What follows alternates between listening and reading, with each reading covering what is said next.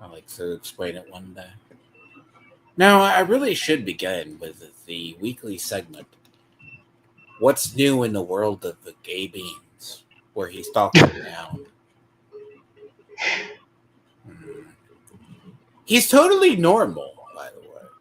No, he never does anything wrong. Has Ever. he done anything more? He always tweets about Renowned every day. He sweeps for somebody who nearly got his ass beat. He doesn't understand when a black guy would pull up his pants by the pockets. Riley was about to get his ass beat. Yeah, no. They look. I swear, there's something about liberal Australians. Okay, Australia is going to go the way of Canada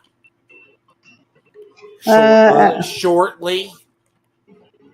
Australia is different because You sure? not saying that it's better or worse, but it's different. I know You know about there is Australia? I know some stuff about it. I have watched people from Australia. I have a couple of friends from there. It's like the cities are generally quite bad. Not as bad as though not as bad as like America's or Canada's cities, but they're pretty bad. But it's like there's a lot of there are a lot of liberals, let's say, but no liberals. There are a lot of lefties. So you don't think it's going the way of Canada, or I because of think it's their going to be recent more policy? difficult. Because they are getting the UK policy. Which one? The thing about the thing about The what?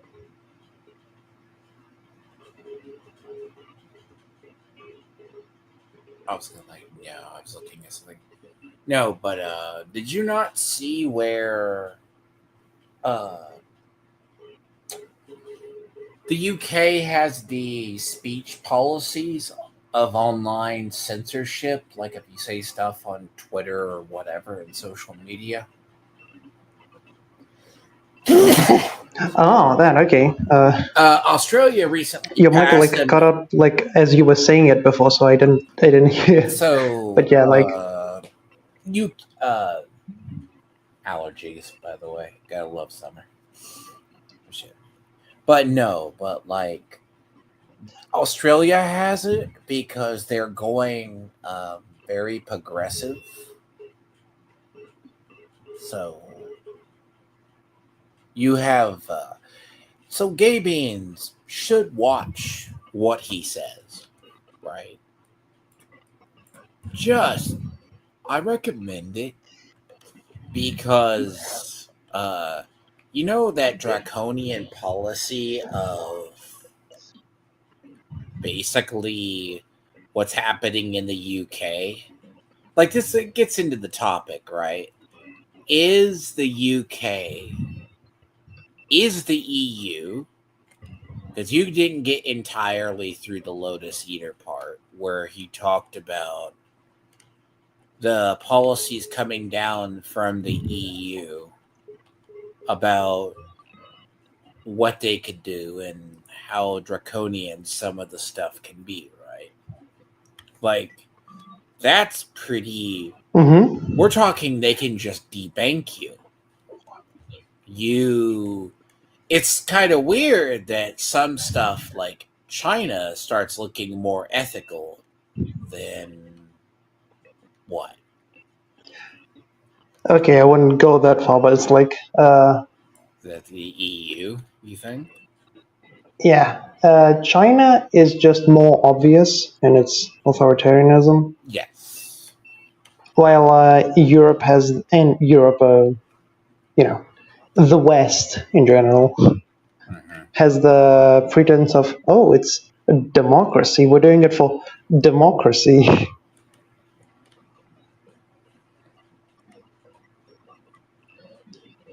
Well, China is like more, yeah, they're just doing it. So you have like the thing, like the Lotus Eater thing. Like I keep track of it for like, so the idea is regulations. So you have, I'd either do a little bit of regulation for like looking into it. Maybe Nigel Farage is not the great white hope for. Okay, maybe you can help me out. As an, Okay, I am an American. I Farage, Is Blairism that bad? yeah. Um, it depends on what you say. I mean, but yeah, Well,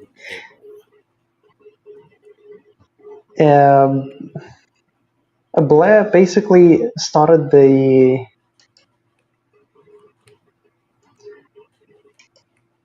pretty much the entire immigration problem that Britain has right now. or they are blaming Blair.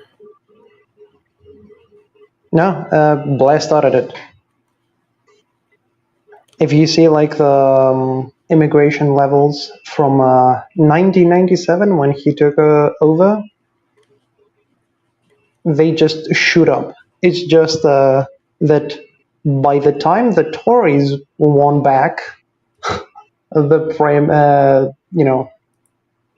won the elections, which was like almost 10 years after, I want to say. By that time, the Tories had decided that the best plan was to become Labour.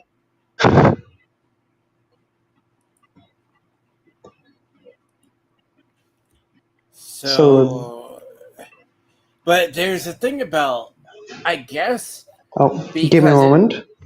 Hmm? You're getting your own thing.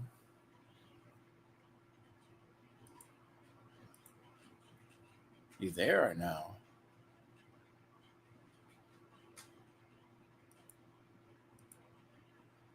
Anyways. Yeah, but no, it's kind of weird as Americans. We thought Blair was an ally, but it doesn't mean his policies would have stayed basically the greatest.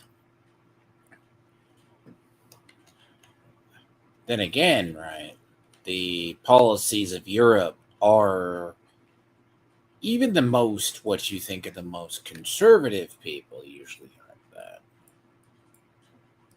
Hell, like today's at once. Yeah, no, or the lounge above.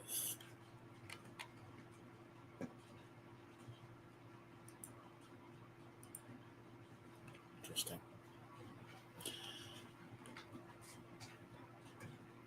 I'm an arrow can.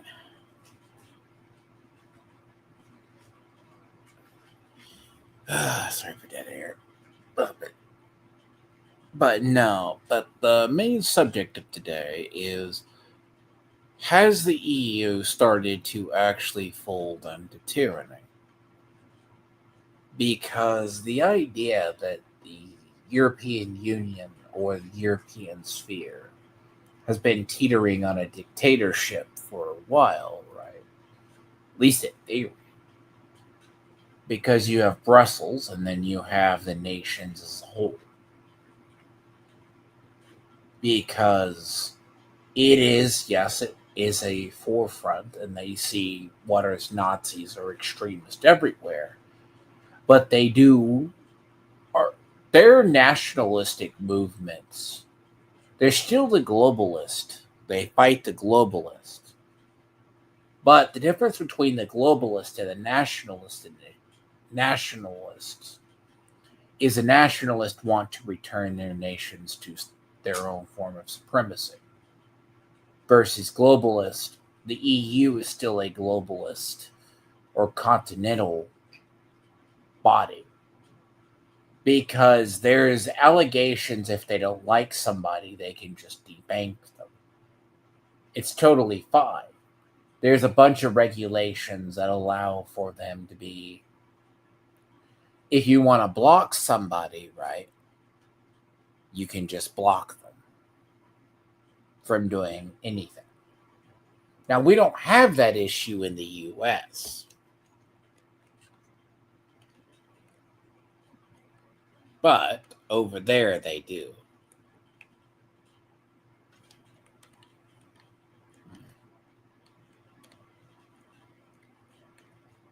Interesting.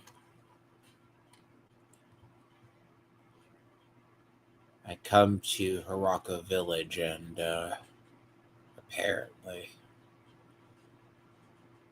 it just is not. Quests are very bugged in this game periodically.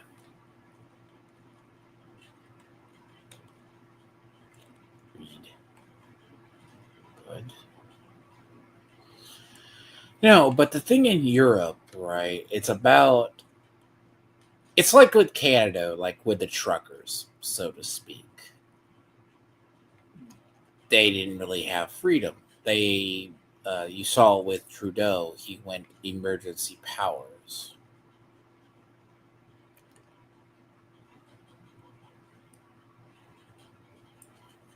And that was actually, it could violate freedoms.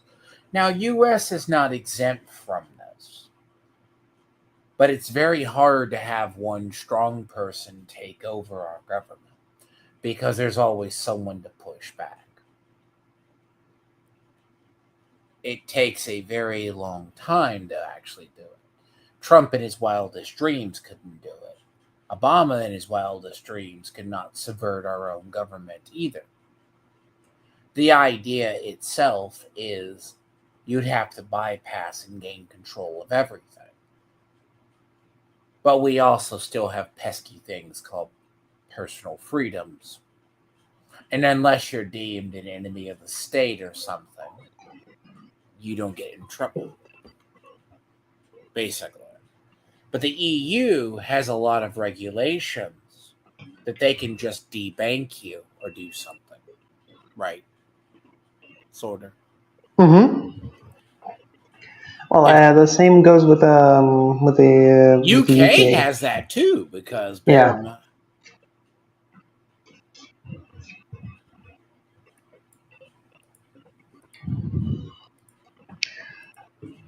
But yeah, that's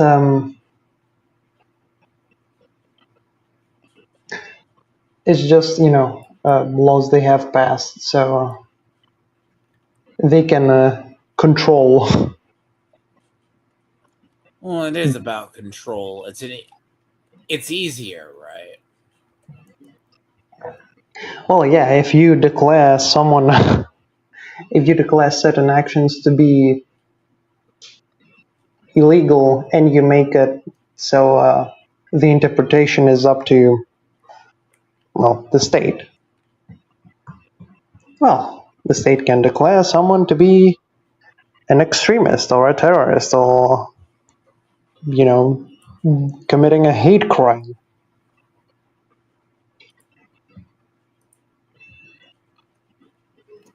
Now, do you think that what do you think the future of Europe's going to be? How quickly do you think they're going to slide? Do you think The European Union? I mean, we're talking Europe? Well, I mean, UK. Well, okay, UK is just suffering from years and decades of I think the UK actually has a better chance of getting its shit in order, well, faster than the EU. I don't actually see any light at the end of the tunnel for the EU. If it stays as it is right now.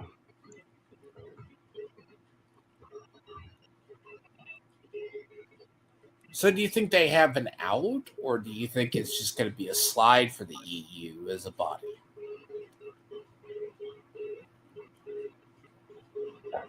I think things will probably remain the same, if not like, you know, going the rate they have been for the past at least 10 years, or let's say 15. I mean, the UK's economy isn't that great. Yeah, I'm talking about the EU now, but yeah, the UK isn't doing great, but No, that's why you can look at it and like we make the joke about street shitters and Pakistani people taking over. My favorite part is they're calling the Indians and Pakistanis Asians. yes, because all Well, Asians are the same. You know, Japanese and Pakistanis, the is same it? exact That's thing. that's how the government reports are saying about the mainly the immigrants. They're getting flooded. Yeah, it's like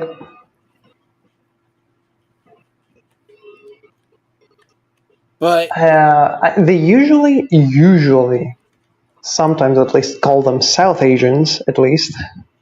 the government is basically calling them Asians, which is Um, it's very odd when they're having to explain. Actually, I'm not sure how they call them in the ONS data, in Britain at least. UK is kind of referencing them as both.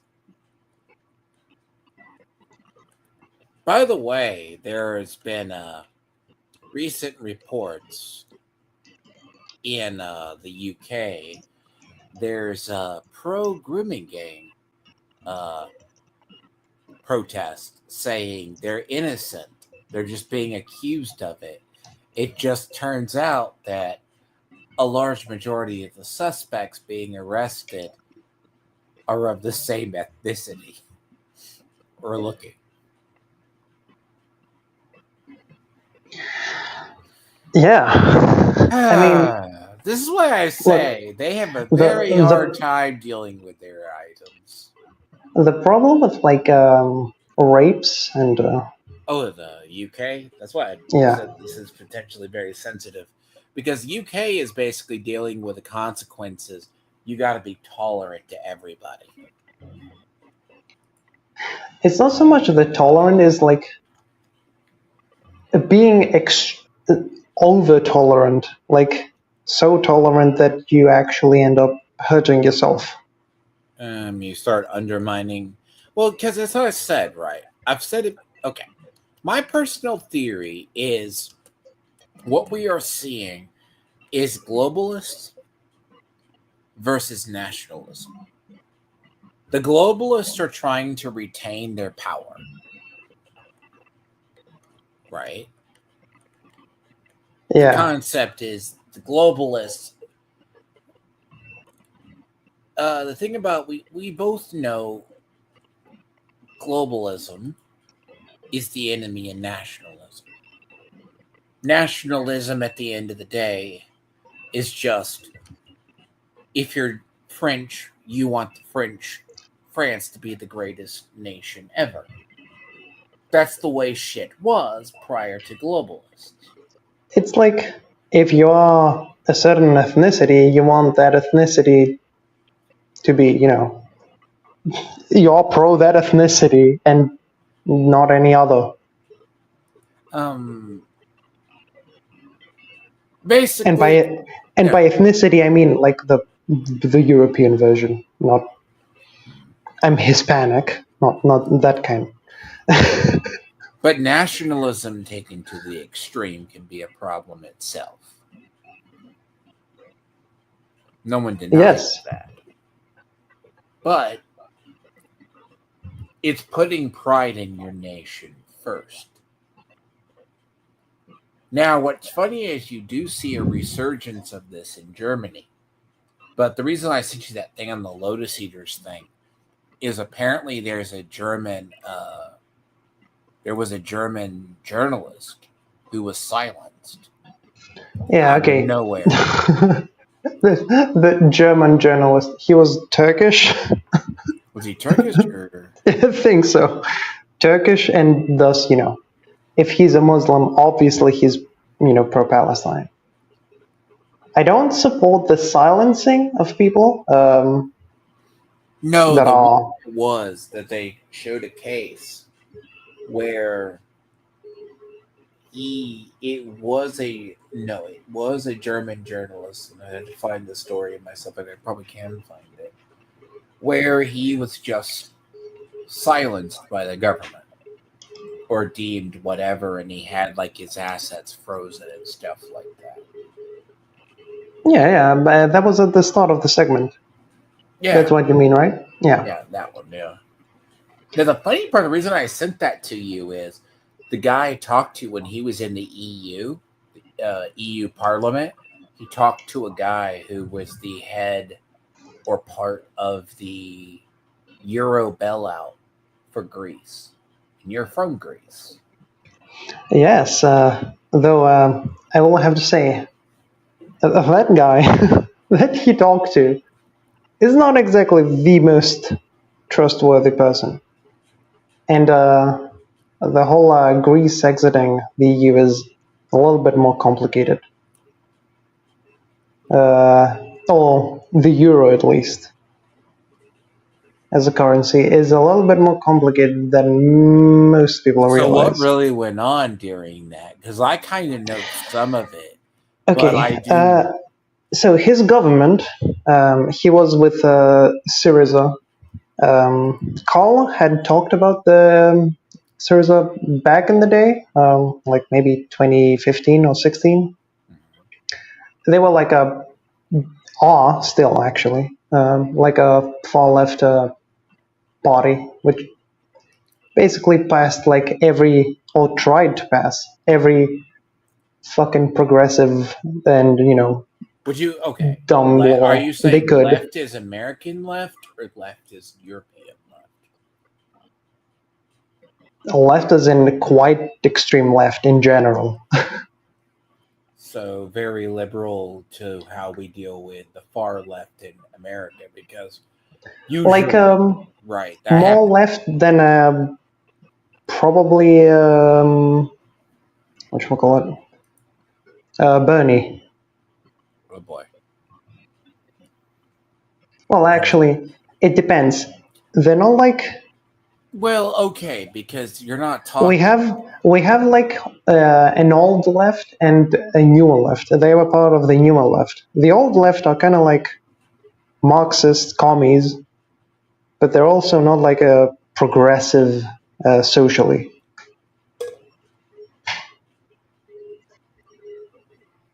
So yeah, but that's besides the point. Anyway, the government won the 2015 elections, Yeah. and at first it wasn't like enough to get a majority. So another election was had I mean, in didn't you guys 2015. join? Okay. Didn't a lot of your issues stem from the fact stuff was falsified for you guys to get into the EU? Like A lot of your the economy was basically shit already before joining the EU? It wasn't so much that, it was that our economy after the Second World War was pretty bad because Germany had done a lot. But yeah, no, I'm talking about in going into the modern era, Yeah, because yeah, the issue is they said because everyone said that your country was going to drag down the euro or split the euro. yeah. The thing is, we had a period that Greece was actually growing economically, but the some of that growth, because supposedly we were growing at the same rate as Japan at that point. Japan prior to the lost decade or during? Yes, prior. Okay, yeah, the lost. So we were growing pretty fast, supposedly. some of that growth was actually bullshit. And it was fake. Now, I don't know exactly who faked it. But yeah, we shouldn't have joined the EU at that point because we were still That's why I developing. referenced the Japanese lost decade, which actually has blown up. Japan to this day is still dealing with the lost decade. Basically, they were living on credit. And in a way, their economy has never fully recovered from that.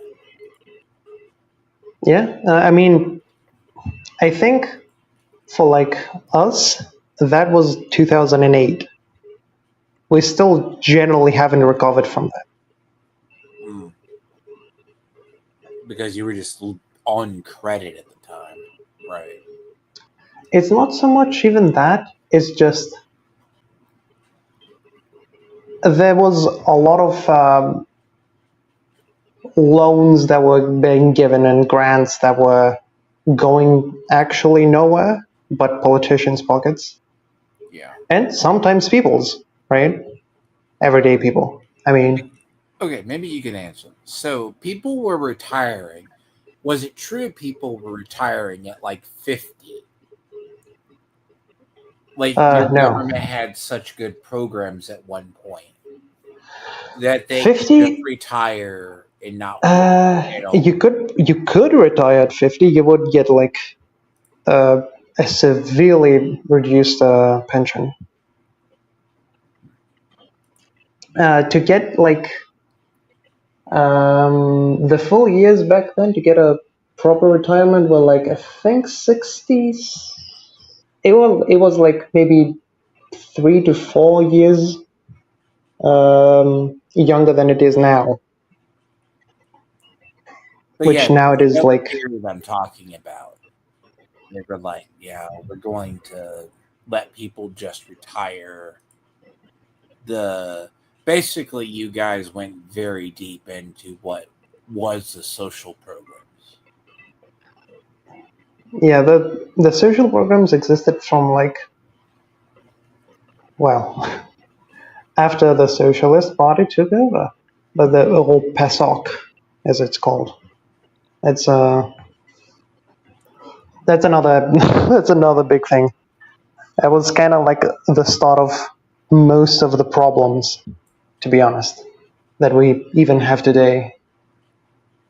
But I think that's a way bigger discussion than Because we have it's even funny time they for. referenced because I was like, they reference the euro.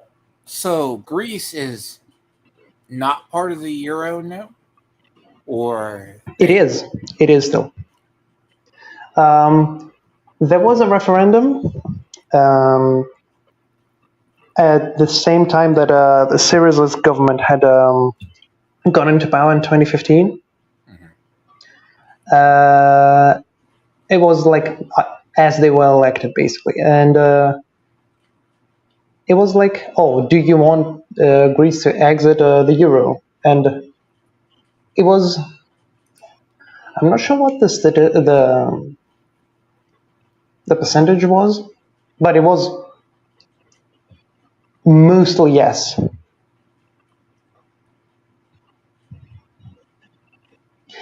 The thing is, maybe that could have worked if the Syriza's government tried to basically negotiate uh, Greece out of paying the loans that we had at the time, and Who also were the wanted to who exit were the euro. the loans to? The loans were to IMF, I think, Why or why should some were Germany, some were like the EU, some were IMF. But why should I have guessed it was the IMF? Well, I'm sure you have loans to the joke about the IMF is the IMF gives loans to developing nations or people in need. that they can just get controlling. They do it under the guise of getting controlling interest or stuff like that. Yeah, pretty And much what they did. the nation. Uh, They give them money, and then it's not that you can't pay back the loans. It's just loans if you default, they're really bad. They come with strings attached that compromise the governments. They offer, it's like the IMF has, that's how the IMF actually got into a lot of Africa. yeah, but I don't think they're getting any much money from Africa, to be honest. Supposedly they're okay. If they don't take money, they take property. Yeah, but it's like Africa, I think, as China has seen now. China's learning about that. There's Yeah, stories out of it's just like it's not worth it. It's just not worth it. There's nothing worth it in Africa as it is now. the mining crews are having to. So there's the stories in Africa, which just sounds weird, that they're realizing that they've had all this advanced equipment for years, basically. You mean the Europeans and like Russians and Chinese They left? gave them a basically gave them this stuff, and China's like, why don't you use it? You will hear stories from missionaries that go down to Africa. They get a lot. They'll give stuff to the villages. Then they go back 6 months later. They've started to strip that shit out for stuff to sell. Yeah, all just like They ripped out the couldn't infrastructure that the all people couldn't like upkeep it and just like replaced like a stone bridge with like a few wooden sticks. Yes. They Yeah, that is the point of the Empire of Dust. The it actually is a weird thing in Africa. Like Christian missionaries go over there, and you'll come and find out the stuff they built just is being torn down or no longer there. The Chinese are finding it. The Chinese are finding that the people are so poor, they're just, if they don't do whatever, they'll strip construction sites. the thing is not a good way to put it, but culturally, a lot of the people, not all, but a lot of them, especially the ones that were in parts that rebelled against colonial rule, Mm-hmm. they have ended up just not understanding like why even you have to upkeep something, why you have to maintain it. They don't even know the significance of like the infrastructure that the Europeans or the Chinese or whoever left. Well, no, the Chinese just, they eventually bring in shit. People end up secure their own because they've been trying to actually get out of Africa. Like Yeah. you're, because that's where stuff for hardware, computers, and stuff is. Mm-hmm. But it goes back to a little bit like tyranny in Europe in a way, because people, they'll blame Africans, will blame European tyranny. Like there's the argument, by the way, that India was much better under British rule. Then Indian, Yeah. I think that is pretty obvious. Well, to be fair, if you really want to be honest, the communists around the 60s into the 70s, like especially under Yuri Bezmenov. He actually was part of the group that subverted the government and like put communism in power initially In India, yeah. yeah, part of the direct psyop group to do it. At Yep. least that's what he claims. Yeah, and I'm not sure like what percentage of Yuri Bezmenov's claims can be trusted, but What's funny a about good part of them can be like true because cross-referenced. they can So be yeah, cross-referenced, they are like true. the Time magazine or the magazine. I even have that magazine. Picked it up randomly. He was when he was showed around. Like, but the idea is, like, people see tyranny and they want it off. Now, the thing about Europe, though, which is interesting, like, the EU is a very. I've always said the EU is the attempt at the one world government. But it's very hard to tell a Frenchman they're equivalent to a German. You know, What do you mean? it doesn't work. Yeah, because the thing is, Europe was like a first step. Well, to some at least, Europe was a first step to body. an actual federalization of Europe, and Europe becoming basically one thing, like one ethnicity. Yes. But that, if anyone has been to Europe, that doesn't work. No, because apparently the Spain's party just collapsed again. Yeah, and the Spanish A right wing whole bunch of people are promising to deport like 8 million people or something like that. Apparently, what's funny is they just had a whole bunch of their leaders arrested on SA charges or in the social. Imagine this socialist charged with abusing women and sexual assault. Happens more often than you think. But then again, I guess I'm old enough to remember. Do you remember sort of when the train bombings happened and the socialists just swept through power? The terrorist attacks happened When? Well, in Spain. train bombings? Was that like? I forget what year it was. The train, there was bombings. Oh yeah, okay, yeah.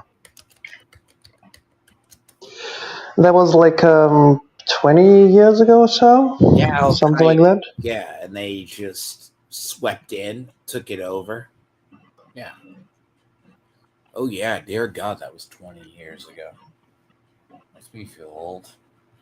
And then they just brought in, Spain was starting to be semi-conservative, and then the socialists just used it to gain power. The thing is, the one thing you have to give to the socialists is like they will exploit every chance they have to gain power. Yeah, now, I'm not saying that's good. Article, NPR, March 14th, 2004. Spanish socialists win power in wake of the bombings. Yeah. Somehow I remember this. Don't ask me how. I'm really bad, about the names, but I usually end up forgetting individual cases like this. Yeah. You get the individual versus. Also, to be honest, I was like 7 at the time, so. You're far younger, yeah. Like that's. But I do remember it, but it was like it was close to the Olympics, so yeah. That's Yeah, the only time 2000. reference of it I have, I guess. Yeah, basically there was train bombings and socialists claimed they could fix the government, and then they seized a lot of power. To be honest, Spain has always had a A weird dichotomy of sucking. weird dichotomy of like relatively weird center or far right, depends on your definition, and Marxists, which Well, that's also too. You got to bear in mind, Spain has far more issues than that, though. Like Spain clearly is. What if you know the history of it? Like they stayed out of World War II because they were fighting their own civil war. I mean they didn't exactly stay, but they weren't. Spain as a country wasn't a part of it. It was just other countries involved in the civil war. I mean, the Spanish Civil War is notoriously very brutal. Um,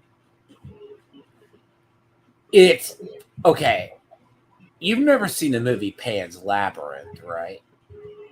I have. That's set in the backdrop of it. The backdrop to that is the Spanish Civil War.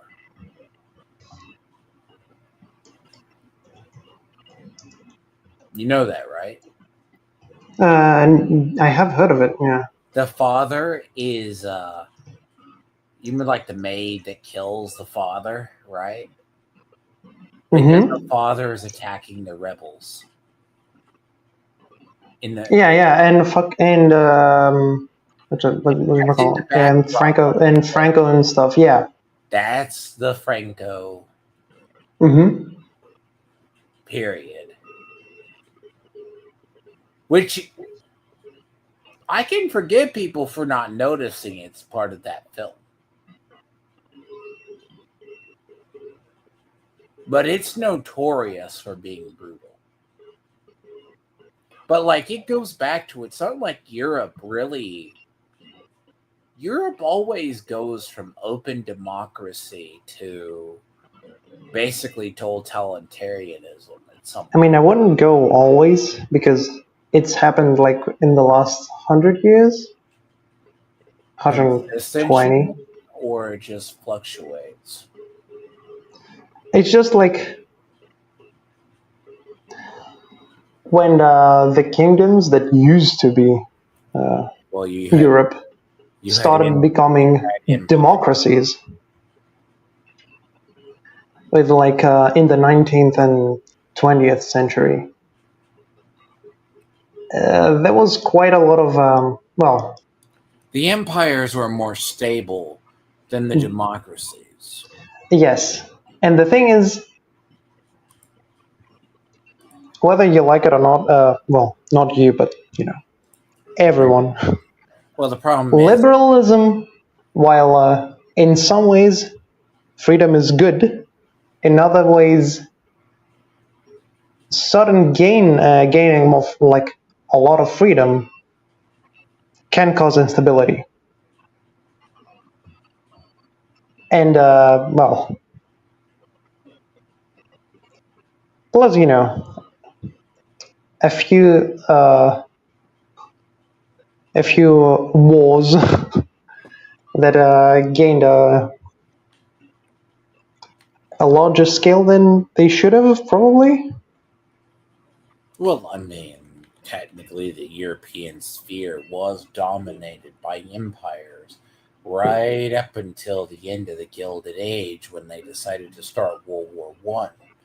And pretty much the prediction was they would basically it was a battle of dying empires that caused themselves to be pretty much obliterated. Oh, I was at least one dying empire. Well, I mean, the Turks, what is it? The Turks were on their way out, one could say. Yeah, the Turks won though, when involved though in the World War in the second one, No, the at First least. World War. Yeah, they were because they were generally buddies with the Germans at that point. I mean, part of the whole thing, actually. People often forget, by the way, that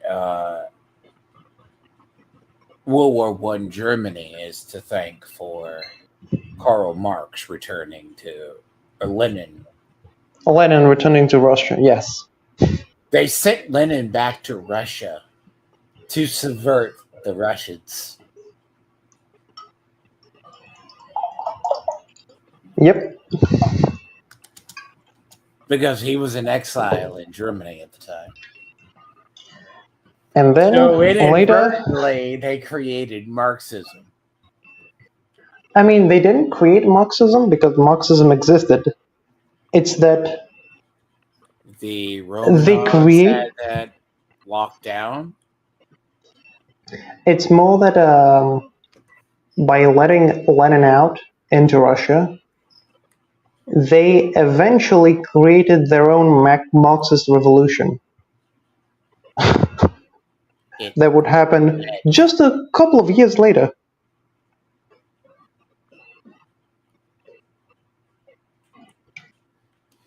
Yes. See, that history, I'm surprised many people don't know it or quote it. They forget that Lenin was in exile. Yeah.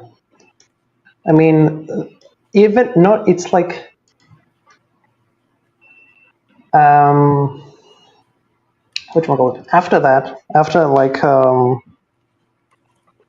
Germany was basically being split by, at least the revolutions in Bavaria and then the proper revolution that forged the Weimar Republic. The thing is, after that, or during that, there were even like Leninist Russians in Germany trying to basically start revolutions to create states that would be then, attached to Leninist Russia. It's that's fun.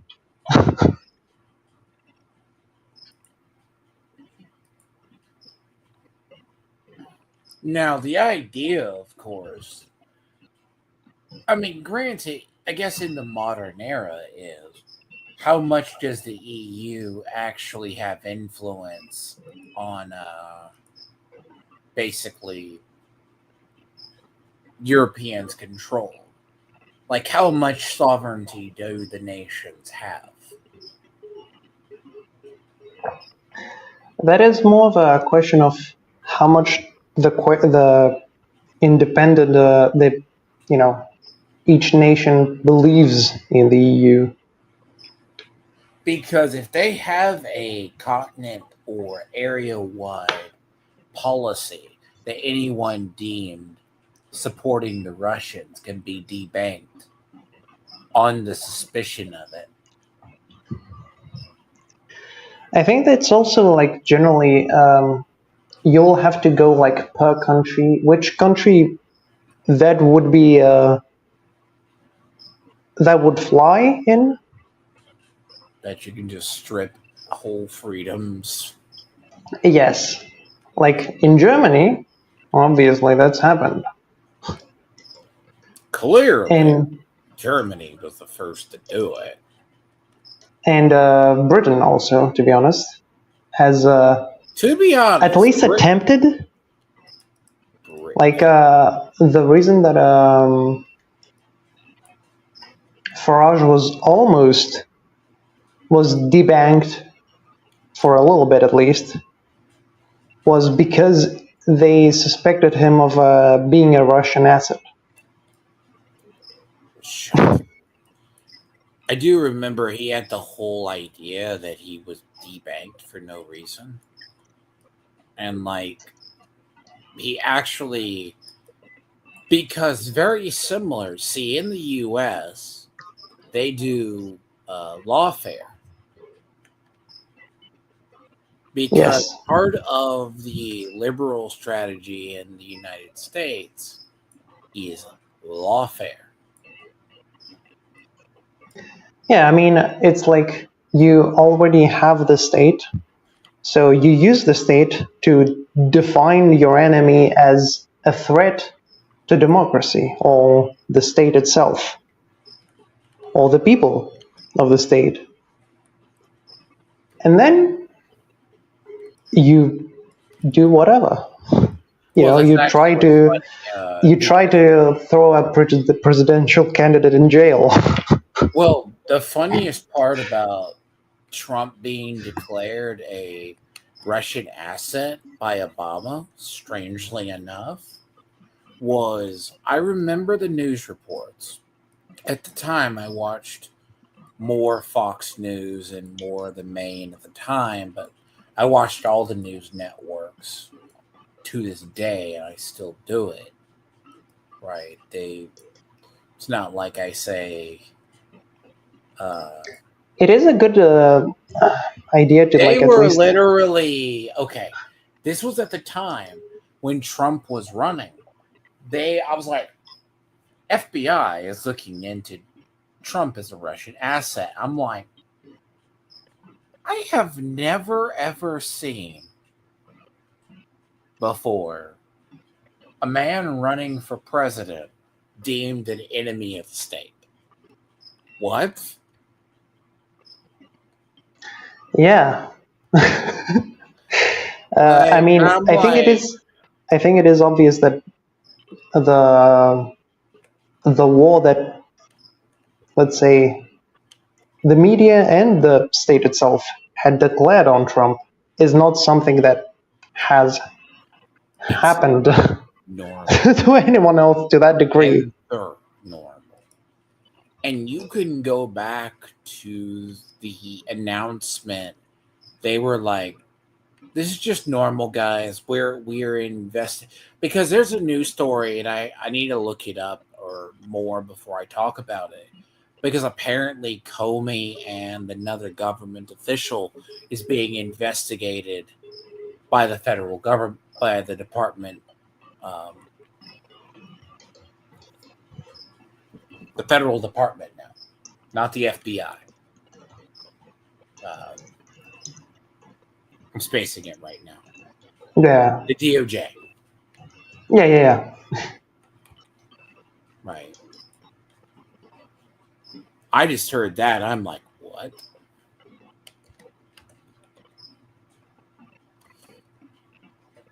Um, People are saying it can't be.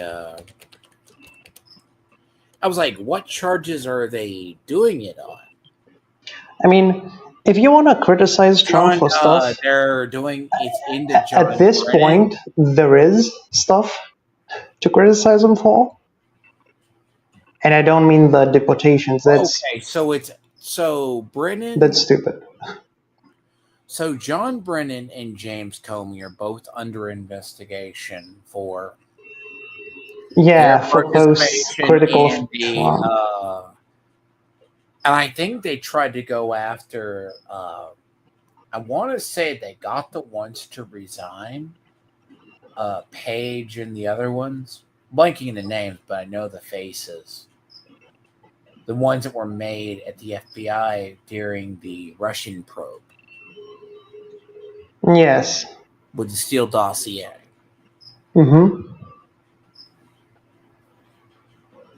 Now, granted, right, the CIA directors, so CIA director and the FBI for colluding on it. And it's official by the government. Now, some call this tyranny as revenge politics, but to be honest, the Steele dossier was proven to be a Russian planted lie, or not entirely honest, by the way. Yeah. I mean, the thing is, because it's not like Russia hasn't made any moves against the United States in. That's why I always thought it was funny when see the famous quote that you find from the Bush era is Bush saw Putin and basically saw into his soul, basically. It's not the exact quote, but basically recognized him as evil. But this was before, shortly before he took his, during his first term, because Putin only won the presidency hands down in the support because he promised to secure Gorbachev's family. yeah. And also, Putin was relatively well connected already. But he secured it by, or Yeltsin's family. You have to fuck you, Sparkles. Fuck you. Basically, fuck you. So basically, no, it was Yeltsin's family, basically, the last leader before Putin, basically. The idea is he secured that family's safety. And then he changed their electoral college, or how they do theirs. So by the time his vice president realized he was a pile of shit and said, "I want to run against you," he changed the laws so he could not be run against. Yeah. I mean, he was like, Yeah. Talk about. yeah. And then trust me, this is all in history. This was years ago. You know what I mean? Yep. And granted, most people realize Putin was kind of a bastard way back when. Because his vice president, who he made a bargain with, who knew he was ex-KGB, he goes, "Well, I'm going to run against you in a primary." Well, Putin's like, I know you were. Then they changed the districts so he couldn't even get any support.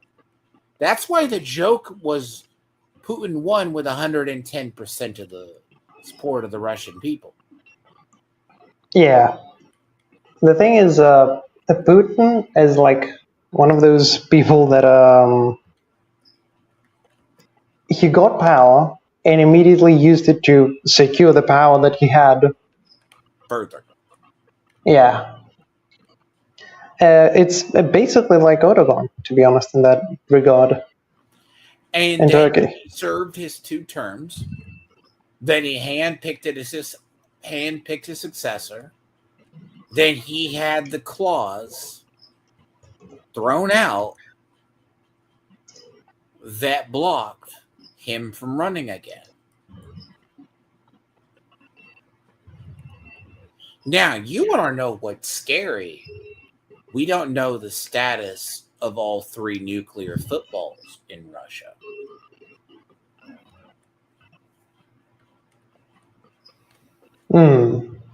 So their nuclear football is kept by 3 individuals.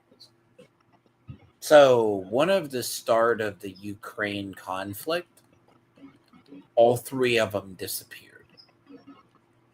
So the idea currently he's either, you remember that story that I sent you? The business transportation secretary just disappeared. But except Yeah, he died of suicide with a gun shot to his head. yeah. I mean, It it's wasn't. It's better than the oligarch who died on a fishing on his boat mysteriously. and the weird thing is like there are a lot of people in Russia that actually support Putin.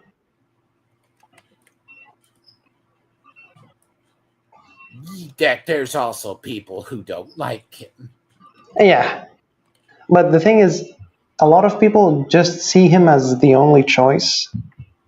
Well, because he is the only choice, because he wiped out all the opposition. That's the problem. It's kind of like the movie, unironically, which is funny, is The Death of Stalin, Yeah, which is largely true and based on history. He only died of a stroke because they were too scared to check on him. He may have been a vegetable, partly paralyzed. what charm noise? Huh? No, Sparkles is in chat and like is saying, "What is that charm noise in the background?" Someone's near a microwave. I mean, Sorter could be black and he doesn't know how to turn off the microwave. I don't have like a. Oh, it might be like what you call it? I'm sorry. What? Okay. No, I want to throw in the joke I heard from Blurred Without Fear. We should not be making fun of black people and their inability to change the smoke alarm Smoke battery. detector. But I think that's more of a generational issue in general.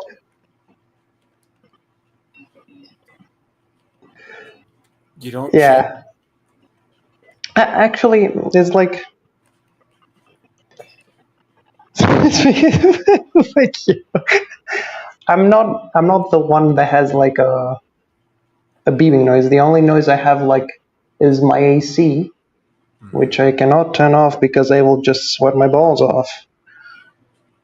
Well, that is true. I did hear a story. They closed the Parthenon or the Acropolis because they were afraid people would die of heat stroke.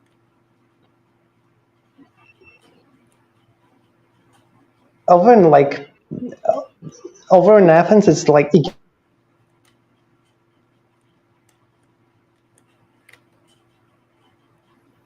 It was very, but it is, it's not you like know, it was very. doesn't have a lot of greenery to make it like slightly better. But no, like what I mean, like the tyranny in Europe is like it's so weird because what we in the West praise the EU for, unironically, is also the same thing that they could just easily slip into tyrannical power. Very much the case, even if a lot of them have like they need full parliament control. But it's not like it can't be done, right? It's just Hmm. it can because okay, can you explain to me what happened in Italy? Why do they feel that she betrayed her people? Oh, because she actually promised people that she would stop immigrants.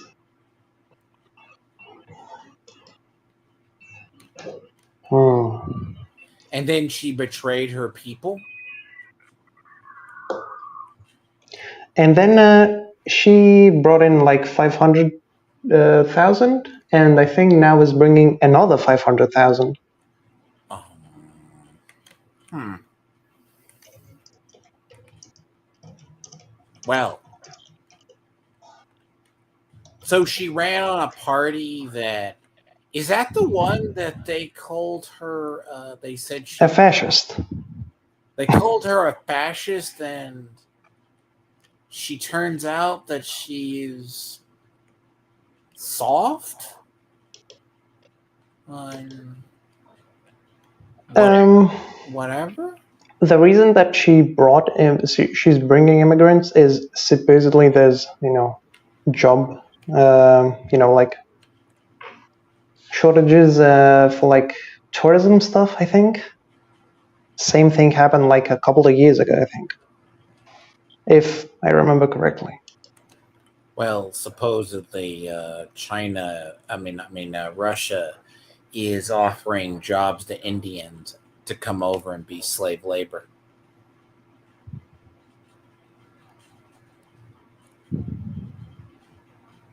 It sounds like a meme, but it's real. No, I mean I definitely can see it. Okay, LG, you're talking about do they have an oligarchy? No, I wouldn't say in parts they do. They do have that type of government, though.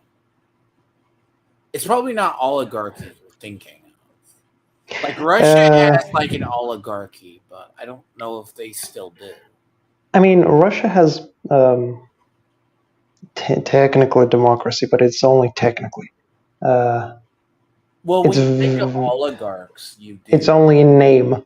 Um, Russia still has a bunch of oligarchs that control sectors because it wasn't like when the Soviet Union fell. See, Europe is very prone, parts of it are very prone to dictatorships very easily because of their power structures. Right, Sorter? yeah. They don't have opposite parties, they don't have actual democracies because, like, Ukraine, we've known Ukraine's one of the most corrupt countries in the world. The thing is, okay, so Britain has a queen, but they do have a parliament. The queen doesn't do much No. in reality. Yeah. It's a constitutional monarchy where the Yeah, it's a constitutional president, monarchy. Some countries in Europe, some other countries in Europe still have it, but it's like maybe Denmark and Norway. Norway. Norway, but that's a constitutional monarchy. Yeah, that's usually how it is. And which well, Well, Sweden, I know Norway because the Norwegian prince, who's not the direct in line, got accused of sexual assault, which could have been anything like kissing or touching hands. yeah. Oh yeah, no, that's a case. It's funny as hell. By the But way, yeah, Europe. Most countries in Europe are just like parliamentary republics, or yeah, they're mostly parliaments. yeah, or like Part. federal republics, like Germany.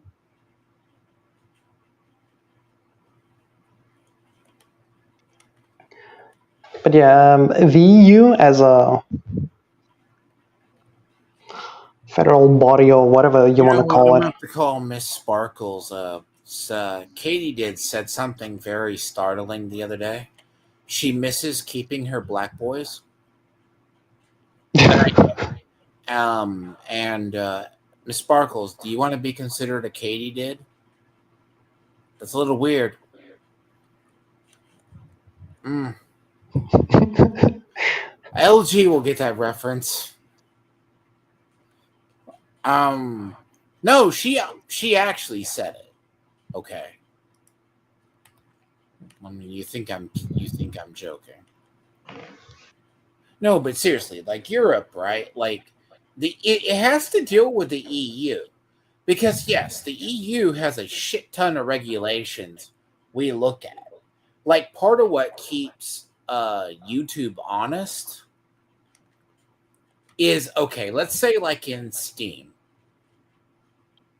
In the US, if they take something to court, their courts, because Steam knows they cannot fuck with or ban people in Europe because of personal freedoms, even if they hack the living shit out of everything. Because one guy in Germany at one point sued them, and he got all of his shit back. Yeah. Because they have consumer protection laws. That is the one good thing about the EU. Like, you just can't put out a product, fleece pull it, right?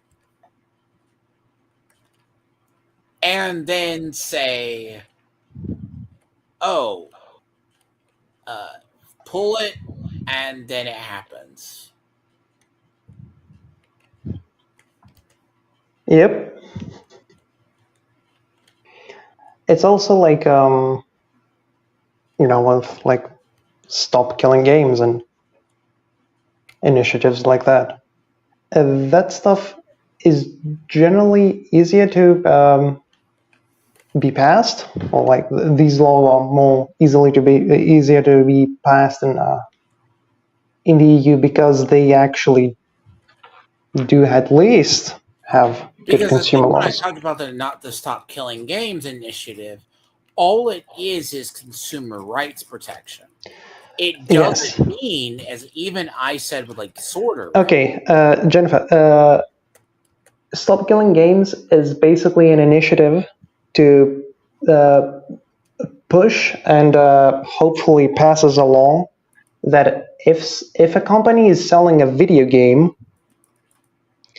they have to, and they selling it, like it's not free to play, it's actually worth money, someone pays for it, they cannot remove your access from the game.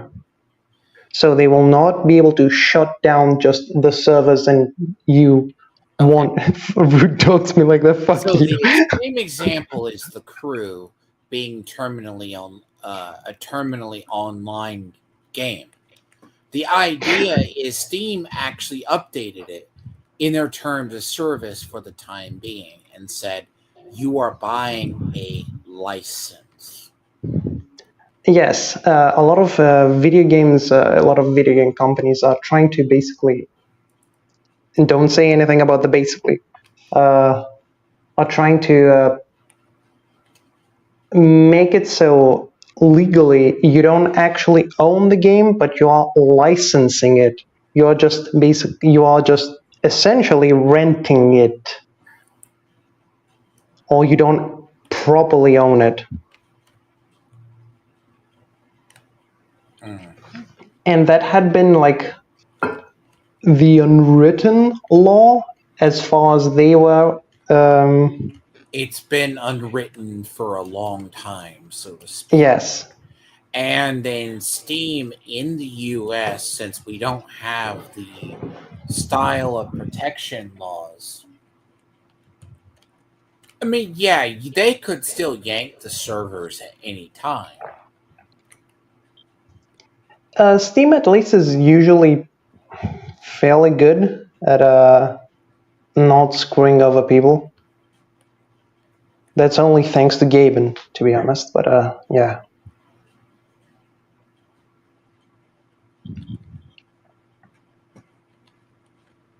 Most like companies like EA or Ubisoft or whoever is making online games now that require the game to be online, so they are always online, or they have DRM that requires you to be online,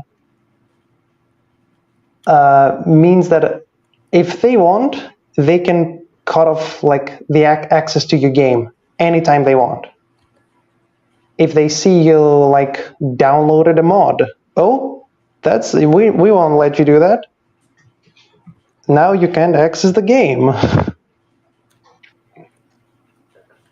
Technically, like Sony and Xbox and Nintendo is just way worse right now at this, but have similar, let's say, things in the terms and agreement, with Nintendo going as far as saying that they can and will permanently disable your console if you breach certain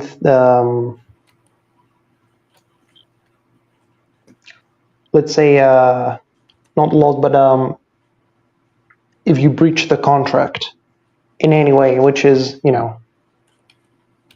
if you fuck with the console at all, they can do it. That's what they're saying. Now, I'm not saying bricking. I'm saying like actually completely permanently destroy it.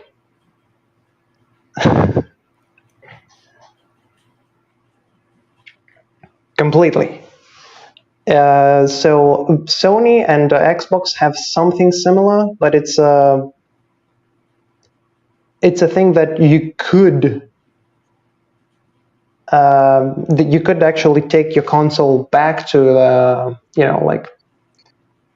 back to Sony or Xbox and have it.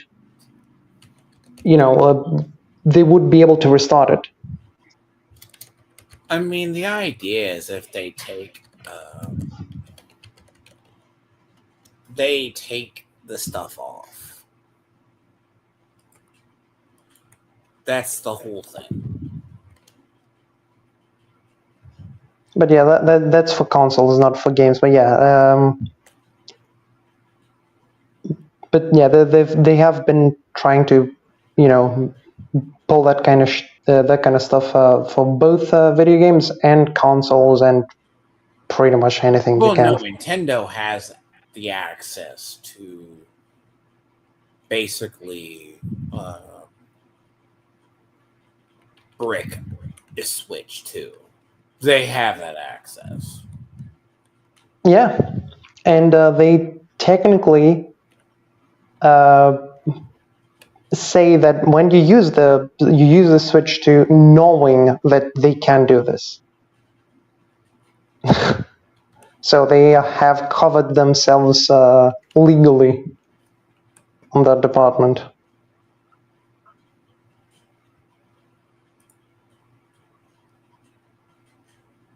It is pretty fucked up. But that's what Stop Killing Games is. Like, Stop Killing Games. Yeah, although that is only for games.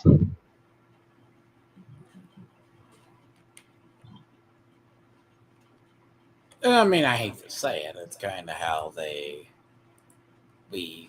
unfortunately, it's probably not a guarantee. That they will pass? Yeah.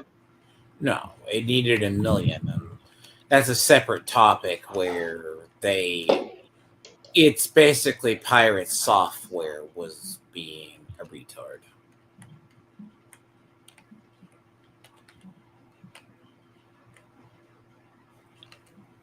The thing is, Brazil is, if Europe actually goes through, if that law goes through in Europe, Nintendo will have a much bigger problem. Brazil, they could probably ignore.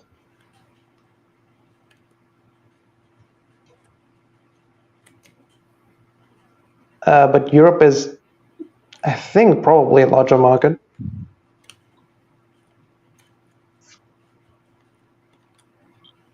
Especially with like how expensive the Switch 2 is. But no, Stop Killing Games is something. It's just an initiative, so people can keep their games and in the.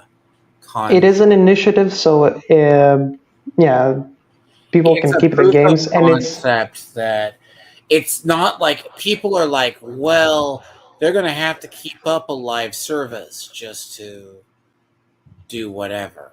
No, it just means they will have to just release the code and make the game single player, or have it Because I think, as we discussed last time, right, Sorter, is some games can be made open source.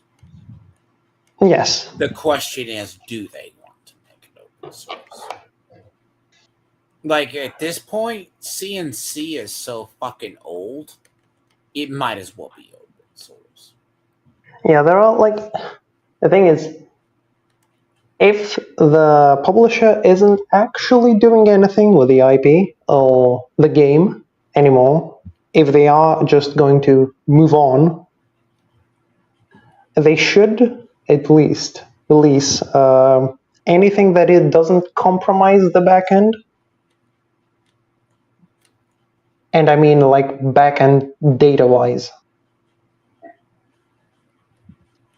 Because sometimes they will have Like, here's a good example. certain encodings and stuff like that. Let's say, like, Star Wars Galaxies.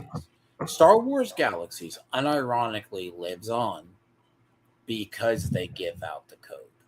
They gave away the ability to do it as open source. Mm-hmm. And there's a dedicated community that maintains Star Wars Galaxies. I think EverQuest still has a server active for the same reason. Yeah, and I think I talked about it last time.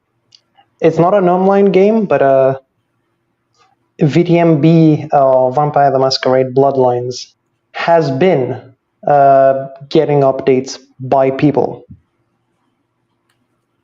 by the community itself. They have been trying to actually fix and complete the game that was unfinished when it came out in 2004.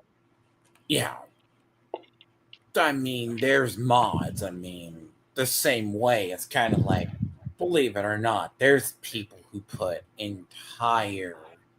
Sounds like a gay game. Fuck you. It's not gay. You are gay. She's never played Vampire the Masquerade. Nah, she's fucking making fun of me just. She wants to make fun of it because. No, but seriously, VTM has some really dark plots, even for the fucking time.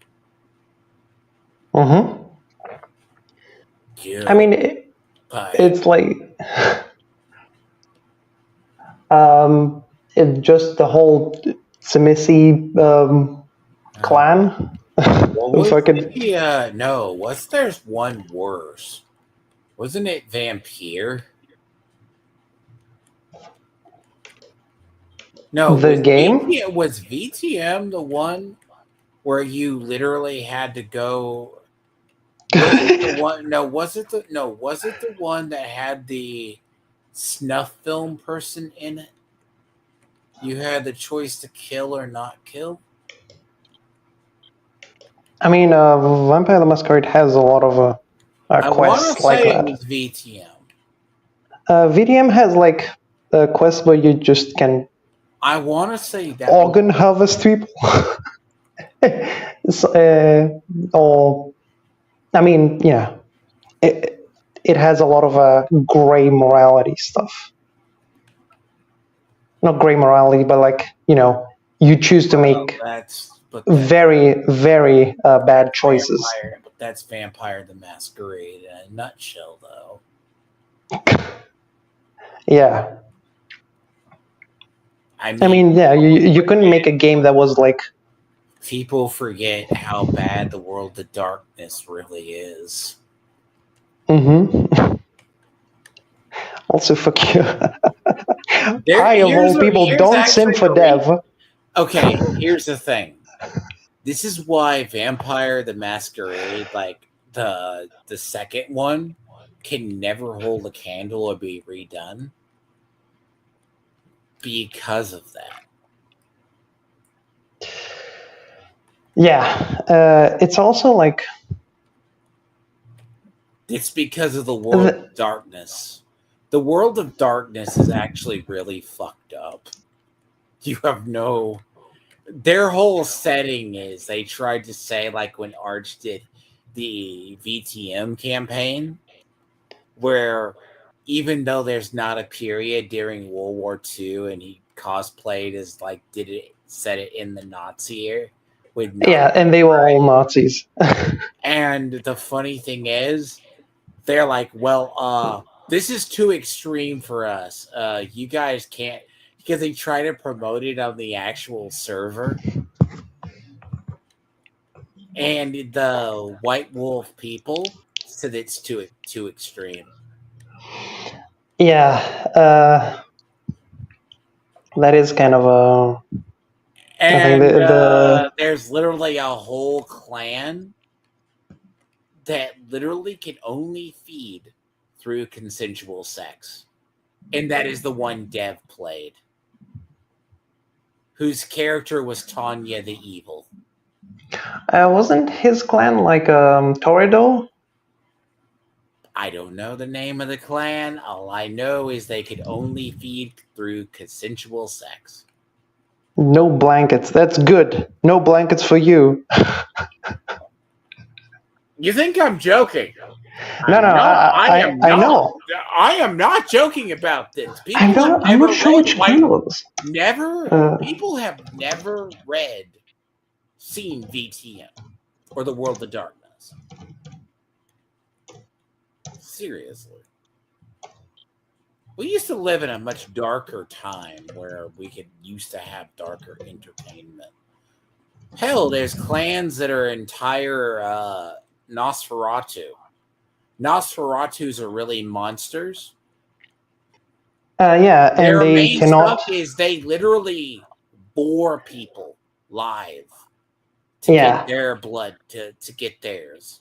They are basically monsters, and they cannot even like be out in the nighttime because being out is breaking a masquerade.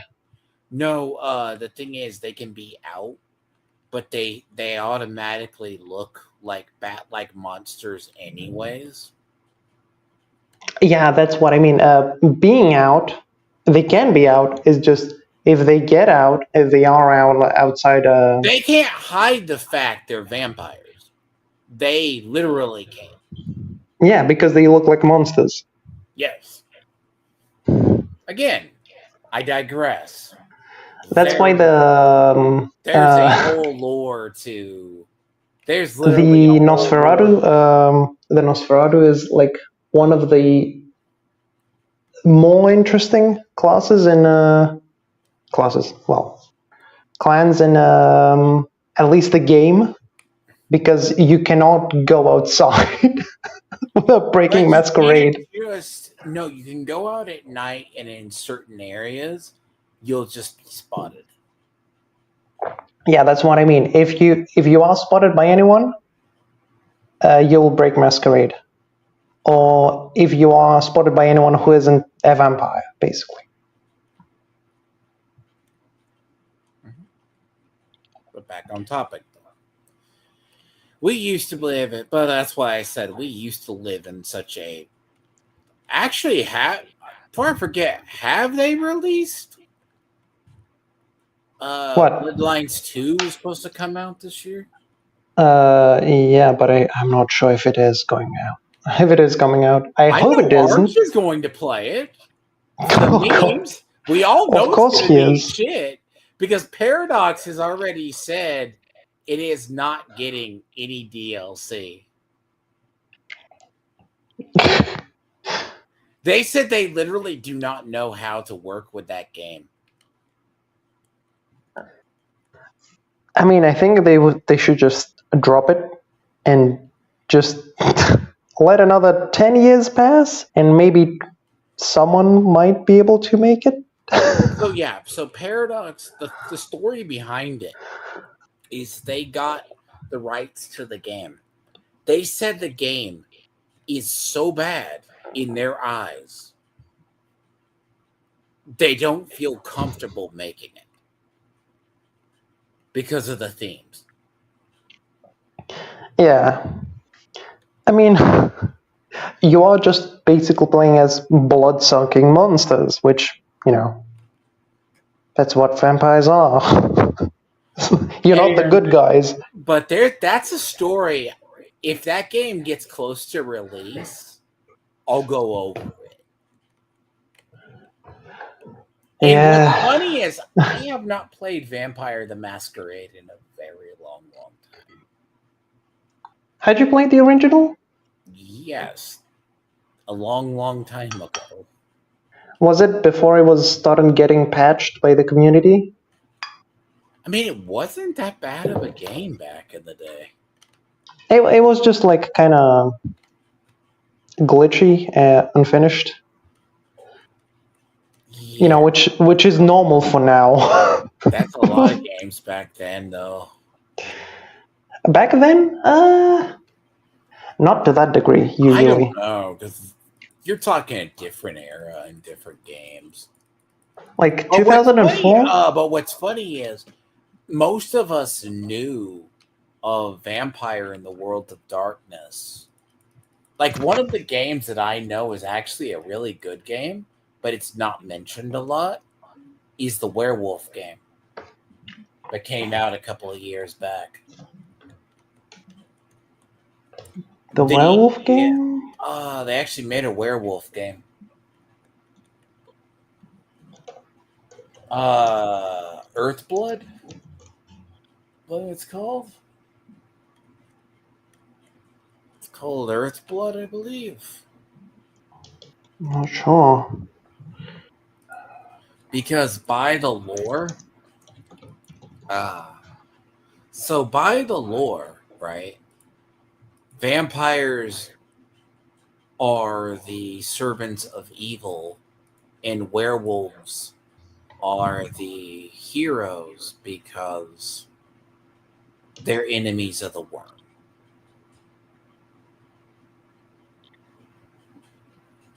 Yes. And then there's like other. That's part of the lore, actually. Mm-hmm. Trying to find what game it was. It was a werewolf game. I know it came out. Was it Werewolf the Apocalypse? Yeah, Werewolf the Apocalypse, yes. Yeah. You played as a soldier, basically. Yeah. Real thing.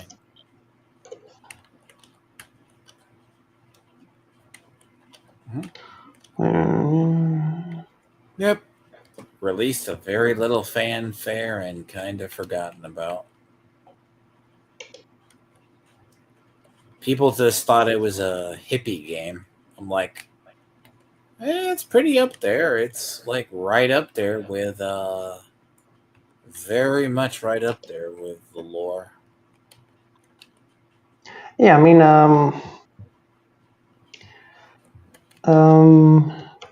actually, let me look something up. But yeah, that's a system. I've been around long enough to remember when systems were very different. Okay, see you later. See you indeed. Oh, you're not going now. Oh, she got to catch the bus. Yeah.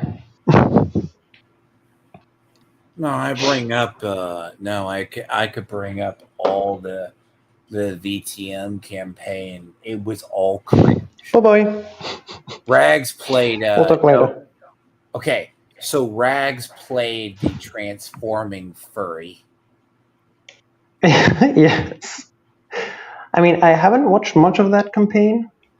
I probably don't know. It got removed when Arch's channel got hacked. It got hidden, and he took it down because Arch. It is still somewhere, right? Like it used to be archived. somewhere because people want to listen to it. Because I think Dev might have hosted it for a while. No, in one of the archived channels. No, then that channel got nuked. Yeah. Yeah, no, that channel got nuked. I know that very well for it. Yeah, but not for that reason though. Of course, you mean Dev's archive channel? Yeah. It was a dog pill. It was the dog pill that did it in. the dog pill video for some reason. I'm sorry. Have I ever told you the tragic tale of white women and dogs? Never mind. Look, the stereotype holds true, and Katie did is no exception, even in anime form. But at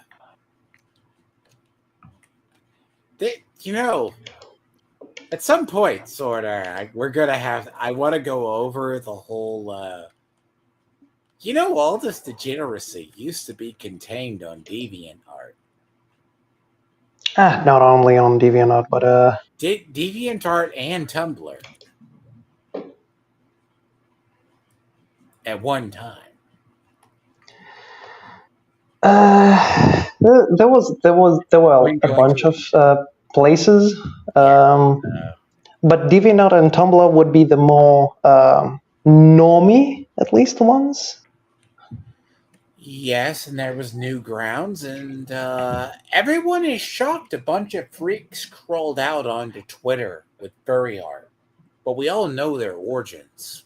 They came from 4chan, DeviantArt, WordPress. Yeah, that was what I was about to say. 4chan is probably much worse of a place for that, because 4chan has a lot of porn, especially these days. You mean now? Actually, I don't know. Isn't it pretty much buried in there? But no. Porn? If you go to Polo B, it's just it's 50% of the posts. Well, yeah, that's why 4chan. Actually, I am truly surprised 4chan still exists. I mean, I think, it is kind of like a husk of what it was, but, it does still exist. The last bed of the dark web, open dark web. It's like the last website of an era that was what the internet was. There weren't Facebook wasn't a thing. For fucking YouTube wasn't a thing. Every good thread on 4chan, there's probably one bad. Oh, though the ratio is actually worse, but yeah, it's more like the ratio's far worse. But no, seriously, there's an era of internet that I know about. You can't really discuss it openly on YouTube ever because of reasons. Yeah, I mean, a lot of 4chan's early history was fighting, trying to not get taken down by people posting CP. That was nice. Okay. Technically, long story short, it was designed as an open web forum back in the day. The problem now is people could get it taken down because they need a hosting platform. Yes. The good thing is that now it's the owners of 2chan that have it. Now you got a cricket in your background.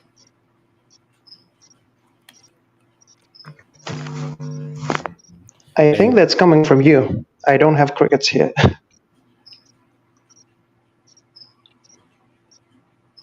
That might be coming from my thing. I don't know. Yeah, I don't even have open windows. What have you been doing? I haven't heard that sound before.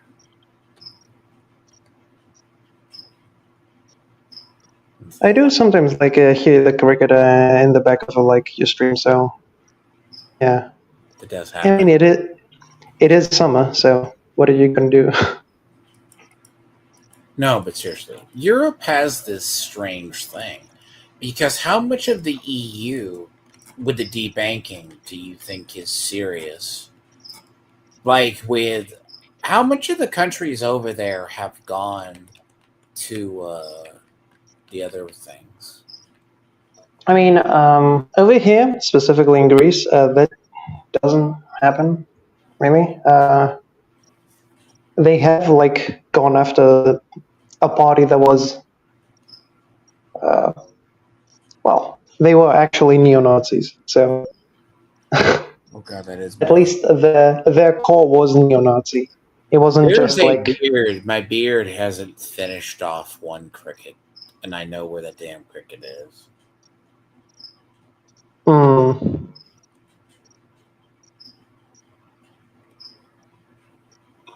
That it happens. mm, that's the one. No, but seriously, like the debanking stuff, like you think it's just the EU, the British leaving the EU. They're still dealing with sanctions from it. But the Brits are also having to service their debt. Yes, and Their debt they payment have they is have debt. Their economy is generally going to shit. Um, no investments.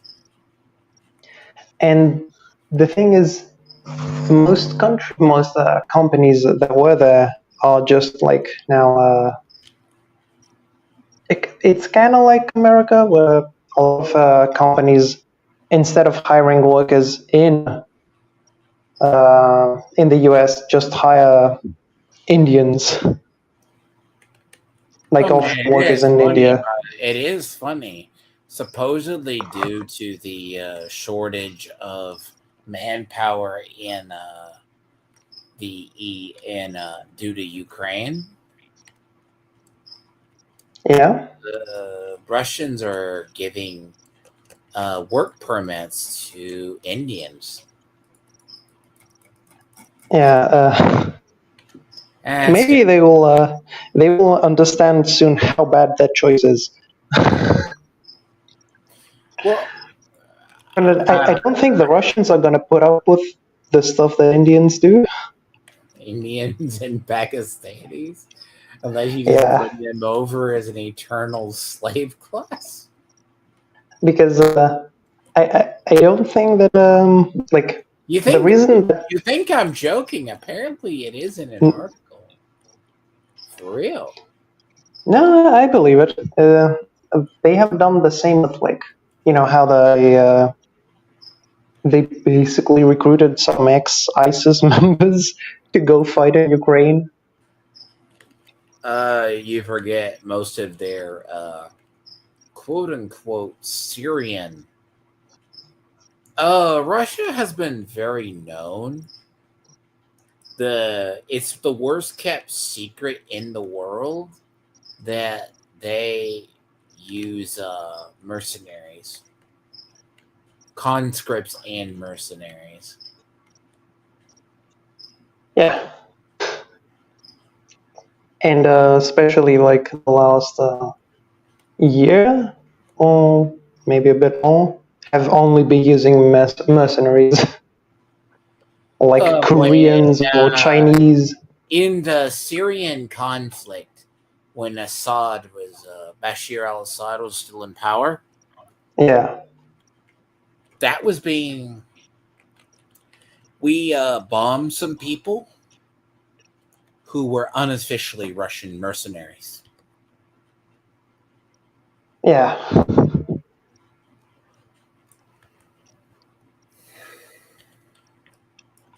I mean, the Syrian war was like quite a mess, but But it goes without saying that you think Europe does have totalitarianism. Now, my big thing I've always wondered, though, about it is how how much do you think Germany and other countries have consigned power to the EU above their national sovereignty? I mean, Germany is probably the one country that stands to gain the most out of the EU right now, because it is the controlling interest in the EU, and has been for a while, especially since like Britain was looking for an exit. Weren't they one of the more financially stable? Yeah, they were generally one of the largest powers in Europe, along with Britain and France. And then, Britain exited, and the thing is, France still has at least some independence when it comes to power. They have, nuclear power plants. They have some manufacturing. Well, Germany is actually just going to shit. Germany's going to shit because they're shutting everything down. Yeah, they have shut everything down, and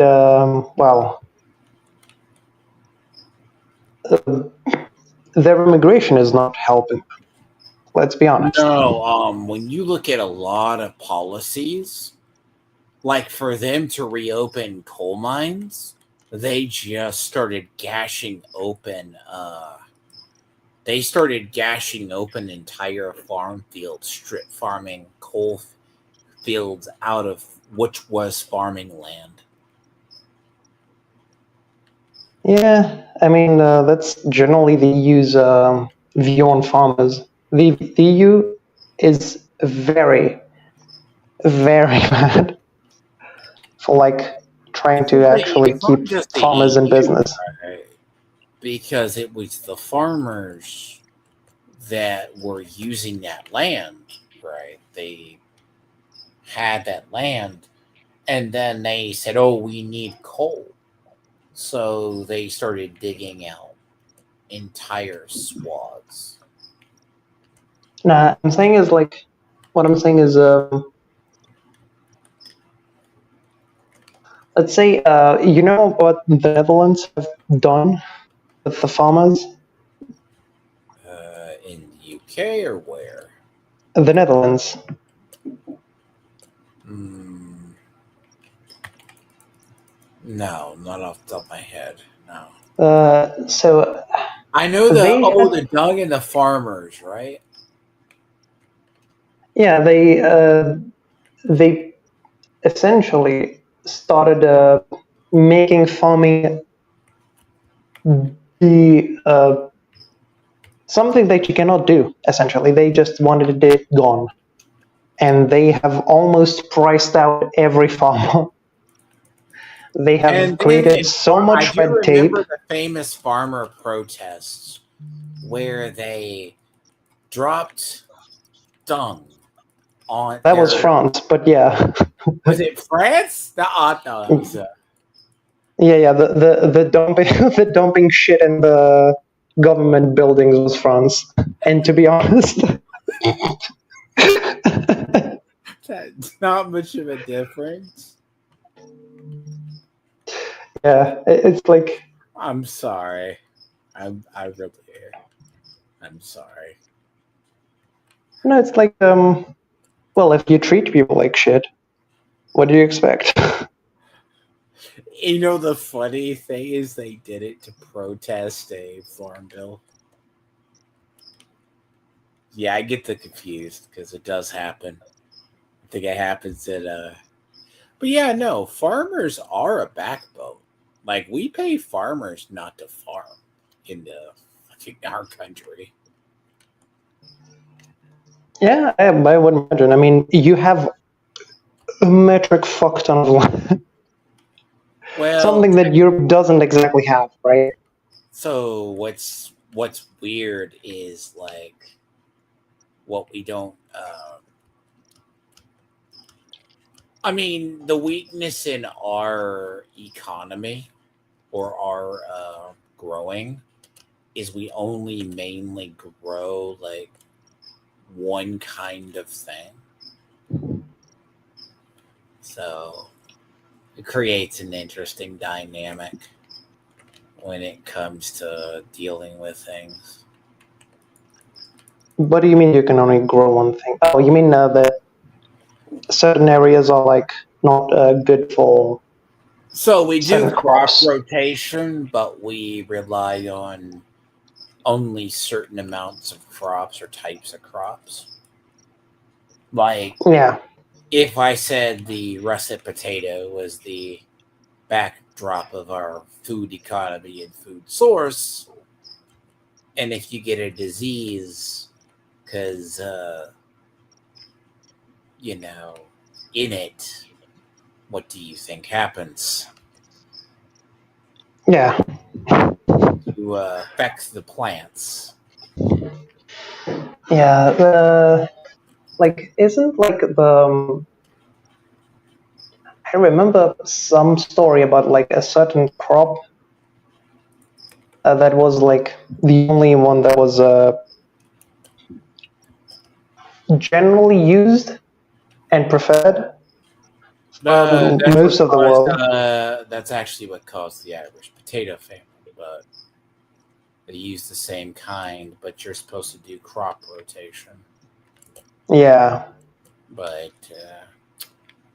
good luck on that one, folks. No, but in the EU, it's like I asked this because you do have consumer protection, right? But isn't it like it comes at a cost, though? It's like because, like in Canada, right? I'd bring it up with like they truly haven't had a government or a choice for a while, probably. Okay, you got from me for a little bit there.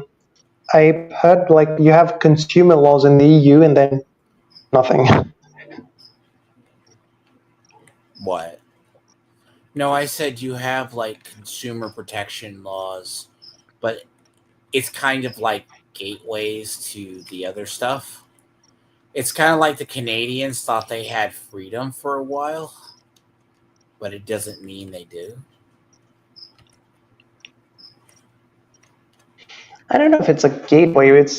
I would say it's more of a The slippery there's cliff, I mean. there's one positive thing, and then there's like about 10 million negative things. Not specifically with consumer laws, but But it arguably could the other laws. it could open up regulation. Yeah, I mean, okay, some regulation is good, specifically ones that are like not allowing companies to just remove your game that you've bought. I'd say that is good. Can that But be like used in the freedom of but like the same censorship speed it happened like in America with the Patriot Act, right? Um okay, the Patriot Act was like quite different. it did open it up like how much freedoms do you want to sign over?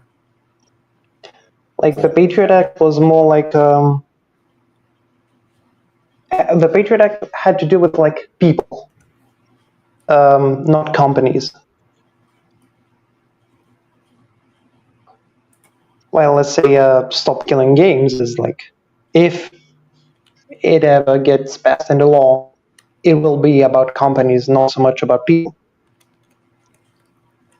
People are corporations are people too. I thought you knew this. Obviously, don't you care about Paul Nintendo? Look, Nintendo's been a dying brand for like The thing is, Nintendo is both like one of the most pro and anti-consumer companies that are out there. They are pro-consumer because They They are some of the are most. They are pro-consumer, yet they are the most anti-consumer. yeah, it's a weird it's a weird dichotomy because they have like the least subversion in them, the least like political activism in their games. But they also are, as it goes on, the most corporate greed known to man. Yeah, I mean that is kind of like Japanese culture in general, to be honest.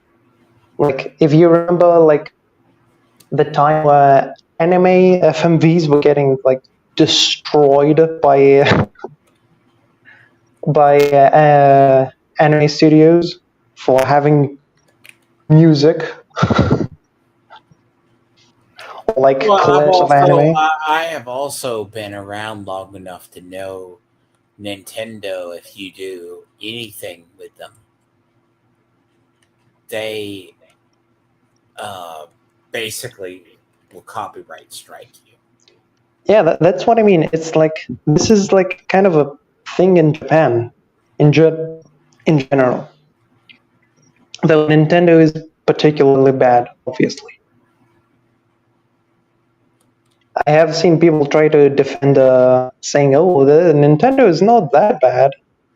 It's not worse than No, Sony and Xbox. It is worse." actually, no. The people actually thought people were making shit up about the Nintendo ninjas. What? I didn't hear that. The Nintendo ninjas. Oh, You've never heard the stories of them? no. I remember. Do you remember the YouTuber that wound up killing himself, the famous one? He joked about leaking a Switch or something, Yeah. and like they sent somebody to come after him. It's like, this isn't real, guys. Turns out the story of the Nintendo ninjas actually were real. I mean, at least partly. They might not be Partly, ninjas. not ninja part, but the idea Yeah. they just popped out of nowhere, and then uh, The they thing is, what was it? What corporate. was the game they modded? They went and like there was a kid. He ran one of the modding communities for a Nintendo game. Went I don't after him. remember. Oh god, like you have to go find it. Like there's like massive stories about this. Yeah, like you can have that pro consumer. Like for everything I hear, right? Because it is a joke about the Nintendo ninjas. But God, then you know how many people like they're fine with, but then again, the Japanese are totally different than anybody else in the world. Yeah. What I was trying to say is, corporations in Japan are like very strict. They have their own code of conduct. Yeah, so they take copyright and any stuff like that very, very seriously. Like Yeah. you think Western companies are bad? Oh boy, Japanese companies are way worse for that. Oh yeah. No. That's where if modding keeps a game alive. Hey, but where they find like, but as proven, now they by the lawsuit on Power World, they own everything. In Yeah. they said, "Oh, we own." Oh, did you know? we own capturing Pokemon or actually monsters in balls. Nah, Yeah, it's we been own done a while. the capturing and training animals as a as a thing in games. Oh no, that I want to dig into that lawsuit. What they tried to sue Power World for, where they tried to say, and it was almost as laughable as the GW lawsuit. They said they owned tabards and pauldrons. Yeah, I mean, GW is I mean, also pretty bad. it's not like aliens had space marines. Yeah, the name way no, actually it wasn't way before, but it was like a good few years before Space Marines were a thing. Every sci-fi setting has space marines Yep. or colonial marines. So that is why they changed to Primaris. But yeah, that's the inside joke. They would sue people. It was the Chapel House, Chapter House lawsuit, and then the judge threw it out. Yeah. I mean, the whole copyright stuff is why GW axed fantasy. Well, there's also that's probably part of the reason they also don't sue anybody in Europe. That's why I would have loved to see Arch take them to court in Europe. I mean, if he had the I money. would have loved to see them take like the court. Like that's one thing Arch said he does regret, that he never took them to court. Because they threatened to strike other channels. That meant they would have had to claim chapter master everything. Yeah. I mean, I could see GW attempting it. But yeah. And thing is, Arch should have known that was going to damage his name and his brand for a long time. Because he finally, he talked about it fully. Like, he had a good case in Europe at the time. Because what are they going to say? We own Warhammer. What? Next, what? Judge would go, how do you own Warhammer? Isn't a Warhammer a weapon? A what? Like, go to think of a court of law if Arch actually sued them. To keep his name versus drop it. Right? Goes before a judge. They go, well, sir, this man uses a name, Warhammer.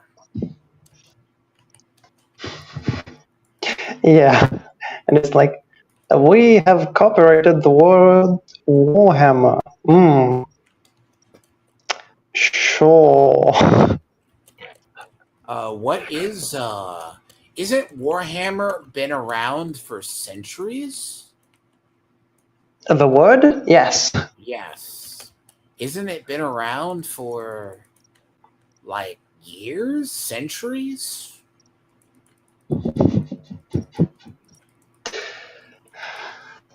Or pauldron, for that matter. No, you can't just.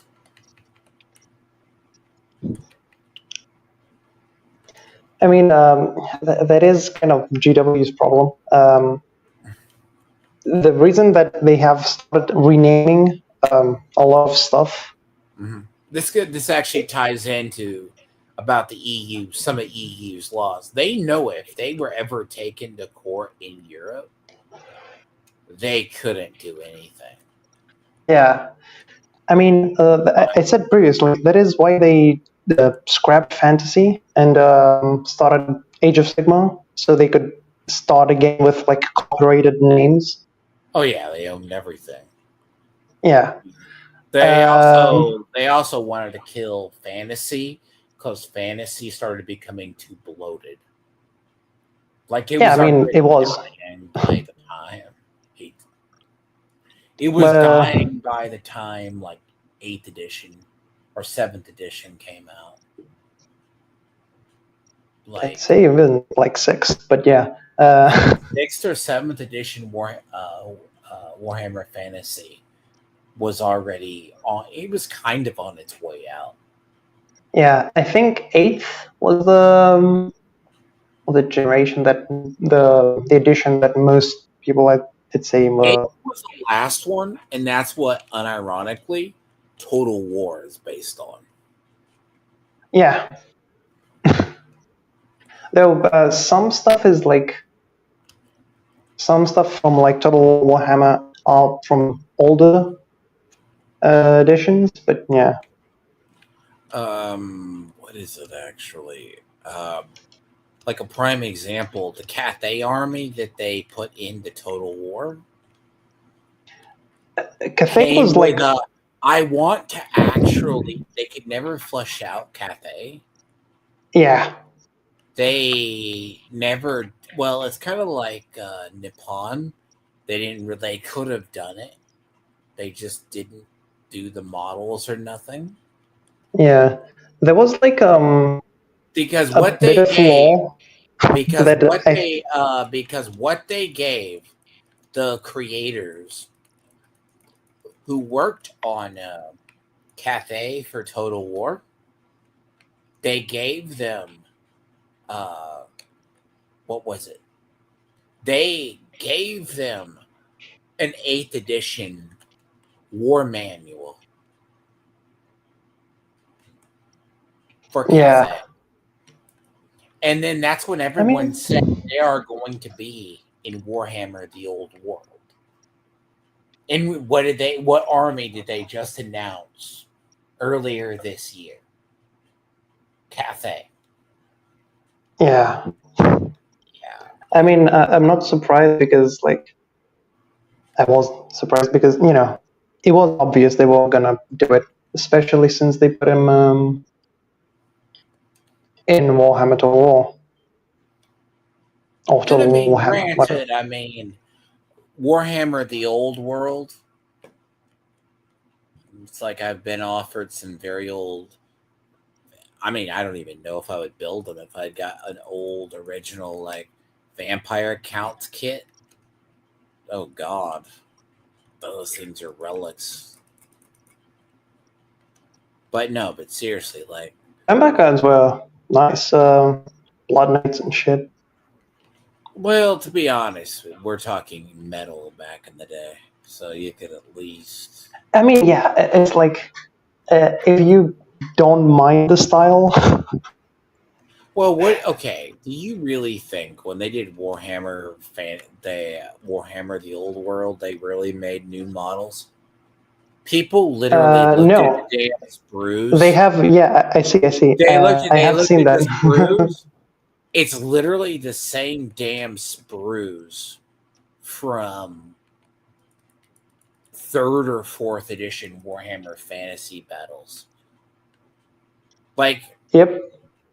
Some of them are basically identical. Yes. If you think I'm joking, and so people just started digging out and buying the old models again. I mean, but then again, Warhammer Fantasies, the old world's a little hard to keep track of. I mean, if you do you can only really do one system. Like I did a little bit of 40K, like what's competitive. Like I kind of was already checking out about 9th edition, 10th edition. Oh boy! I'm like, the game's fine, but you need to stop messing with armies. I mean, Like, they're not gonna stop because that is what makes them money. well, the problem what killed me was when you consign a lot of my armies to legends or key parts. I'm just like, yeah, you fucked up. You know what I mean? Yeah. Expensive hobbies are that for The reasons. thing is, GW has now figured out that they just can push out like an edition every few years, Well, they do and every then 3. and make everything that was in the past not what's the word? God, I'm See, that's blanking a now. subject matter too, because apparently, see, the new Magic set is actually really good because it looks like a Magic Beyond set, but it's Magic the Gathering set in space, Hmm.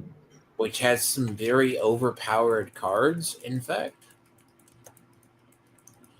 which you would think is a Universe Beyond set, but it isn't. And that's coming out August 1st. But deviate a little bit. But yeah, a lot of the C, because I would love to see like the year. Part of the reason I think we've never seen lawsuits like GW has threatened to sue people is because of those protections. But at the same time, the EU will consign tyranny because I've actually asked like my friend in the Netherlands. I'm like, how much power uh is like uh do you sign over? Like, okay, Greece. Yeah, How much is your country? Like, what do they treat the EU as? Governing body, or It or depends. What do you mean, the government or the people? are they more powerful than the other one?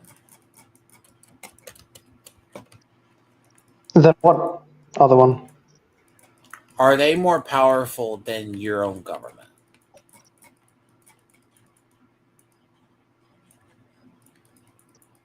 I'd say it depends on the government, but the current one, uh,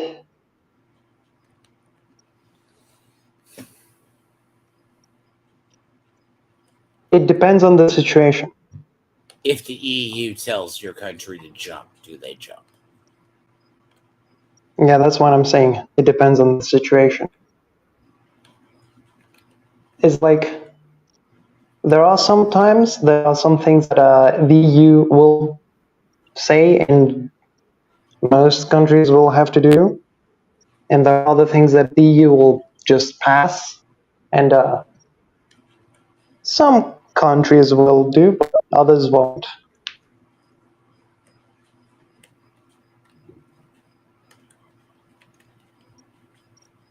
So it's like slightly more complicated. Like countries like um, let's say France, Germany, the Netherlands, the countries that are more progressive by nature are generally more invested and thus They're have willing kind to of sign over towards globalists.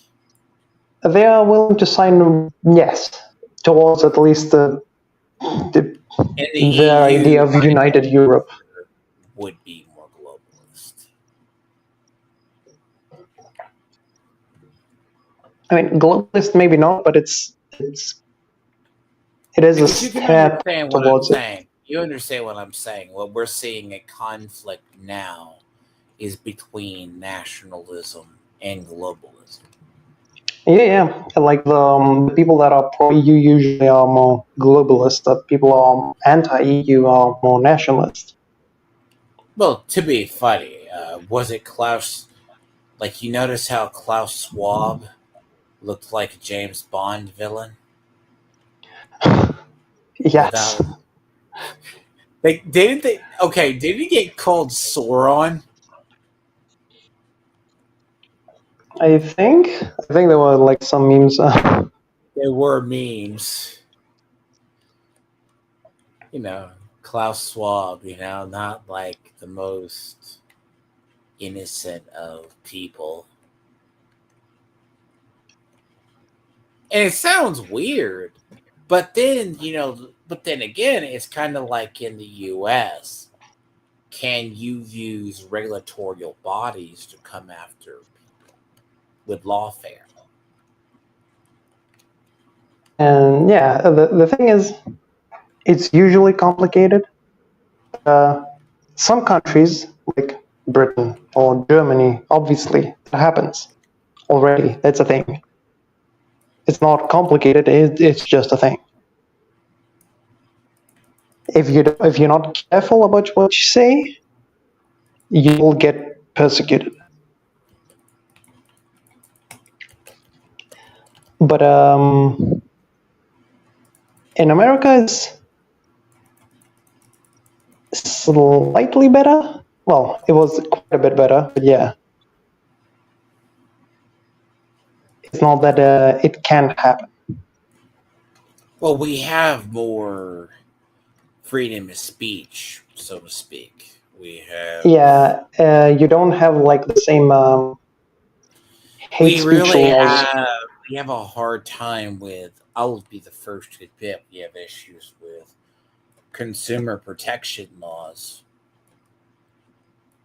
It's very much the case where we have a hard time fighting corporations. Yeah, that is mostly because of lobbying, to be honest. They. It sounds weird, right? But it's true. We have a hard time fighting that type of thing. And it sounds entirely strange. But people go, yeah, but the rich need to pay. I've literally seen like Bernie Sanders talk about literally talk about the top 1%, like the big, beautiful bill as an example, don't pay enough in taxes. They're paying a majority of their taxes. They don't pay income taxes, but they pay Yeah, investment taxes. I mean it's once you get like over a certain amount of certain income, which not all rich people have a huge income. I mean, A Warren good way Buffett's to really famous for that, by the way. Everyone quotes Warren Buffett, but they also forget that Warren Buffett is also one of the world's biggest assholes. yeah. He's like, well, he doesn't pay his like employees. He's like, I remember hearing like, it's funny how rich people like would quote someone like him, but I'm like, you do realize he pays less in investment taxes. He may not pay income tax, he pays investment taxes. Now, how is something Hmm. like investment taxes viewed in Europe? Is that viewed as greed? Because like I'm like shocked. Like the Ubisoft has been owned by like the same family for years, right? Yeah, I think. Pretty much. I mean, I'm curious how they retained control of their company after letting more of their stuff get bought out. Um, I mean, if Europe is like kind of way because it has like few like billionaires that actually are doing pretty well and are not in any danger. They don't live Like, in Europe, or they just don't live in Europe. it depends. Not sure where they live. Even if they live in Europe, quite oftenly they do stuff outside of Europe because Europe has quite high taxation. Well, yeah, you guys have both. Some of your countries have VATs on top of everything.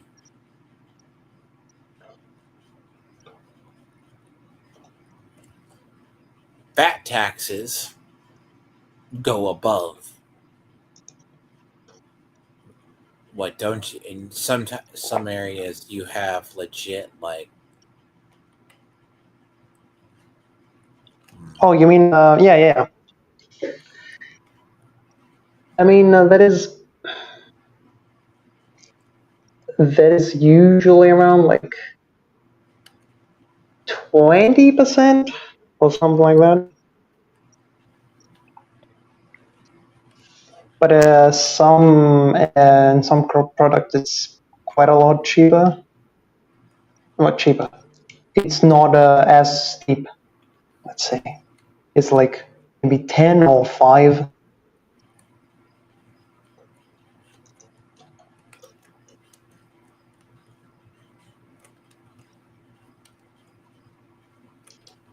I mean, that's why I And asked.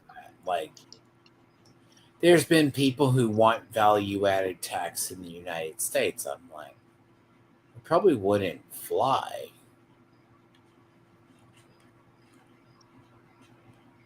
Basically. yeah, I mean, Because that's like a unless tax upon a tax.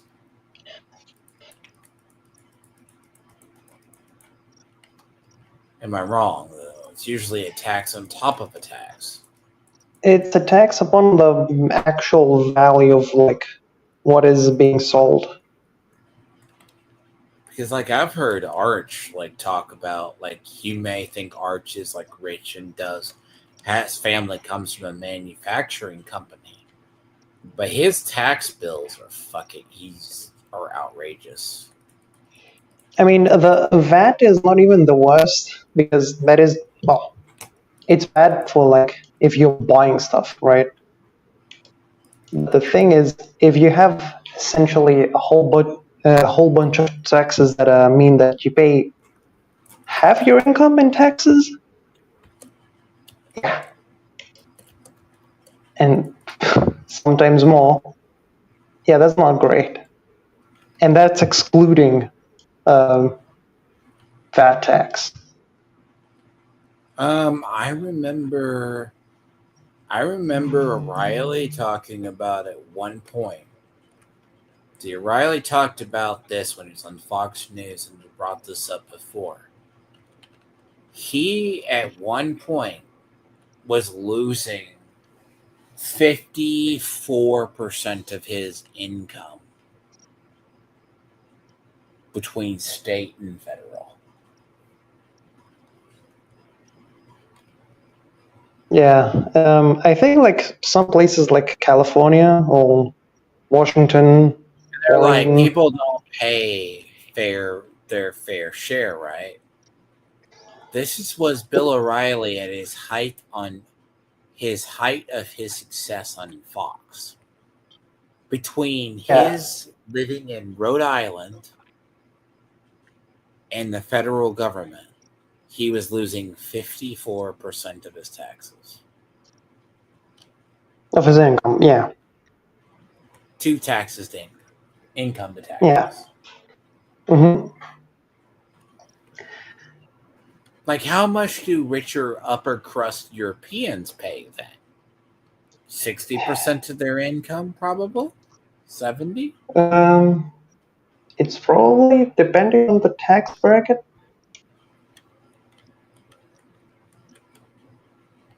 Like if they are clever and they have mostly the money and securities and With the write offs, I'm sure. yeah, like if they have a company and they have that company constantly, like growing and spending money, but also gaining money, so they not like the company doesn't actually technically make money, so they also don't make money, that much money. Yeah, that's generally how a lot of people skirt around taxes. It's like you have a business, you grow that You business. don't. The question would be, does Europe have that tax code like in the United States? Like it is legal for a period of time. As scummy as it sounds, Trump wrote off the losses of the Taj Mahal for 10 years. Yeah, I mean, it is scummy, but it's like, eh. I mean, the thing is, I mean, it is scummy, but it is in the tax code. yeah, You know? It sounds weird, right? I mean, I admit, I would never see that kind of money. I mean, most people don't think of how disgusting. Think how actual disgustingly rich. That's why I said, like with Elon, right? Elon and Bezos. Both these motherfuckers are disgustingly rich, right? yeah, All the tech bros are this way. yeah. I mean, most of the companies mostly got big because of investment. Anyway, But in Europe, right? Is it, do you hide wealth or do you, yeah, there are ways, but are there, okay, I would not ask you, not is every there, country has kind of like the same loopholes or the same, let's say, laws exactly. okay, I should rephrase this. What does an uber rich person look like compared to the rest of the world, in your opinion? Who would it be possible for Bezos to exist in Europe?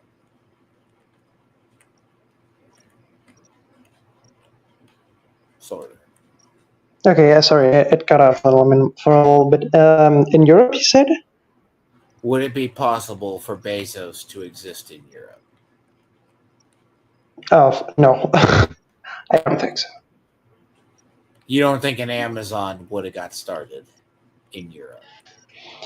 It might have got started at some point, but I don't think they could develop the same way. Someone would have come down on it, right? It's not so much that. It's more the facilities and the people that would have to be paid and everything else would take way more money in Europe than it would in America, because you guys have, like higher wages in general, even like from like places like Germany or Britain. Yeah. What's funny on this? One of the rivals to GW is Reaper Miniatures. Yeah. Reaper. If you've heard of them, they are one of the rivals in the miniature making game. Now, what's funny is they come from the Dallas Fort Worth area.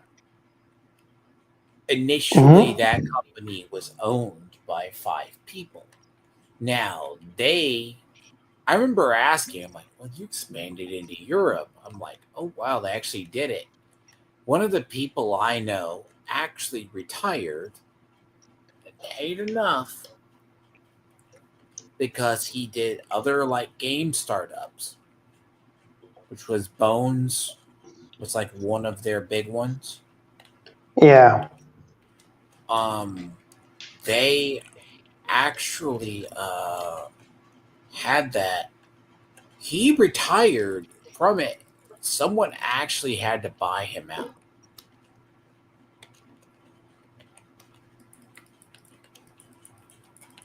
If you know what I mean. They actually had to buy him out of his stake. And it's owned by it's owned roughly by, I put forth by 4 people now. And that's like one of the companies that rivals GW in terms of Yeah. making just miniatures. They don't make games, they make miniatures. Yeah, I think there are a lot of say smaller companies that also make like minis and stuff that could technically be used in 40k, but yeah, Or anything. yeah, or anything, or like D&D or whatever. Yeah. That was actually their niche. That makes me sad too. I wanted my hands on one of the original Reaper life counters. I mean, granted, the damn thing was probably solid lead at some point, right? Fucking, but bear in mind, one of the harder things to find. But it comes to the idea, yes, it could a Bezos be possible? I mean, how big? I mean, there It's have like been, but it's definitely less easy for them to it's exist in Europe. harder because you have more regulations. More regulations, more red tape, more like you have to pay like all your employees will have to have like insurance and the other thing and everything, and if you're going by the book, it is hard. And I mean, I'm not saying that capitalism, because the idea you couldn't have crony capitalism in the, because that's the big difference between Europe and America. That's why a lot of stuff, I think a lot of companies, believe it or not, they don't avoid Europe. But there's also parts of Europe where they cannot physically. Okay, how much American products do you see where you are? Um, In Greece. Depends. It depends on the field, I guess, on the product, I guess.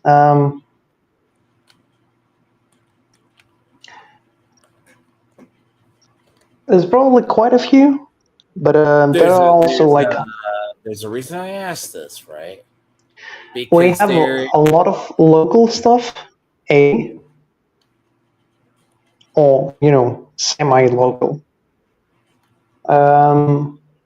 Then we have like stuff that is within the EU, is manufactured within the EU, that is also quite easy to import. And if it's something that is manufactured like in the US, that's usually quite rare. Why do you think that is?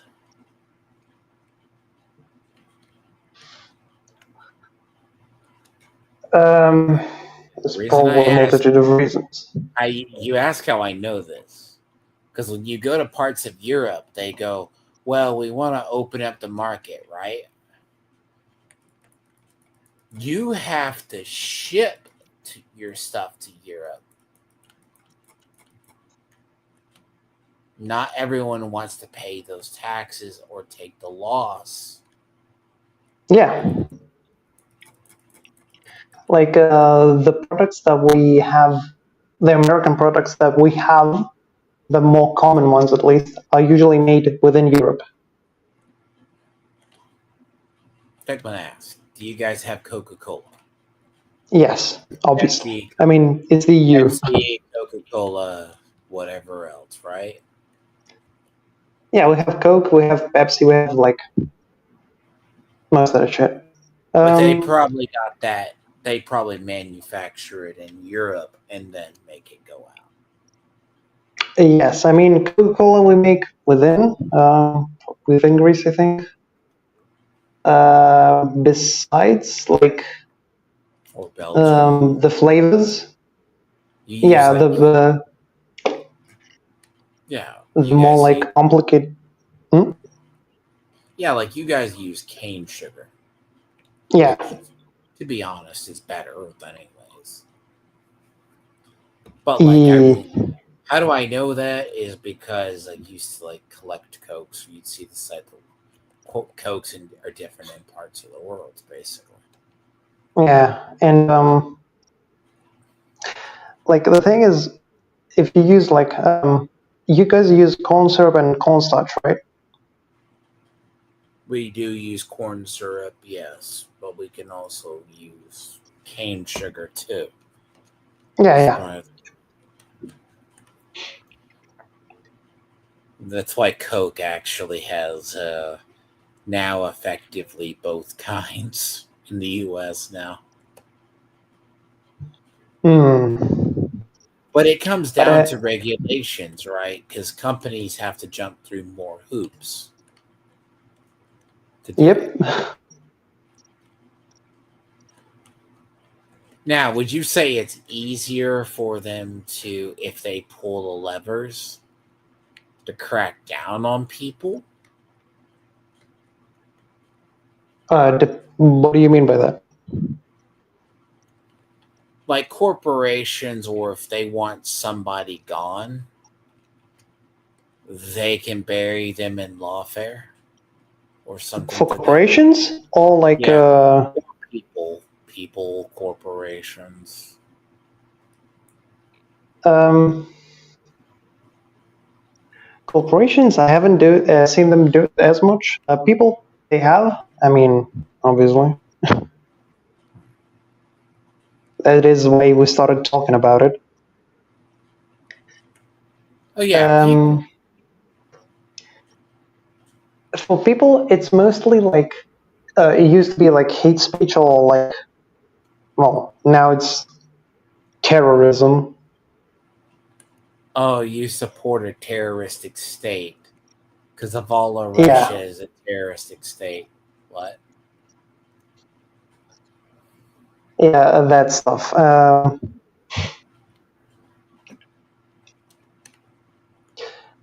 That shit is it has happened quite a bit. Actually, I don't know like to what extent it has happened in like Germany or France. I think it's mostly in Germany. In Germany, and the UK, but the UK is not in the EU anymore. That's probably because you. It's harder to just. It's easier to spitball. Uh, it's easier to utterly spitball out and bury someone underneath. Like, because I mean, I've been wanting to ask Smug, I tease him about the whole people who, because you say mean stuff on Facebook, you can go to prison. Yeah, that is. Hmm. I mean, we laugh about it, but it happens. Yeah, what I was trying to say is like it's certainly easier to do stuff like that if it's more acceptable to the people.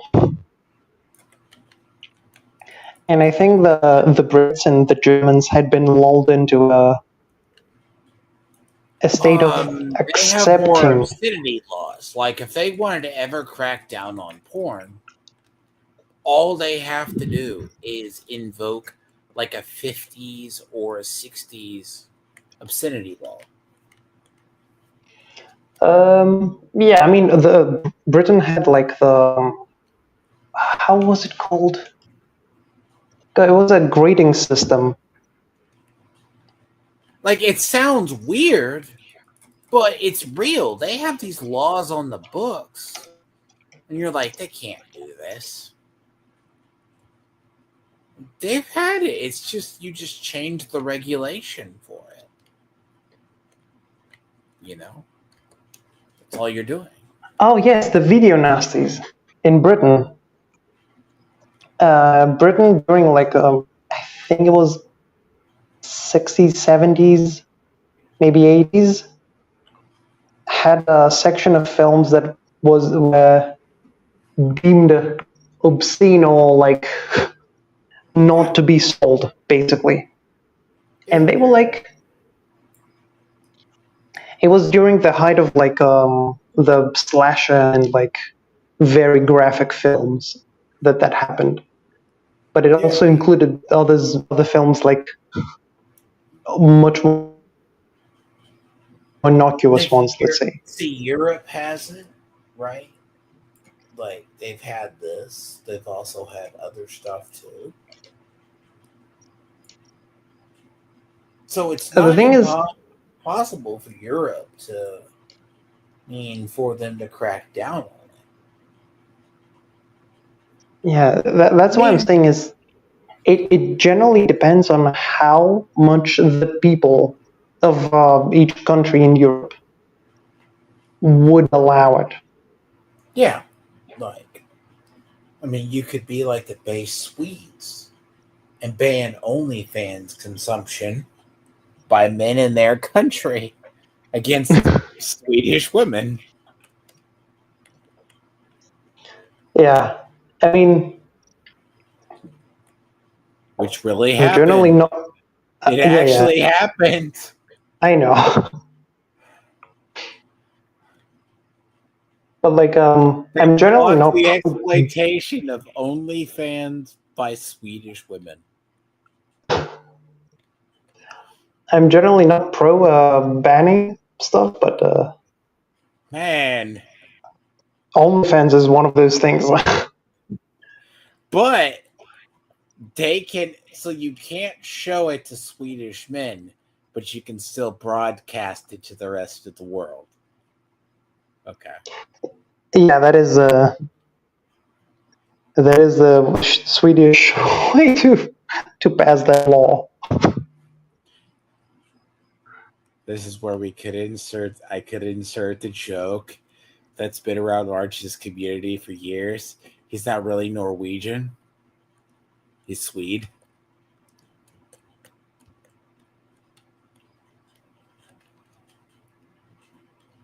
Because as much as I love Arch's takes on stuff, he does have a tendency to be very pocketed big government.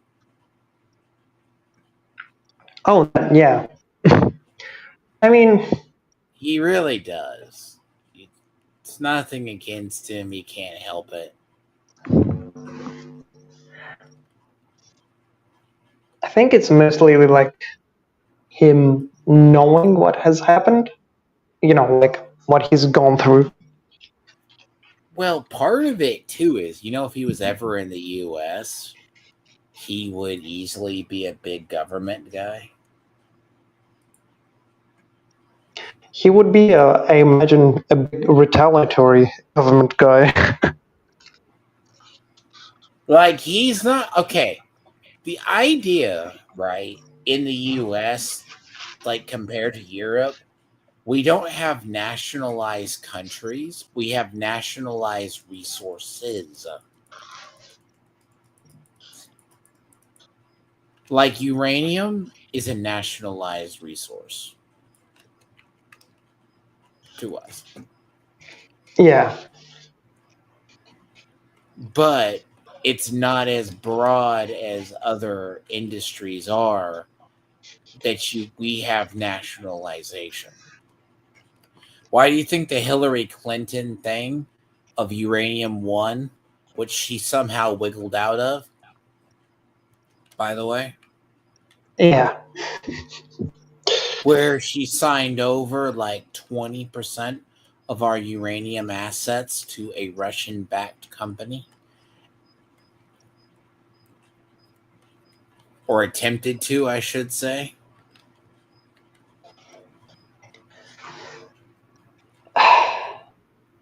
And is how genuinely. she never got tried for that is beyond me. I mean, no one will also get tried for a lot of other stuff. Woo. The funny part about that story is because uranium is one of our few nationalized resources. Other than that, we just let companies duke it out for the honor of doing stuff. Mm-hmm. I mean, that's usually how it happens.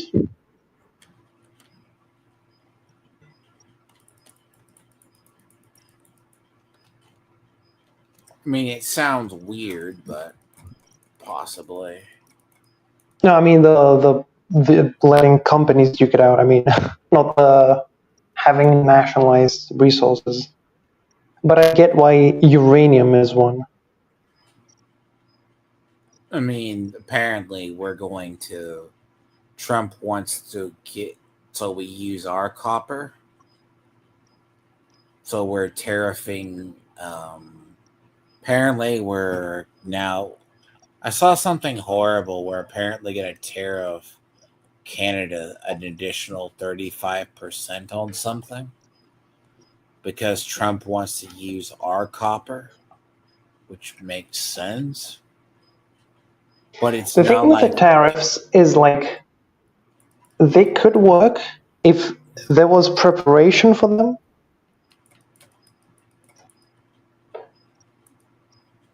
Like it if looks you good had. in theory. The problem with a lot of the tariffs are it's a what if scenario where we're now seeing a lot of companies play the open tariff game. Like China's done it unofficially on exports for years.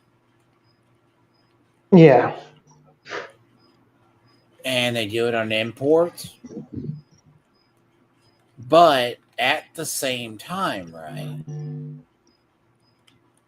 It's not like it's 100%.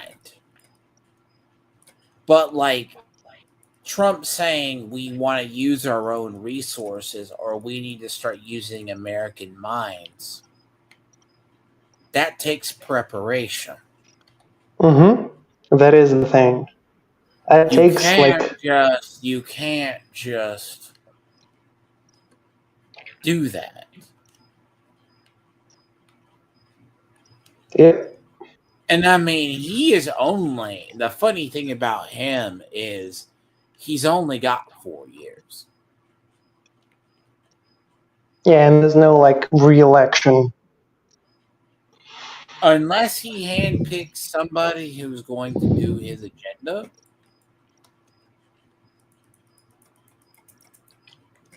Which maybe, I mean, if the Well, I Democrats mean, the keep 28, I'm going to be honest, the 28 problem for Republicans is real.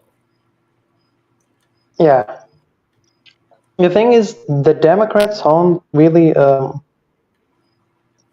the best they doing have. anything. What's the best they have is AOC.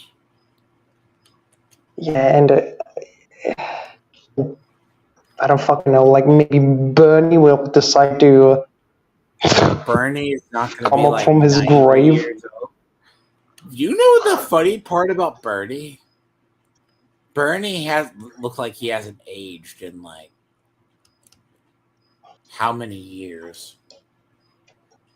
It is possibly the blood of babies, so to speak.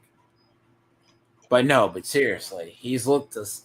Bernie has looked like the same vulture from like the Dark Crystals for a long time. The- Kind of, yeah. Okay, you actually know that reference. Yeah. Yeah. That's a hell of an image, by the way.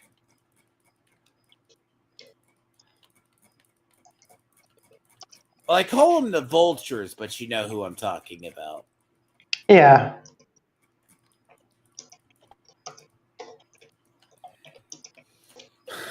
And that's what Bernie Sanders has looked like for years. The fuck, what was it? It's a shit of nightmares, by the way, for I, children if you ever watched The Dark Crystal as a child. yeah. But, God, those were the times. well, actually, okay, side tangent here. The Dark Crystal was considered too dark and adult for them to do. Yeah, it was like a period where Jim those Henson, films were. Jim Henson tried to get that in production. He couldn't find a company to do it. Same with like Yeah. Labyrinth. Like you go, you make Sesame Street. Why are you doing this? Why are you doing like something that looks like you made up while on fucking acid? Yes. And why is it so dark and full of death? Yeah. There's things I about mean, production people don't know. Like, there's like that period, like maybe late 70s to like 90s, almost. They were trying a lot of that adult, not just you animation, but tried. like. Well, kids advanced. Well, the belief was kids advance differently at that age. That's actually why the whole death of Mr. Whooper is a thing. Mm. By the way, no, too deep for you. Death of Mr. Whooper. Probably butchered that name. One of the most renowned episodes ever of Sesame Street. Sorry, it kind of lagged for a moment there. Yeah, I Because remember. they did the whole episode because the guy actually died in real life, and they Hmm. used it as an example to teach children how to handle death. Death of a Yeah, family member or death of a loved one. So much so, for years, that was actually a standard in how to deal with it.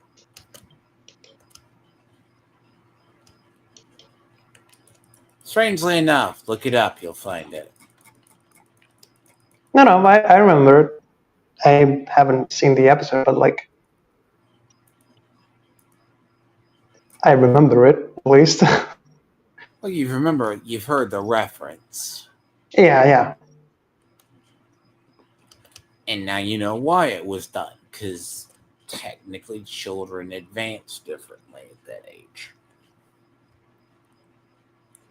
The belief was children could grow better, or I but mean, it was coming from like maybe an era of like overprotectionism of our children. but at the same time, there was different behavioral sciences.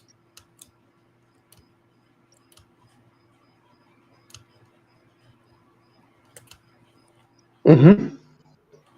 like the concept, like if I ask you, this is always how I was taught, just so you know.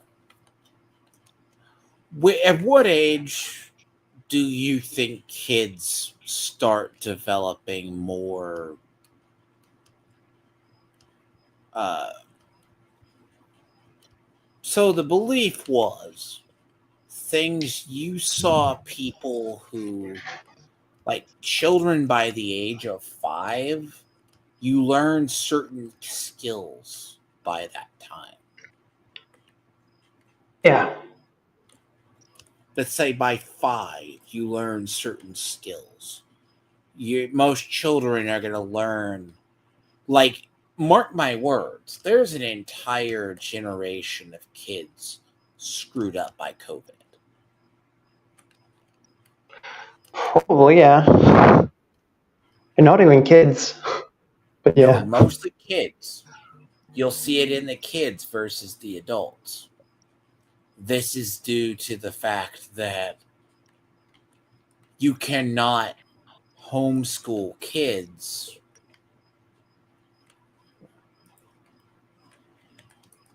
because It's more that part of the reason when you homeschool kids, they don't have the social cue.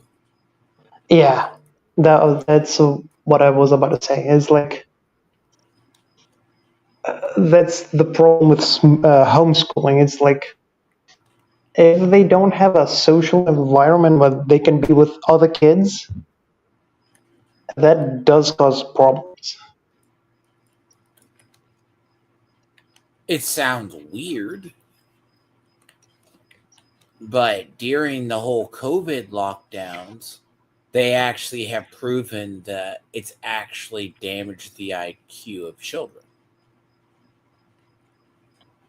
And it's probably not only IQ, but it's like Social cues, IQ, yeah, I would imagine that well, at least I have seen learning.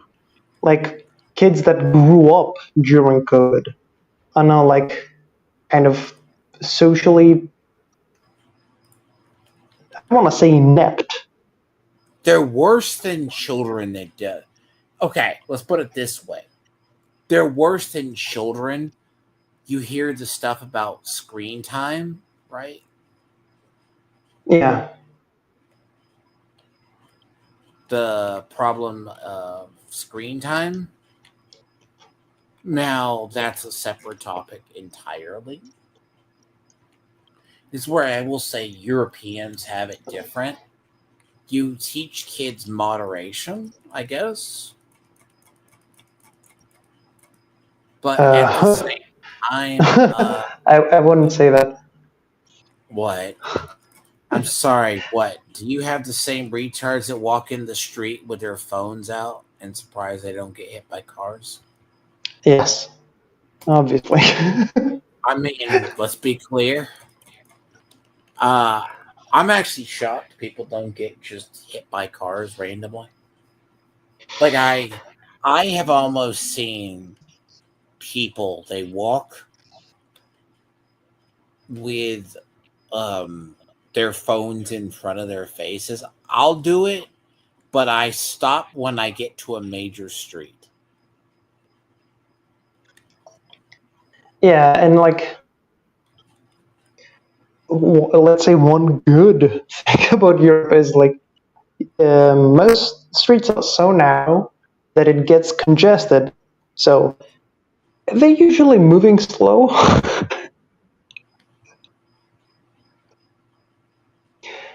And that's besides like weird fucking shitty speed limits that Is have that been put. why?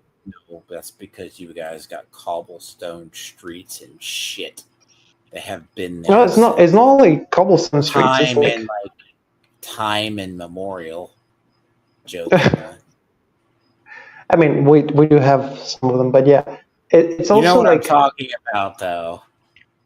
yes, They're like these areas they can't help but be congested. but even like without that, um, most European cities were generally built, or let's say constructed mostly during a time that cars weren't a thing, No, and thus roads are just a lot narrower. like roads are not designed the way they're not designed that way. Like the only place that you see that in America is like places like that were colonial that Yeah, that's the still difference. have, It's yeah. always why the argument between East and Western people, basically. But like, I've seen British people. I've had the argument with one guy. Is like he's in Kiddo's chat. He's like, he tried to do that the other day. I go, "Aren't you British? Didn't you guys lose your empire while you were sleeping?" I mean, it's Okay, worse than yeah. that. If you know that reference, you know that reference, right? Sleeping? They lost their reference. They lost their empire while they were sleeping.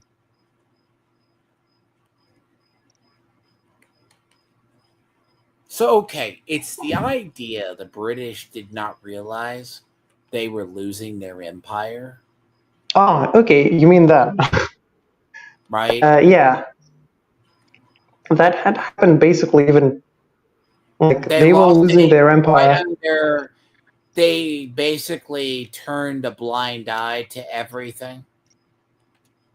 Like America was the first nation to really break away from them, first major colony.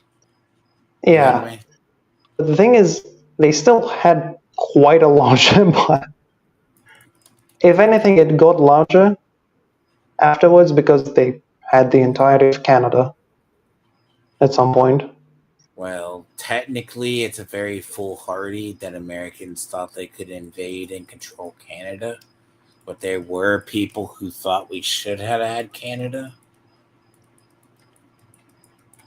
Yeah, that is what it is. But But the say the idea Brits. is the Brits do think, I joke with them, like they go, "Yeah, you guys lost your empire while you were sleeping." They're like, "You Americans are always so stupid and arrogant." Well, didn't you Brits lose it? I mean, I wanted to throw in. I go, you guys lost your empire because you brewed your tea too long. You didn't realize the social issues brewing. It's more like Britain was already losing power by the First World War, and the Second World War just destroyed what was left. I mean, but as we stated before, it might be a controversial take. Some nations were better off under colonialism. Yeah. Anyway, and after that, Britain basically kind of let it collapse in a way. I mean, well, they put down one Indian rebellion Yeah, before, yeah. But they, let's then say said fuck it on the second one. within like the parliament, But then they also there cracked wasn't down. really the will to actually keep it. Well, technically, they Besides a few people. yeah, they didn't want to try to enforce their charter. You know, Yep. the big deal is they didn't want to enforce that charter. There was also the whole thing of they couldn't probably do it like they did before. And then there's the whole thing with the Brits got blamed with the massacre of people. There was a massacre of people, and they had to let them go as a PR maneuver. So, I Yeah. mean, it's like America has colonies, but we don't rule them with an iron fist. I mean, they're also like not exactly the same. Solomon Islands, Philippines. Yeah. You have control of them, but you don't like. U.S. territories, they Yeah. call.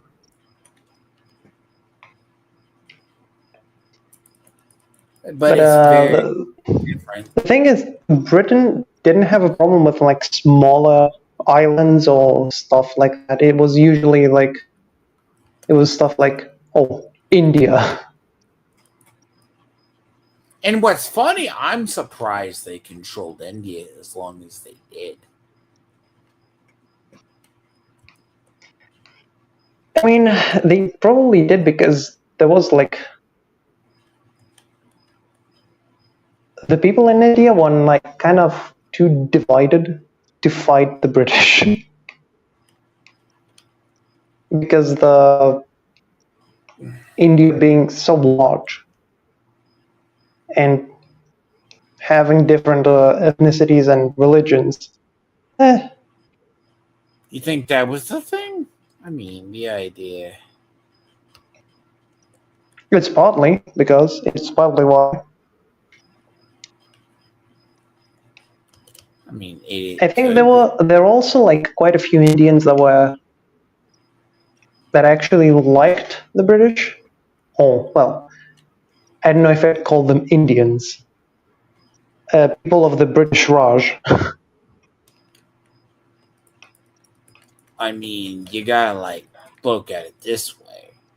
You can't deny that they didn't have it, but there's also that whole thing of controlling a group of people long enough is the bigger trick.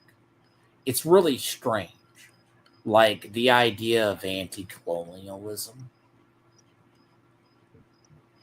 People think it's new, but it's not really new. Basically. Yeah. Like, yeah, an empire cannot remain an empire for ever.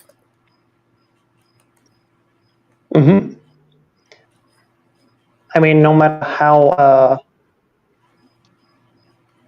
authoritarian you want to be, no matter how much control you have, that control will slip with time.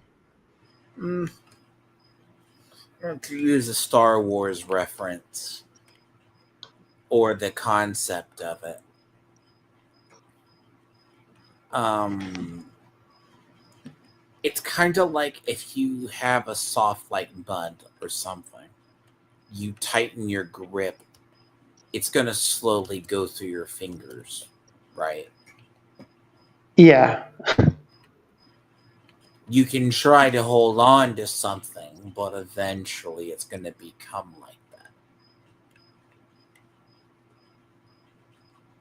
that. Hmm. And that's where the British got to. And I mean, yeah, does managing colonies become worse? Yes. With time, yeah. I mean, it depends. If they had somehow been able to make the Indians or the colonies actually see themselves as British, I think they did for a time. They did. for some of them, yes, but But a lot of them, no. the idea of anti-colonialism didn't come from like America or the New World as much as it evolved out of the sense of people from who had been under the yoke longer. like the Indians or other people. Now, what's funny is, as we talked before, anti colonialism is also a heavy sentiment amongst progressives. Yes, though only a certain kind of anti-colonialism. I mean, eh, it's kind of a thing, isn't it? Yeah, what I'm saying is like they don't like Western colonialism. Any kind of other colonialism is fine. I'd be very curious how they view the. I'm actually surprised they haven't tarred and feathered the Roman Empire yet. I mean, I do think most progressives think they were fascists. Well, you understand that a PC culture. Okay, how much of PC culture do you think still exists in Europe? PC culture, like actual progressives, Like because they're not exactly the political same. correctness, right? Like, how much do you Um, think progressives and so? Well, it does tie into social or progressive policy. Like we how? probably have more like the pseudo conservative or like political or PC people from like no, well, not more, but we do have a lot of them. We do have like a lot of PC conservatives, which is kind of like Is that because of the attitudes, or is that because of the other? it's like how Tories were like relatively socially conservative or used to be back in the day in Britain. That is generally a thing in Europe. Was to some extent. Still is, but not as much as it used to be. In the left, obviously, it's still there, but the left kind of has different factions, as in there are people on the left that are more like not PC, Sure. but it kind of depends on the country. I think you can see like with the video you sent me of like Aaron Bastani. He's leftist, but he's not PC necessarily.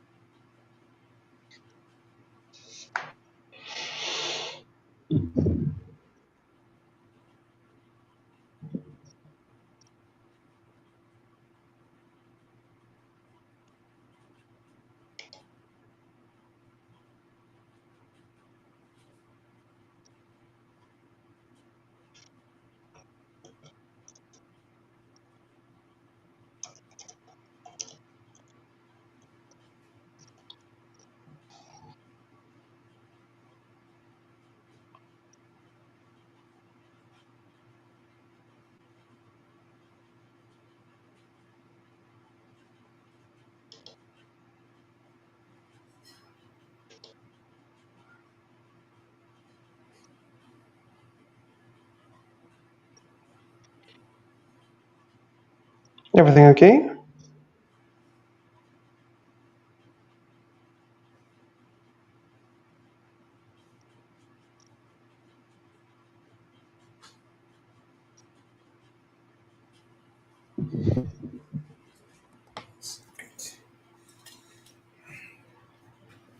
Cat. Tired.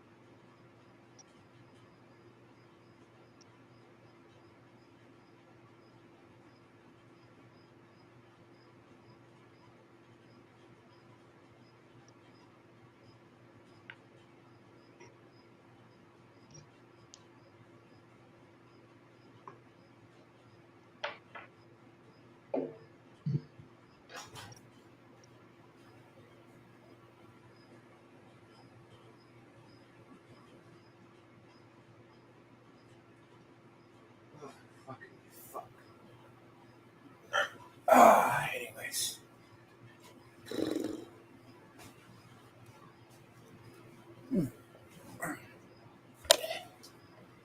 Yep. Sorry, I just had to step away a second. No, but biggest thing I find with modern, like I found some articles as well. Like I just need to verify sources, but it's kind of curious what goes on, like with Europe. Like I think it's a dichotomy. It is kind of the difference between the old world and the new, so to speak. Like, I'm not saying Greece is a shithole. I mean, you guys are not the best. Germany's not doing the best right now either. Uh,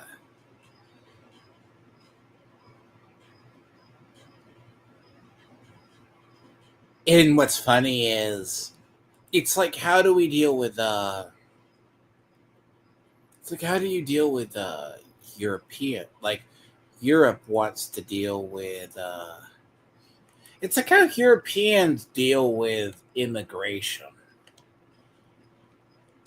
Like, apparently, the Italians, of course, were like, we're going to have immigration to solve our people having lack of children. It might not solve your issue if your fertility rates are shit. Then again, arguably, that's the trait. America, we let them in. But the way our government works is we have bureaucracy to a degree.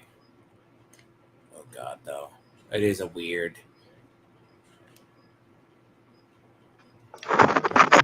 Okay, I'm back too.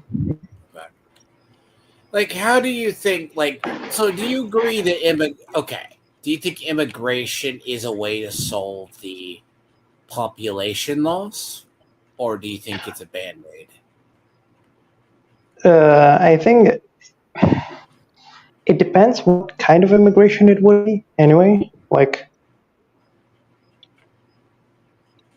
for Europe, let's say, if it was from within Europe, maybe. But the thing is, every country in Europe is facing population decline, so it's not exactly. It couldn't work. Like that's Now, what got the Italian prime minister person in trouble. She says she needed to import immigrants to save her population decline. that's the thing is, she didn't say that. She said she wanted them for like vocational workers. I know, but And again, jokes aside, she did. There is yeah, an actual belief that, but now that also brings in an interesting topic too. like some people within like Britain have suggested like, oh, if we don't like get immigrants, we're gonna lose people. We're gonna drop like to 50 million. It's like, oh, that's so bad. Yes, that's terrible. Can you imagine having the same wealth but having less people? That'd be so bad. I mean, well, I there mean, is a theory that it's something I've said. We're not at a population to. I'll be honest. If anything were to happen to humans to a degree, yeah, humans would probably go extinct. depends on what you mean. At this point in this era, Um, if it was something like that would children destroy technology, maybe destroy technology, but like outside of like certain parts of the world, birth rates are. It's something I said years ago too about Asia and Japan. The declining birth rates and the aging population bit. That's yeah, nothing new. yeah. I mean, technically that has happened many times. It's just usually people didn't have data on it in the past,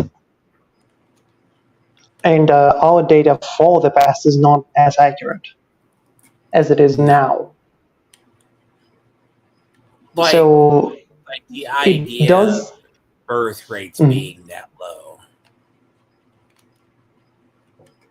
yeah, it's like the thing is the birth rates being low. I think is kind of normal considering the explosion that had happened after the Second World War in population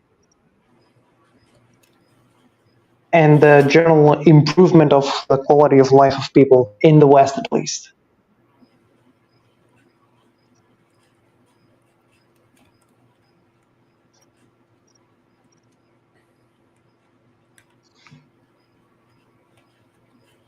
Now Because that does bring into theory, right? It's just not that Europe's always been an aging or closed off populace for a long time. maybe aging not, but close. Yeah, I mean, why do you think like I mean, it's funny how as much as I have seen David Vavra try to talk shit, right? Like they go, he doesn't understand anything. He basically does. I mean, Kingdom Come Deliverance 2 is full of like it's funny watching people play through it and if they understand the story. Like even though it's a little bit of butchering of history or compacting it, uh, you have like Prague in that area where the German quarter hates the other quarters. The first time you meet a Jewish person, they're like, oh, you're just Goy and we're better than you. No shit. People wonder if that was actually a thing. You know? Well, like Jews being All the different races and communities in that game all believe they're better than everybody else. I mean, I think that's generally most It's like ethnicities in medieval general. history. That was medieval history. Okay, if you don't know Europe, that is technically still a thing. Maybe not like with ethnicities if a country doesn't have many of them, but it very much so is still a thing. You know There's how like classism. I mean, I'm sorry, you guys still treat gypsies worse than you treat Jews. that is okay. You say that, but you have never met a gypsy, a, I'm giving you a shit. European gypsy. I am giving you shit.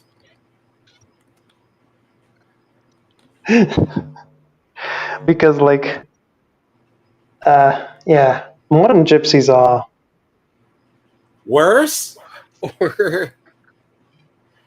Or you mean they're worse or they're not as bad? oh no, they're like if you were to raid, like let's say if there was a way to actually prove that someone had gotten involved in any like crime and it was like 100%, and you went to like one of the ghettos that they usually have, or like an area that there are a lot of them, Mm-hmm. most of the gypsies there would be involved in crime. Well, you just called it. You just a racist at that point. Yeah, it's culture. It's actually their culture. I mean, how dare you accuse a group? I say this with a grin on my face because Yeah, I know. it's horrible. Because okay, it's the American black problem. They go, but you go against and police blacks all the time. The black population, you hate them. Probably because that's the ones creating the most crime. And again, it's like even in like black people, it's in America. It's When it's you're culture. like, when you're like, literally like an X number of population, and you're one of the highest densities of crime, whose fault is that? Yep. And I've seen like people saying, "Oh, it's it's the white man's fault because that's who shoved us in like city centers." And it's like, yeah, Mm, okay. And why are you now still in those city centers and killing yourselves and killing each other? you could apply this argument to any population, by the way. Yeah, It's like gypsies have always been a weird, conniving population for as long. See, like in KCD2, they called them nomads first, but they just basically called them gypsies otherwise. yeah, because they were nomads. Still technically are. Still technically are to this day. Well, technically they do live in houses. It's just they do move around. I mean, cultural hegemony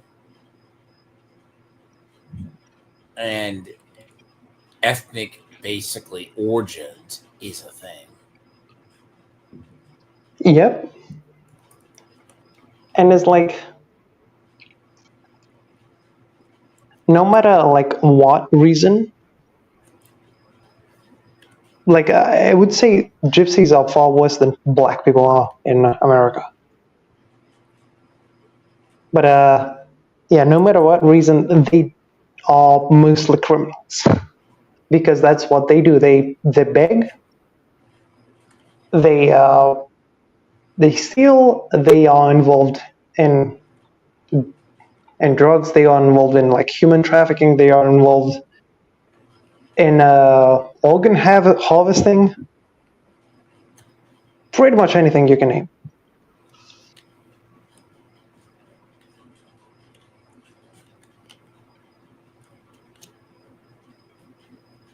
You mean they're possibly involved in criminal enterprise? Possibly. Yes, possibly. Dare you? I mean, look, I've made myself I've made fun of Indians and other people. Like, I go, well, don't you guys work in like call centers? The thing is, like, as bad as Indians are, the gypsies are worse. Do you mean by just Like, whatever margin? you don't really have Indians or Pakistanis here coming and just they will just cut up fences from houses to sell them for scrap. Okay, we call that white trash here. Yeah, but that's the There's literally people, I swear if to you live God, in every if you there's literally people that, all right, they straight will, they will straight just after every garbage day around here, take scrap iron to go sell it. yeah, I'm like, like yeah, like if you leave anything, I mean, like if you leave your house, let's say, and go, I don't fucking know. Let's say you migrate to another country and still keep that house, right? It is yours technically, but if you don't keep watch of it and there are gypsies around, that house will be stripped within months. And I mean huh? stripped. Everything will be gone, Really? especially in areas that are like heavy gypsies. Like they have a heavy gypsy presence. Really? Yeah.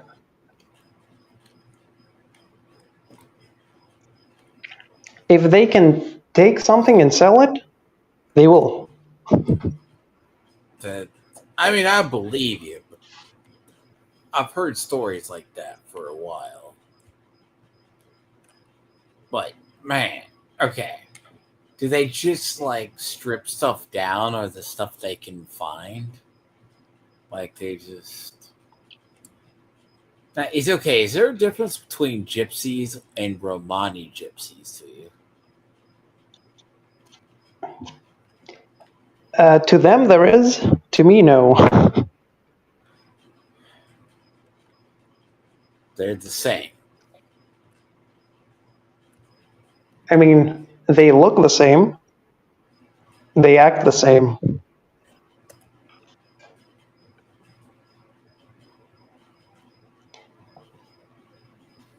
So okay, that's more of the Eastern European problem. Like, how would you solve like? So, what do you think the long-term solution to To like gypsies? to immigration or the migrant issues are?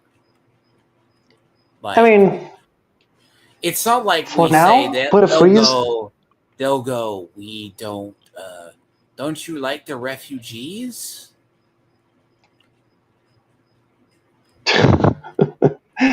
Yeah. I Well, mean, for hmm. most countries, like America, can support like at least a few, not refugees, but like immigrants. Like controlled number of Yeah, them. Yeah. because like you have like a huge ass country with a lot of people, way more than most European countries. You can take more immigrants in, but still there is a limit. And like for Europe, that limit is like maybe a few thousand, few like 10,000 a year. Well, that's actually one thing they've talked about in the U.S. Ignore the H-1B visas or whatever the program. Musk was Musk was a fan of because yeah, we're bringing in people from we're just gonna call him Bob from India. That's just gonna be his name. What's funny Yes. is that they call us over here under, right? But like it sounds weird, but they go, "Oh, we're just John," but they're very talented. Why are you hating on them? They are in a way cheaper labor, you know. Yes. And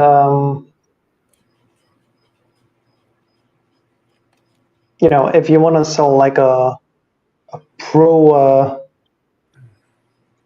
American dream, or like a pro American, anything pro American, saying that you will have a good amount of immigration, like especially from countries that are not very compatible, is not great. I mean, generally, high levels of immigration are bad. Isn't the issue about isn't the issue as well as because what we're finding with migrants in the U.S. is there is now no such thing as the melting pot. I mean, yeah. The thing is, quite oftenly, if you have immigrants in it, it's like a very slow trickle of them. They will have to integrate. Now they don't. But if there are a lot of them, they don't have to. They create their own No, cities. that's an actual issue in like the U.S. Like even though I live in the Dallas Fort Worth area of Texas, like you can go up to like Dearborn, Michigan, right? That's largely Indian or Pakistani or Arab, right? It's one of the cities Mm, known for it. Texas, a lot of Asians moved down to Houston. Now, I mean, but to be honest, Asians are considered white people. yeah, and to be honest, like usually are not more violent or anything like that. Well, see, that's a funny thing. People don't get it. Like, I've seen Dane and them try to say shit, right? They will talk Yeah. shit. They will go, did you know a lot of crime was committed? Let me show you the crime statistics. Did you not know that they're committed largely by white people? They committed what? Crimes. Who? So I want to go. So, what do you consider? What do you consider white people? So, by FBI statistics, I can kind of prove they consider Asians and white Hispanics white people. Yeah. I mean, it sounds weird, but they go minorities aren't committing crimes.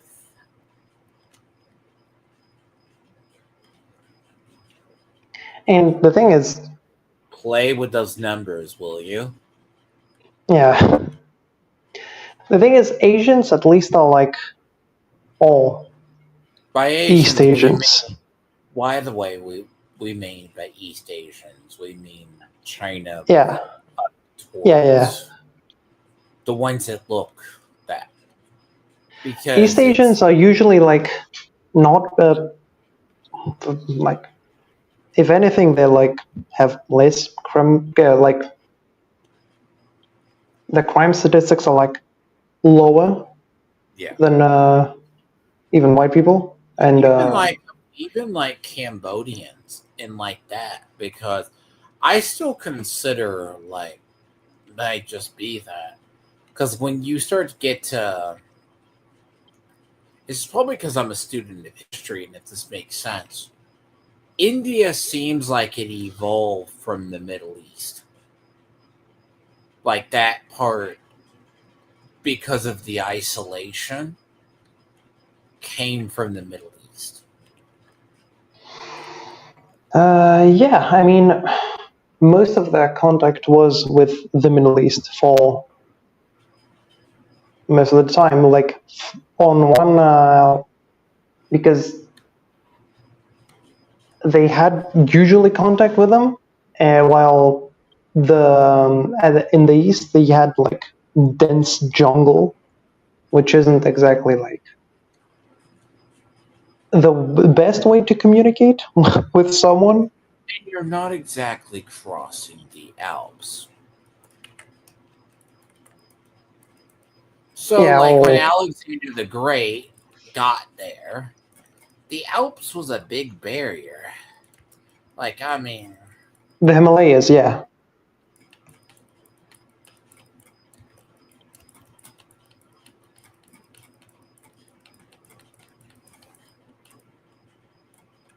so like when you're talking, so that's why I say culturally, they are not really white or like normal Asian populations. You're not talking about the steppes, or you're talking that they had what you possibly could consider a isolated evolution. yeah. I mean, Even I if you go think to the technically, Indus River, because we really do not know what the Indus Valley civilization looked like. The people. yeah. There are theories, but it's like quite removed from anything that came after. Because that's a society that evolved what separately, but they were very advanced for the time. Maybe. Mm-hmm. And I bring this up because a lot of people, we used to have a whole thing when people migrated. Like, okay, people come to Greece now. Did your Syrian or Middle East, when you guys took in a lot of those Syrians years ago, did you have an Yeah. increase in violence, or did they try to work with you guys? Most of them left, like for Europe, like Britain or What, Greece ain't Europe? Germany. Greece ain't Europe anymore? Wow. Well, we won't pay them as much Oh for yeah, that's doing right. nothing. That's right. People forgot the news stories. They broke down your gates. They came there to your border. That your people. What was that like actually? When the Syrian refugees first came. By the way, Okay, I'm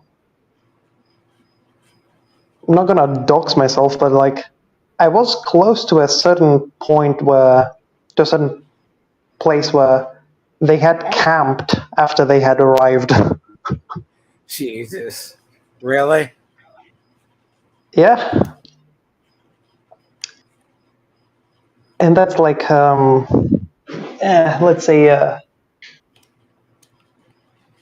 Did they come by foot or did they come by ship or something? I mean, Actually, it was by ship because they usually arrived at the islands, and then I think once like asylum status was confirmed, they were shipped inland, and then from then they got their IDs and everything, and then went to like just lived in camps, basically. It's, they lived you in know, camps for like a few days. It wasn't like for too long, but then they moved like more like towards the capital, like Athens, and then from then after they got the papers, they went to Europe, to the rest of Europe. But yeah, those who didn't leave, I don't know if they were Syrian, but we probably well, still have. or they were Middle Eastern because you were a port of entry. Well, yeah, and it's Male. more like during that time, and since then, Turkey has played like a game of with Europe mostly. They're not ours. What? They go, they're not ours scenario. What do you mean? Well, no, Turkey doesn't want to take responsibility because a lot of those Oh, people left Syria or the region. They see the great lie we get told is because of our wars, we created them. oh yeah, sure. It was like some people blame like the British for like drawing up the borders, and it's like, okay, and Because how difficult is it? remember how the whole Syria conflict started breaking down with the Russians not sending mercenaries? Yeah, Yeah. Where do you think those people fled?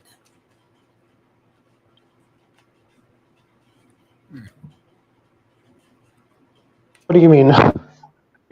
So that's how the reason they okay, that's one of the reasons they started going to Europe, right? They Which reason? they started the Syrian conflict and the breakdown in the Middle East.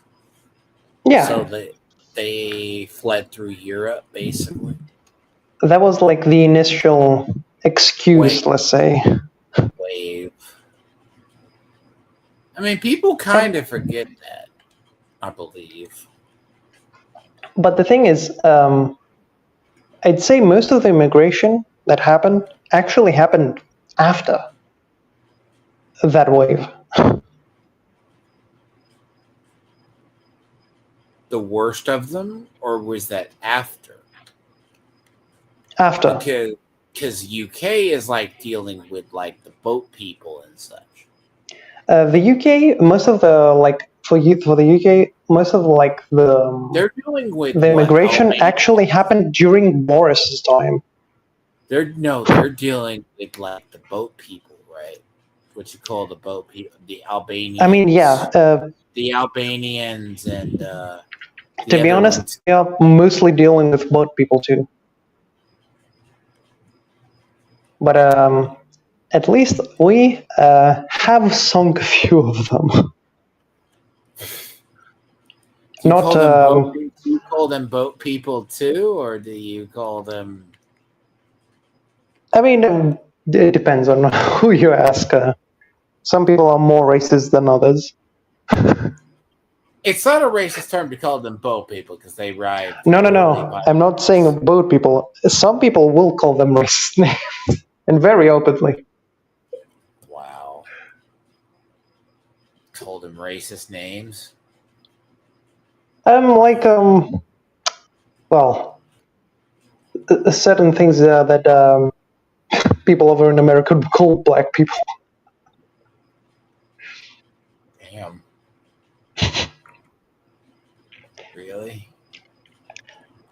Yeah, but Oh, God. yeah, I mean, look, if you have like millions flooding through your country, eh, You're gonna. You're supposed to be culturally tolerant. What are you on about? I am very culturally tolerant. Or Uh, intolerant? You mean? Is that how this works? but No, yeah, we're supposed to be tolerant of the intolerant. I thought you knew this sort of. I mean, if we were, what are we gonna be starting? Are we gonna start being tolerant of like actual Nazis? See, this is the thing I find like the crazy part. They in this is like why I say Arch should never like Arch, like if you're gonna do anything, think your statements out because Arch is like, well, he got the thing wrong on like certain parts. Like he's been the big thing. Like you need to be tolerant of the intolerant, lest you become what you fight against.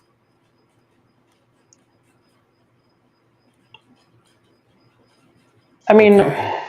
it depends on like what scale are we talking about? Because you can be tolerant of someone and still like, yeah, not allow them to pull shit. Do you mean like normal? Yes.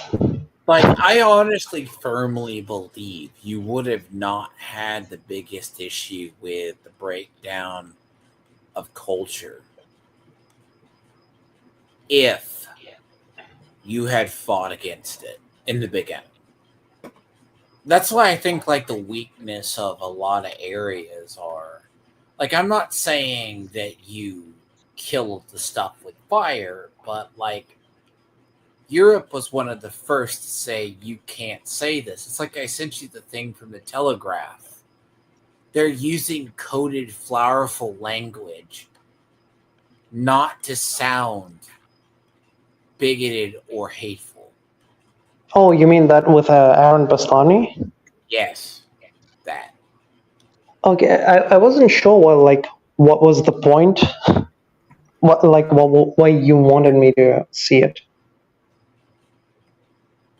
Because it goes with the UK, right? Because like Starmer, right? Like I don't think Farage, like supposedly, I haven't really heard Sargon talk about Farage, but from an outside perspective, I don't think he's UK's saving grace. Even when he talked to Americans, he did his American press tour for a little bit. Yeah. He said right things, but if you know anything about British politics, he was unelectable. Not really. I mean, Good. Why? Farage plays a weird game of like he's he's generally pretty good at optics to the point where he sometimes goes back on his word just for optics, or like will say that he will go back on his word for optics. So yeah, he's not exactly We the call that person ethic. that he's I not don't. exactly like the person that Britain absolutely I needs. I But believe we call that. I believe we call that a wishy-washy person. yeah, he is that. But I do not think that there's like Because many no, other people that can actually get elected. Farage can. I think he's shown like he actually it's, can. I mean, okay, I think that's why like they haven't really gone after him, like Sargon and his crew kind of thing. What Like do you mean? I think they want to talk really badly about him, but like it's kind of Um, like us they do trying talk to. about him. They have talked about him actually quite a lot. It's kind of like, do we torpedo Trump in running because reasons? Now, the What? problem now is Trump gives all the ammo to his enemies because, yeah, he passed the big, beautiful bill. Oh, by the way, Trump doesn't necessarily hate all trans people, apparently, because the bill doesn't get rid of gender affirming care. Because I'm pretty sure somewhere in that 1,000+ page monstrosity, people have already found people still get gender affirming care. Yeah, I mean, I don't think that's gonna like go away necessarily. Don't say that. My transgenocide, how dare you? Obviously, as like as a I'm not weird thing making about fun of with them. I'm just making, there's a narrative that goes around in gay communities or trans yeah that communities he will make that them illegal. we're gonna all kill them. Yes, Yeah, that's the God. that That myth is so cancerous. You know. and it's like I mean, Trump was never like a big socially conservative guy. No, he was pro-choice before he was fucking pro-life. Yeah, like even if he's slightly more conservative, Nah, he's still not conservative. no. Why do you think people said he never said he was 100% Republican the whole time? I mean, my thing is, the thing I'm wondering is who his, like, okay, the 2028 problem, he still got the 2028 problem. Honestly, we Yeah, don't have candidates. It's not just us, it's everybody. Democrats don't have candidates either. yeah. I mean, who the fuck are they gonna run? We're going to trot out AOC. Um, God, what's his name? No, Gavin Newsom is talking about making Yeah, fucking Patrick Bateman, Gavin Newsom. He's gonna. No, it's going to be the word. No, no. No, he was for Latinx before he was against it. Yeah, I mean, he's I'm going to be so curious when he runs because he is gearing up to run. yeah. I And think he's like more. it's going to be so curious how he decides to run. He's probably more, let's say, electable than AOC. But the thing is, he's a white man, and the Democrats do not like that. If the platform shifts in 4 years, Maybe, but it's not 4 years anymore. It's like, okay. I think everything, and what's funny, it comes to our politics because it's interesting how we are like literally a two-party system. versus no matter how you run, we have to run on a two-party system.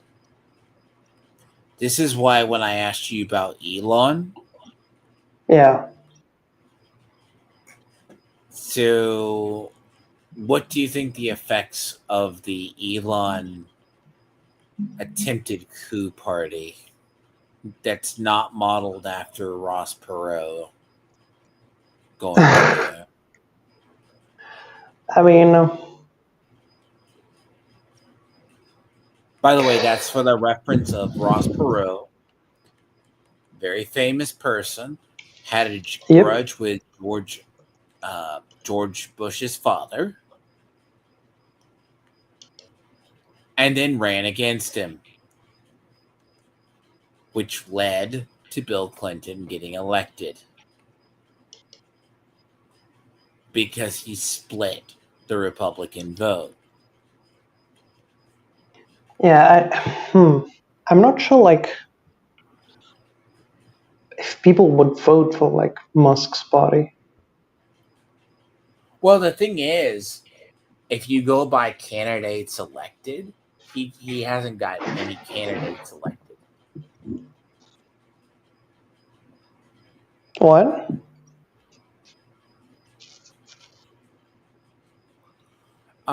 If you go by candidates backed, candidates elected, Mm-hmm. Elon isn't successful. I mean, even in He's any not a other way, I he's don't not a kingmaker. like.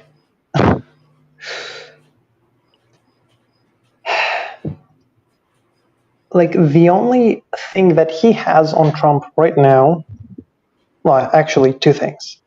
What? One, Trump didn't do like the cost-cutting measures that he actually promised, Yeah, that's a problem. That's and why I then said he had a big problem with that. you have also Epstein, which yeah, their administration has fucked. That has been a shit show. That was kind of fucked from the start, wasn't it? Yeah, it was, but like, imagine, like, the thing is, nobody else had promised to be like, oh, I'm gonna release it on day one, and then just completely fumble it, and then bury it. Comes out that there is no client list. Yeah, and that the supposed client list that Pam Bondi had in her office. I know. I'm Weird, weird how those I'm just just don't exist suddenly. um at least my theory about this bullshit makes more sense. What is that? So my actual theory about the whole Epstein files is Mm-hmm. I think the FBI has used them off and on for like the last um what 4 to 6 years or whatever. Yeah. I think they've used that little black book to the best of their ability to threaten anybody and everybody they could. I think the FBI came our government I think I think our government came in, took whatever files, someone fucking used that as political blackmail. The thing is, let's say that is the case. Why wouldn't they be releasing them now? Because they're still big enough names. And they need the fucking influence.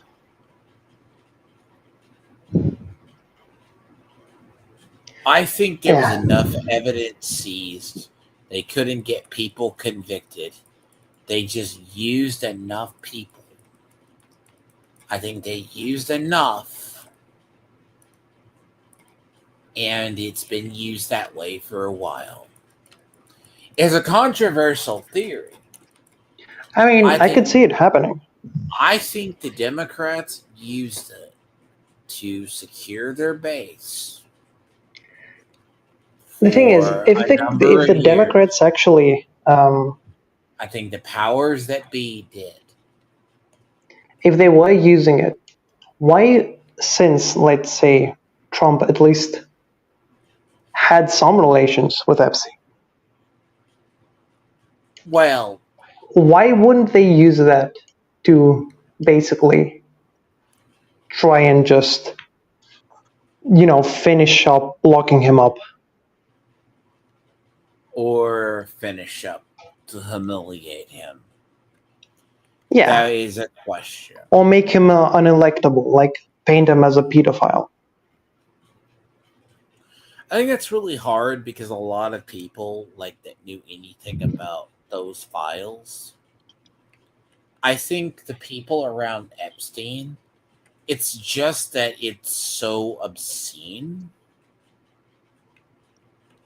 Like everything around, like I think everything around all of that is so outrageous. It's hard to know what's true and what's false. Yeah, Because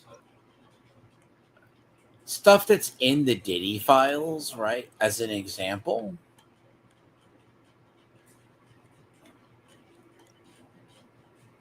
hmm that shit somehow Diddy got off. yeah, he got off like from the most severe. He got off like from the most like thing, right? Yep. Either God was watching over him,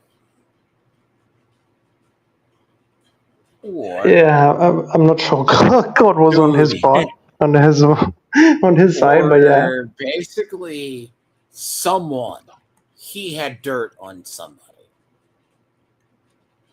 Like from what I heard from the trial, he had like some obscene juror who was just trying to question his entire existence. Like, not the existence of the actual charge, yeah, which is not a good sign.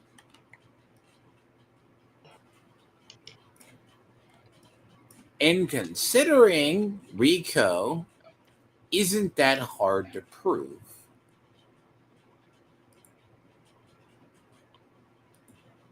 That's why I yeah. said I think that they used the Epstein files for the same purpose.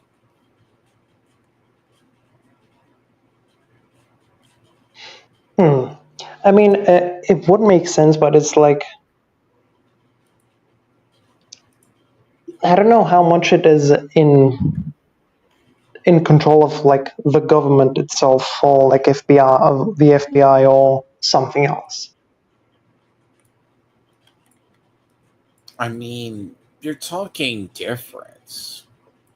You're talking an FBI for a very long time that it sounds like weird theories. Like you talk about anything. People who have power, they were using influence. And it's not like the FBI isn't super intelligent. They're not your friends. I mean, The idea is our government can almost get away with anything. I mean, remember they got remember that they got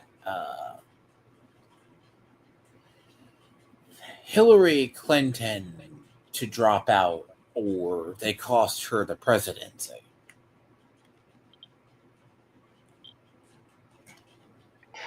Yeah.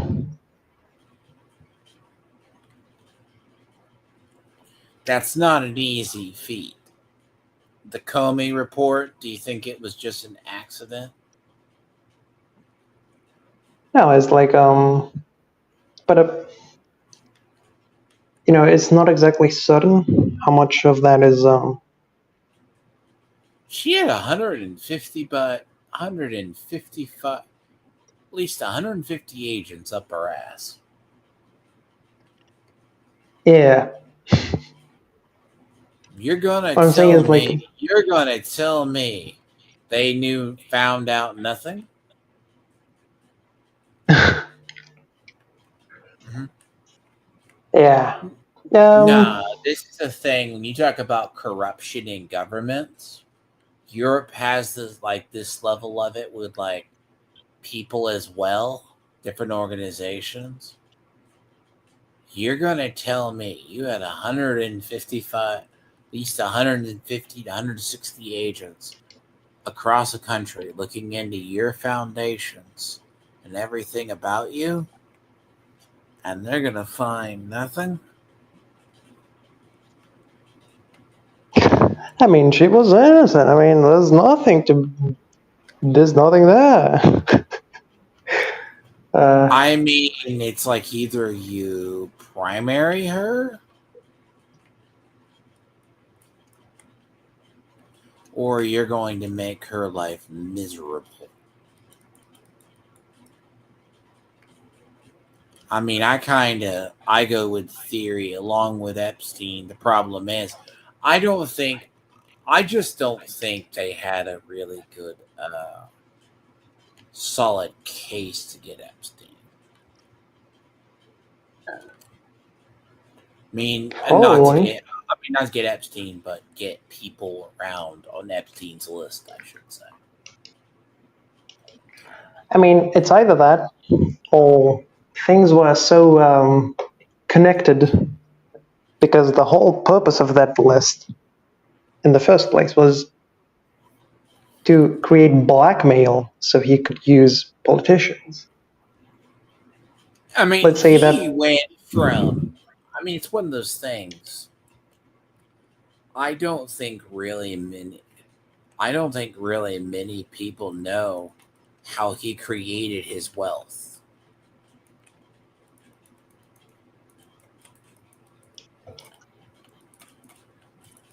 And this can go with anybody. Because what did it take for Ukraine to start coming down on people? for what? Remember when they started cracking down on corruption in Ukraine? Ah, yeah. Man, no one talks about how almost all the people at Burisma 1 were all cracked down upon. Right? No one Yeah. talks. No one talks about that. But who was the person the prosecutor they tried to go after? Because what? How even you knew Ukraine was one of the most corrupt countries in the world. I mean, generally, like, okay. A lot of those satellite states of the Russians are generally pretty bad. And Ukraine had more stakeholders, let's say, in the game. So it's kind of bound to be honest. It was kind of bound to be, at least.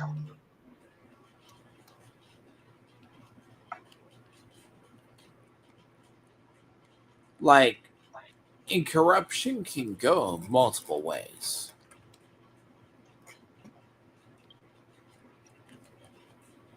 Like, you think corruption doesn't extend. Corruption does extend even in the US.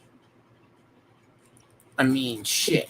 You think Trump's bill being 1,000 plus. Okay. Do you think people just, politicians read every No, bill that fucking, every page?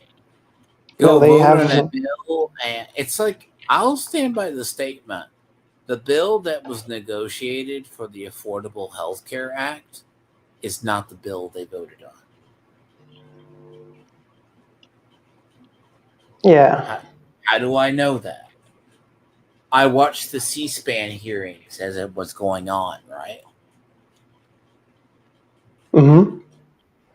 Stuff discussed. Republicans and Democrats agreed on 80% of that bill. Only 20% of that bill was disagreed with.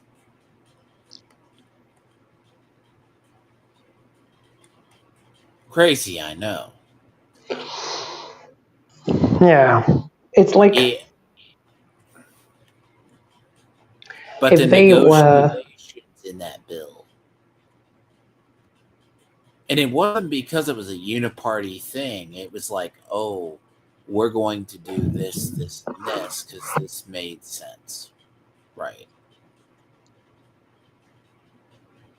And it's like when they pass those bills, it's like they know they kind of have to like agree with kind of with the other.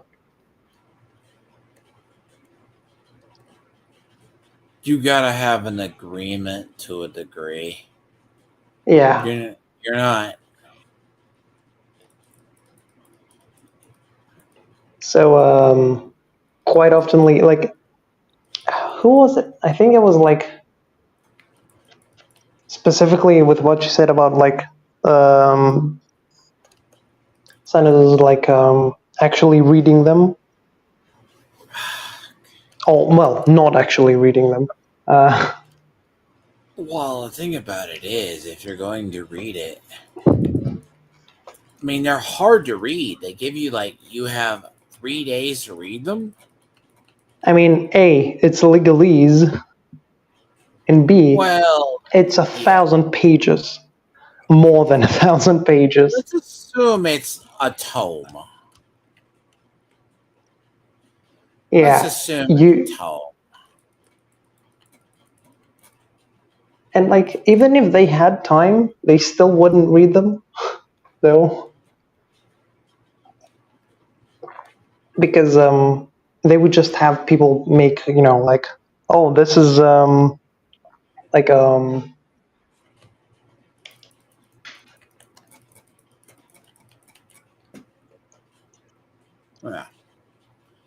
That's the thing about a lot of. give them the keynotes of it, essentially.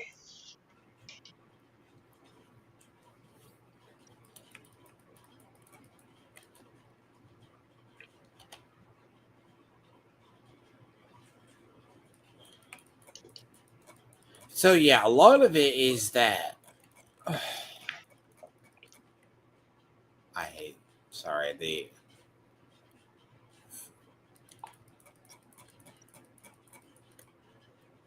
my inability to stand not dying is a thing. It's fine. It's one of those. If I've ever said combat in this game is bullshit, you will understand why. Stun locking is a real thing in this game. I And mean, I think it was like also in Conan and Ark. did Conan have this issue? It was like the combat was definitely weird because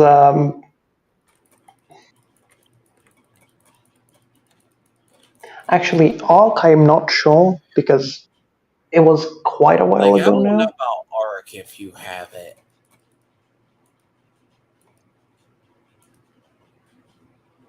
Conan was definitely I newer, mean, so and I remember it being a thing, kind of like you had like certain classes that were like you know you press certain button essentially, and it was like attack, attack, attack, attack, attack. so apparently I had to go explore a facility, dude. Like, God sakes. Yeah, And then apparently there's like either something wherever these damn things came from. Oh God. That's why I said game streams. I had my own. But nah. Other than that, I mean, corruption goes one of two ways. Like it's Ukraine. I think no one argued was not corrupt. It's just a question of Europeans do have a lot. Well, corruption does not care about your morality, and power corrupt. Absolute power corrupts absolutely. You know. yeah. So the concept is there's a very simple part where Europe does share that, but I think they're further down the totalitarian road. Because I know it's like the EU. I see stuff out of the EU that honestly impresses me. That they're always the first to question everything, right? I mean, it's like the EU, and then maybe like California, or They're the like maybe. they're the first to question everything, but they don't question the agendas put forth by a lot of people. Does that make sense to you?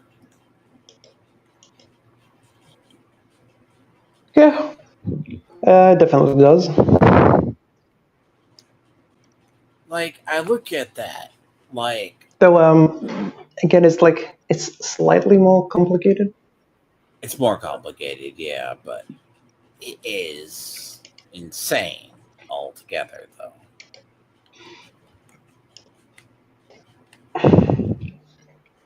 Like I've seen literal stuff with like the EU in parts of Europe. Like it's like when I covered stuff with Multi in Canada, like the Canadian politics, right? The one good thing we don't have that Canada does have, and by good I mean it's not good. Good or Is like Canadians also talk like with the natives. uh are we sure about that? Oh Greece yeah, Greeks don't. That's right. You guys probably wiped out your native. Do you guys even have a native population? I mean if there was a native population, it became part of what is considered now Greek, like 3000 no 3000 BC, more like. So uh, it's not really a thing. You did. So you just massacred your native population. I mean, not really. I mean, it was probably a mix of war and um, integration. God knows. Well, It's not part of you history anyway, guys because it happened like. jokingly, you guys ate the. It's like I was actually looking at a person making another Norwegian person making fun of Arch. Say how Shad was bad, then he brought up Arch, and it's like a guy who has does history essays. Yeah. And he said the Sami's claims are 100% legit. Yeah, sure. Like, if the Sami are the only people that are indigenous. Oh, give me a moment. You're good. Oh God, the whole thing. Okay, no. There's like a native population. It's like, look, there's one. It's around Christopher Columbus. Uh, the clip from it has Bighorn. It's about movie. I can't think of the name of the movie.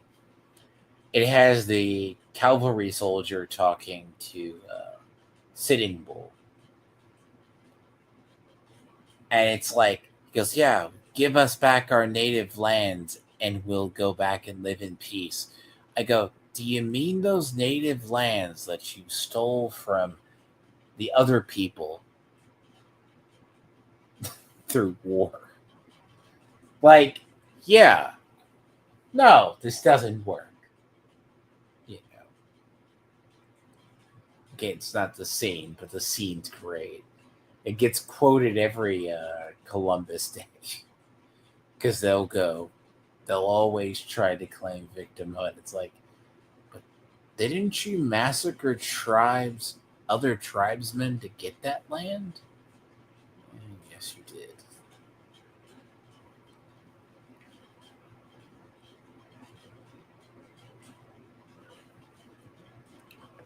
I don't know. See, I got like I got Wu Chung, Fallen Feather. Oh god, I got butchered that name. I got that in about the 23rd of this month. But right now, I have a gap in games, so I've been playing Dune. And it turns out to be. I'm probably going to do almost everything about the deep desert. I finally got a hold of a lot of steel.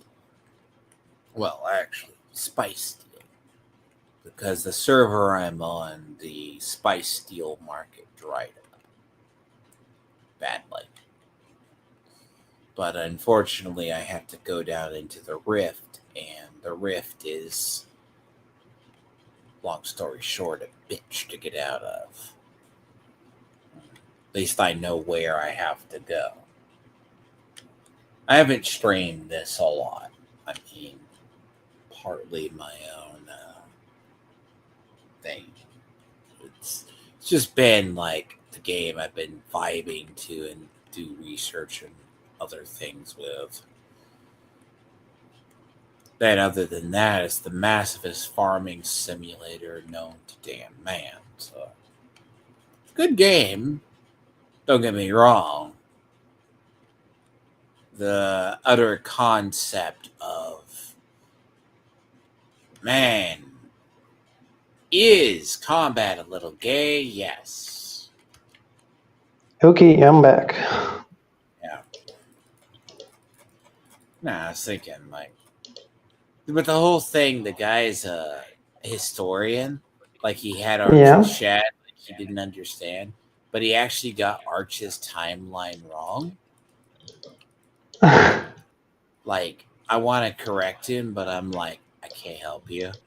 But he is Norwegian. He said, yes, the Samis have a legit claim.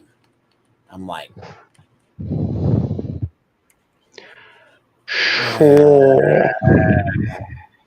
okay, do you know the scene that gets quoted every Columbus Day? It's the one with Sitting Bull talking Oh, to the yeah. cavalry soldier. Give us back Yeah. our native lands. Which native lands? The ones you stole from others? Yeah, I mean, the thing is,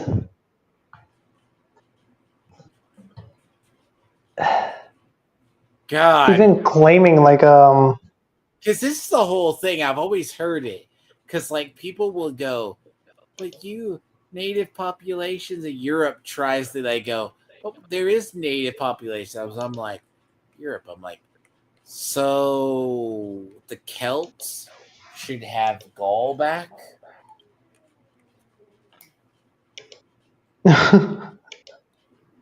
What?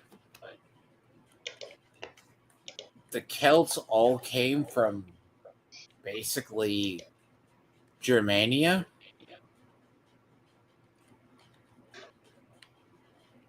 I mean, not really. The Celts were like They from all came. over Europe. Yeah, no, majority of the Celts all came from Gaul. Like Yeah, Druidism basically came from there. granted, the Celts had spread a lot. We had Celts even like in Even Anatolia. yeah, like then they just wound up getting pressured back into that, and then for some way they found,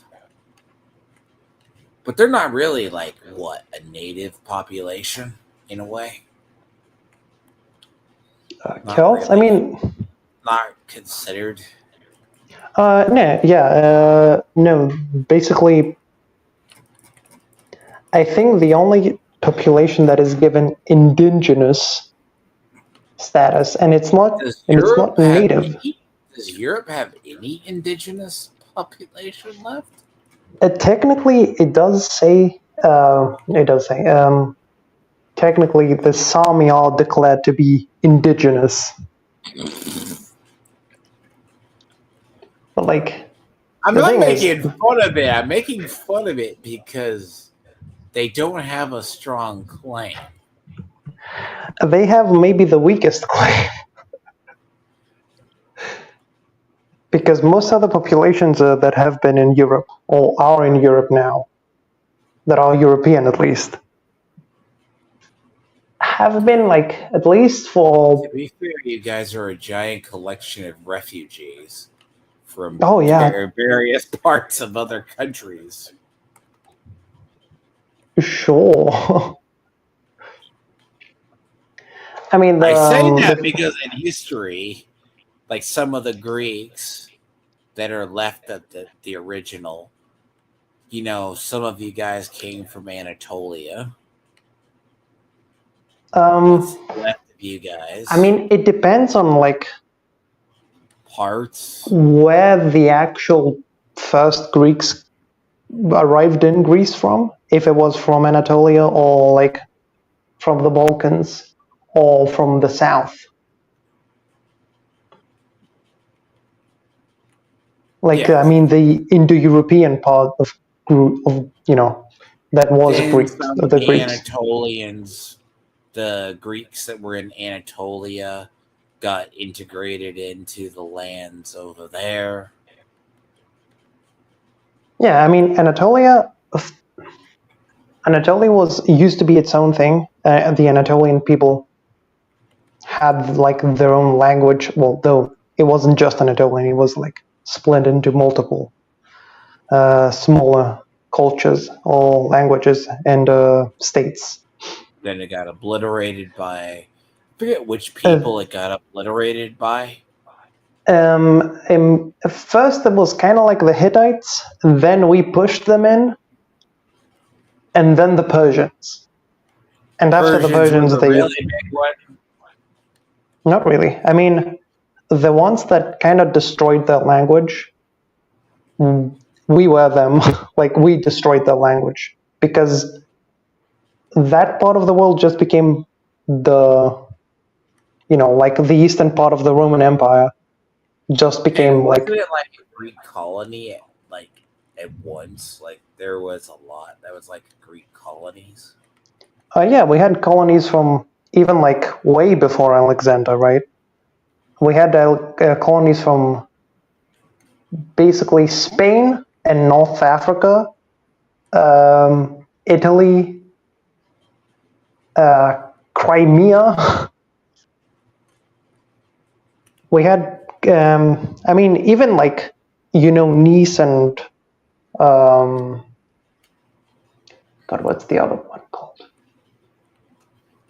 Well, yeah, a lot of the islands, right? Because a lot of the civilization they settled it.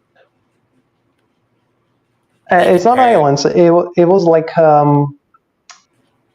what the Greeks did in like maybe the 9th or 8th century BC was they started colonizing everywhere, but not like they built ports so they could actually control, the sea trade. Was that before or after the Phoenicians?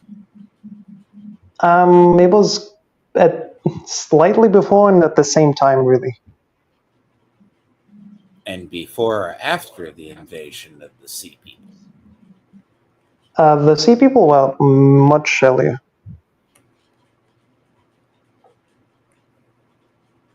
Or what became left of the Sea People? I use this as an example. Like when you go back far enough in genetics in Europe, like it's always interesting how when people try to apply like the idea of, oh, there's natives, there's this. Not really. I mean, yeah. Technically, most of the world, the people that went there. There weren't people there before. And if there were natives in Europe or parts of Europe, they probably got murdered. All like bred out or like integrated culturally into more dominant cultures, which was the Indo-European one. And surprisingly, wouldn't surprise me, by the way, depending on the various conquests, you just wiped out cultures. Because if you go back centuries, Europe has always, like, I'm not saying democracy is a relatively new thing. Relatively. Mm-hmm. Yeah, I mean, I wouldn't even call us a democracy. I mean, okay, let's say even like in theory, it's only existed for like a bit more than 2,000 years. I mean, Athens is kind of a democracy. I mean, yeah, it was the original one. But it was a direct one. So then you have whatever you have. Then you have the legacy of kings and queens and whatever else through the rest of Europe. yeah, what do you mean? Like, arguably, you have like the Germanic people that were conquered by the Romans. It's not like they have like they didn't really have like a democracy as much as they were tribalistic people with chieftains and kings. Yeah. Right. And I mean, Rome also had like, Greece also had kings, and what you would technically call emperor, like, because they did call them that, though, it was an empire in,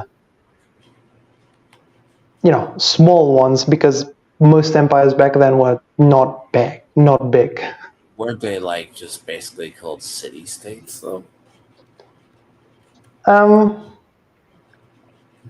Like technically, the Mycenaean king was considered an emperor.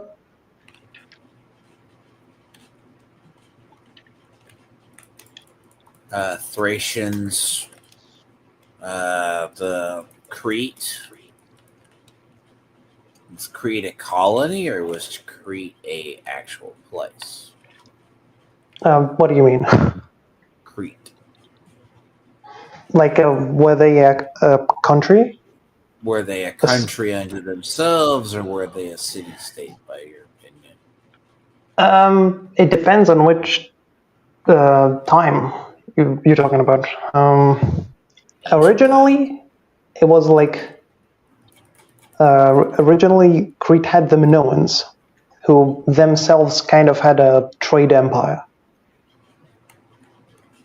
They then got conquered by the Mycenaeans.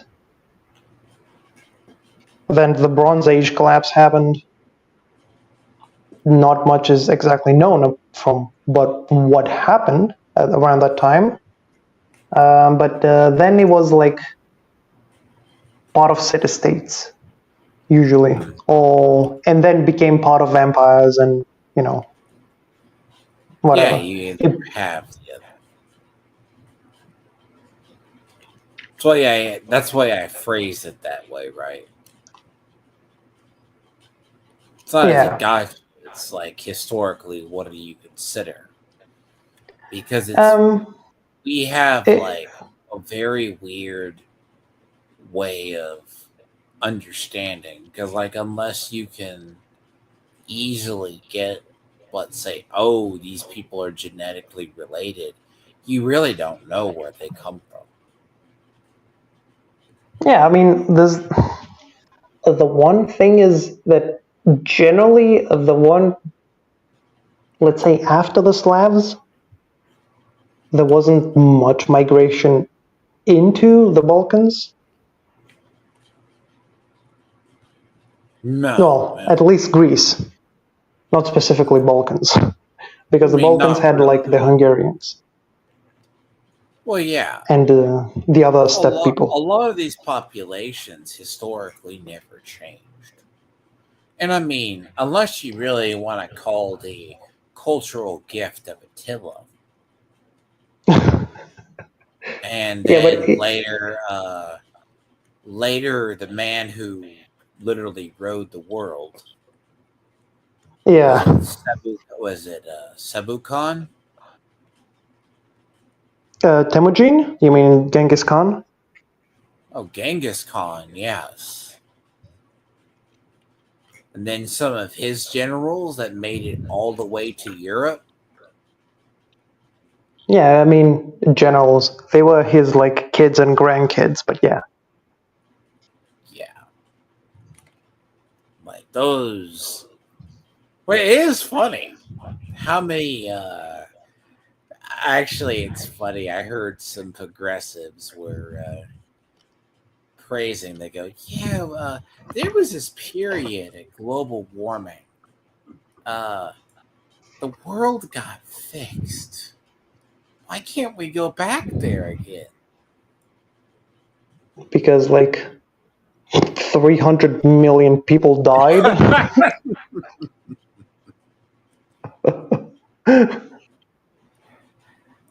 You really should listen to some of the leftoids that go over history. I You mean, really, the thing, you really eh, should. They are so great. yeah. They, Also, like, if you hear them they, talk like about the net zero carbon or like no carbon going into the atmosphere, how the fuck are you gonna get that without killing everything? well, Not here's not all people, even all by the life. way, my favorite theory. They forget. They go, Genghis Khan actually solved the global warming crisis.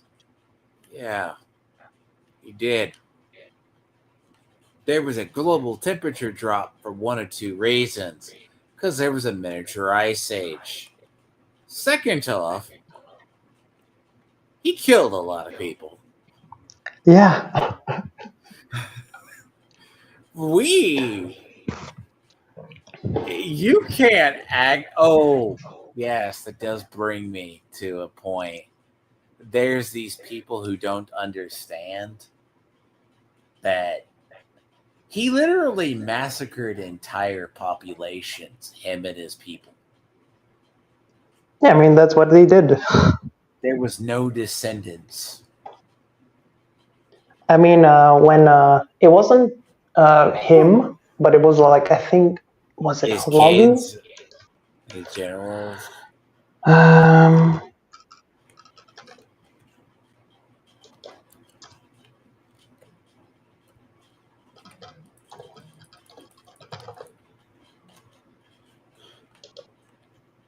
It What? was, let me see.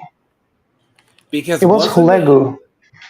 wasn't it like Sabu Khan, one of the generals, is the one that got all the way to Europe? The Ilkhanate and the Golden Horde generally got Golden Horde almost to generally. Europe. Yeah, Yeah, the but Golden Horde. um, yeah. Let's say, do you know how many people they killed in Baghdad? No, I'm kind of curious. So it was Baghdad at the time was like one of the most populous cities in the world. Was like around 2 million. They left it with about 10, with like 100,000. Baghdad was considered one of a skeletorial city. Yeah, it was like the capital of the Muslim world for a while.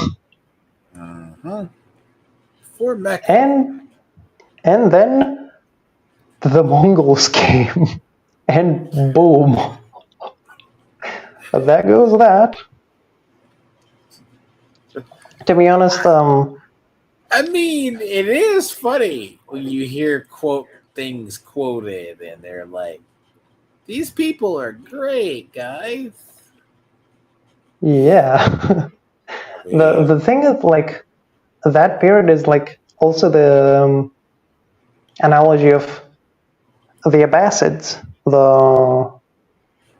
the caliphate that was like at the what's time the actually? Yes, no, not to the subject had yet. a problem of like not actually having much power themselves, but relied on. What was the empire that they based the myth on?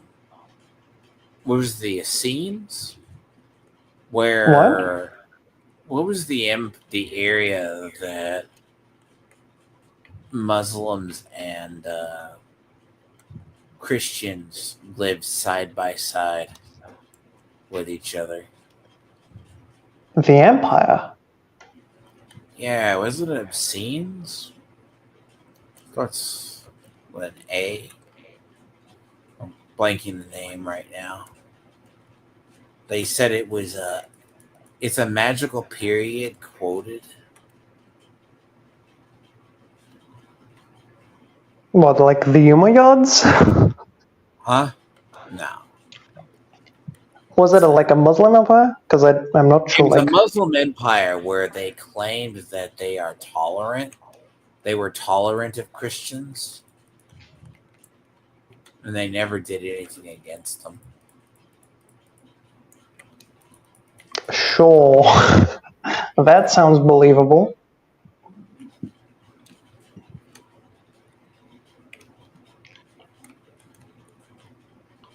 But yeah, I'm not sure like which one that is. But But yeah, what I was trying to say is like the Abbasids, um, at the time, like that the siege of Baghdad happened, may have been during um, that. It may be the Abbasid.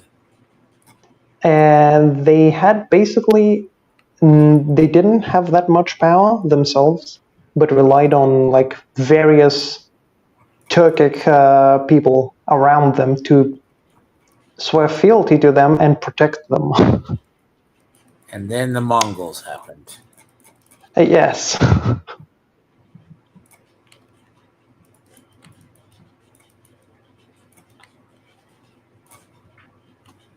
So you can understand how well that went. Like, Hmm. and into Europe, and then if you go to parts of the areas, I mean, you gotta understand, do these cultures that get into Europe, like, have a good claim?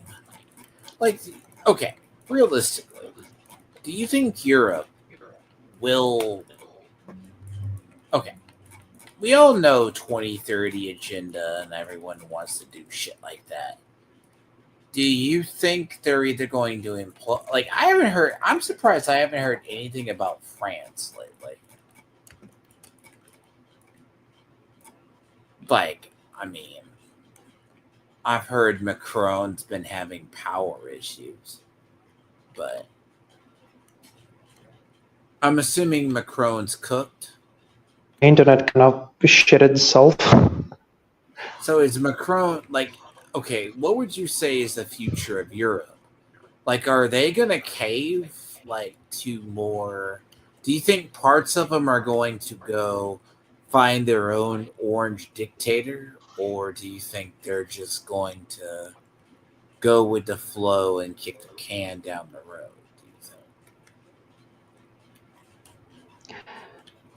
I mean, I think that going with like how things are right now isn't a solution,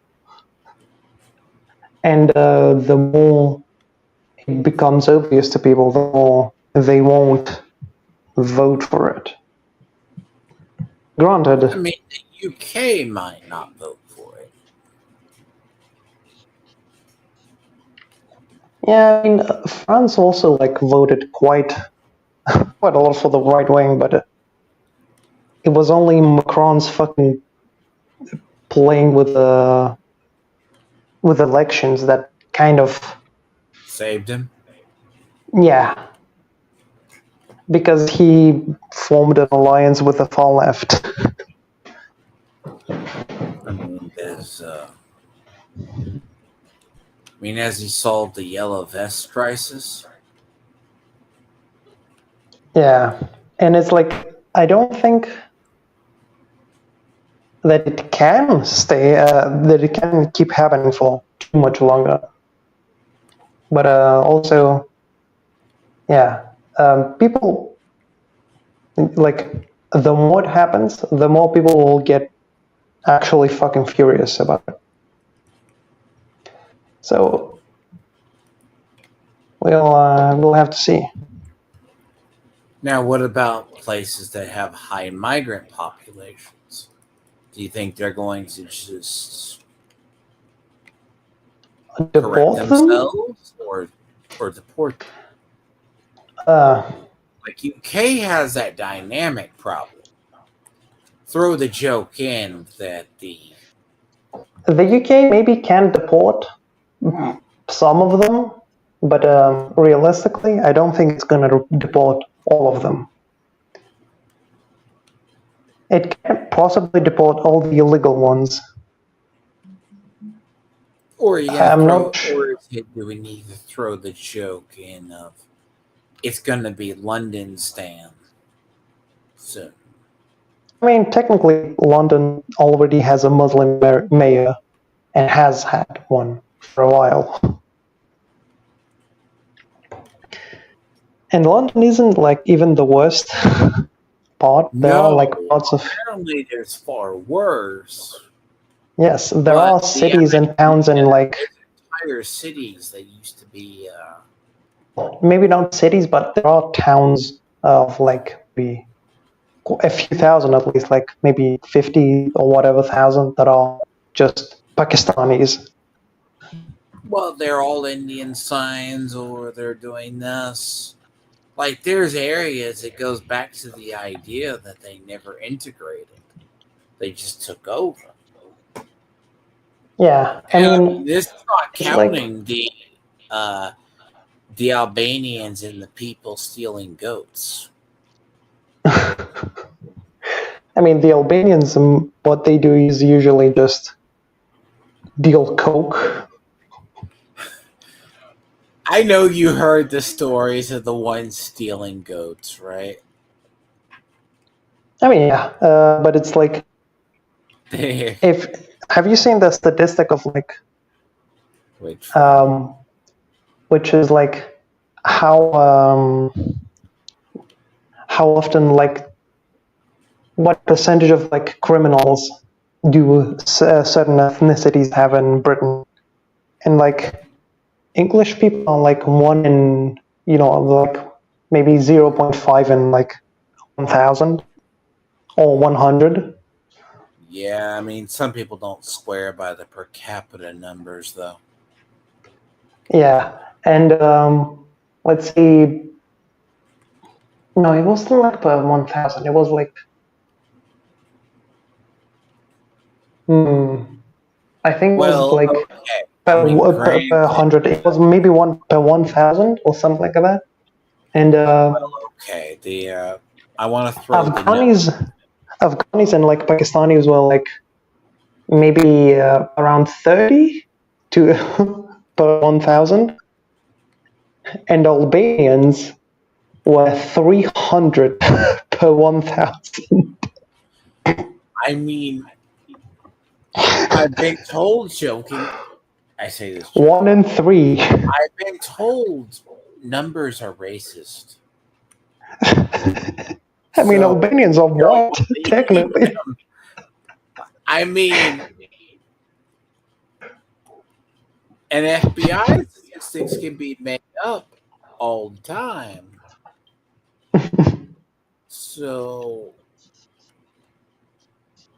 how am I supposed to believe them?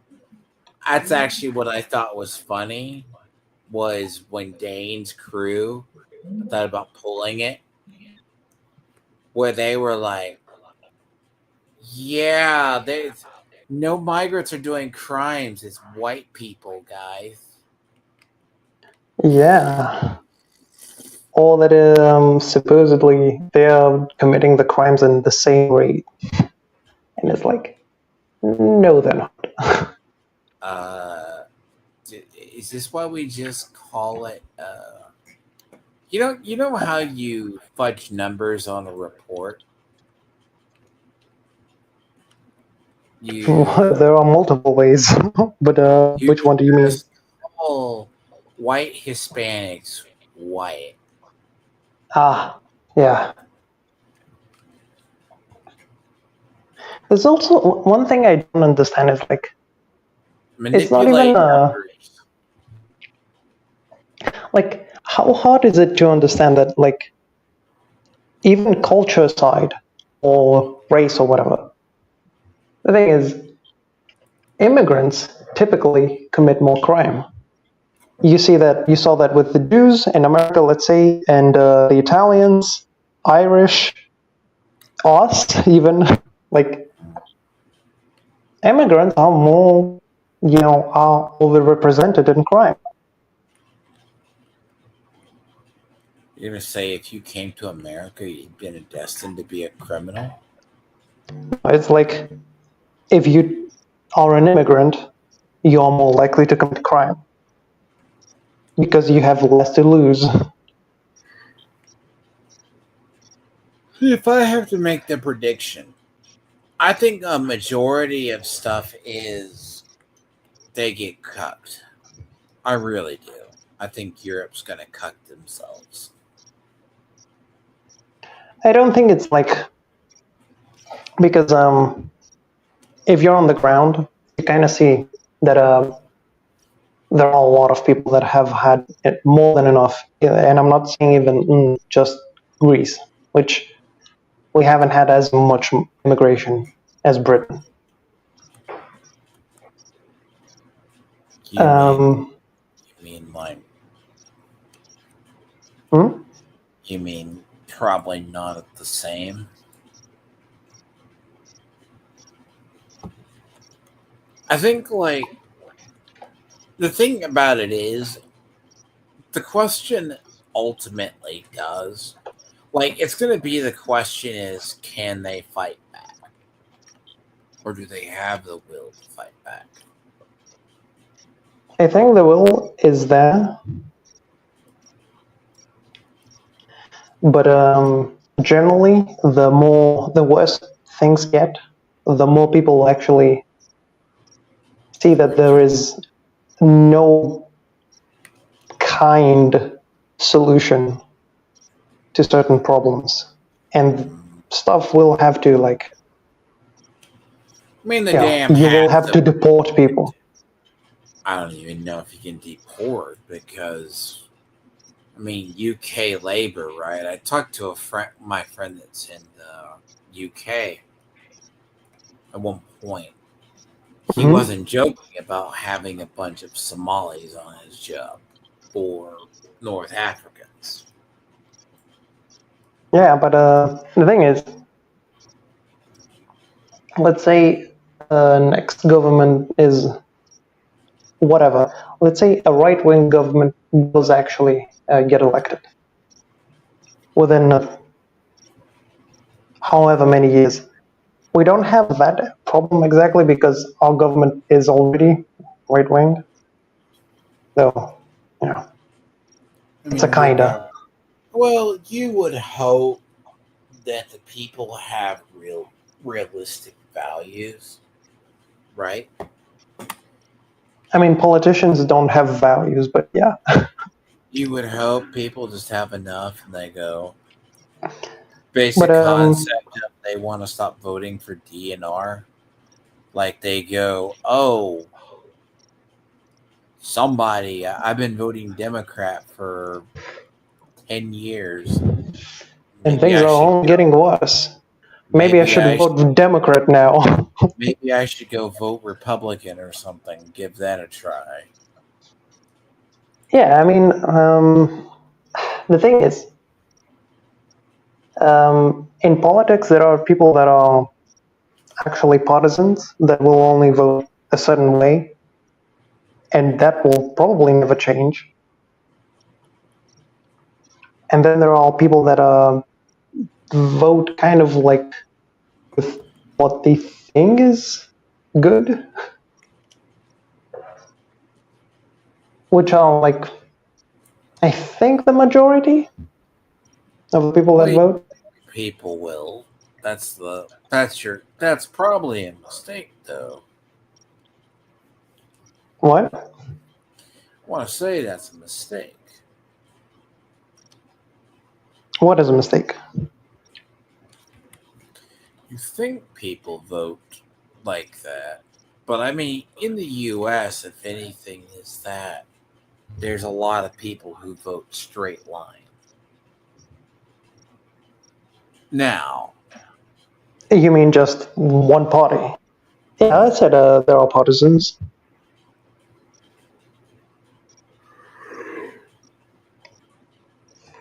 I mean, Granted, you guys have like your system kind of invites partisanship more, I guess, because it is like we can't really. It goes back to like when I asked about Elon. We can't really.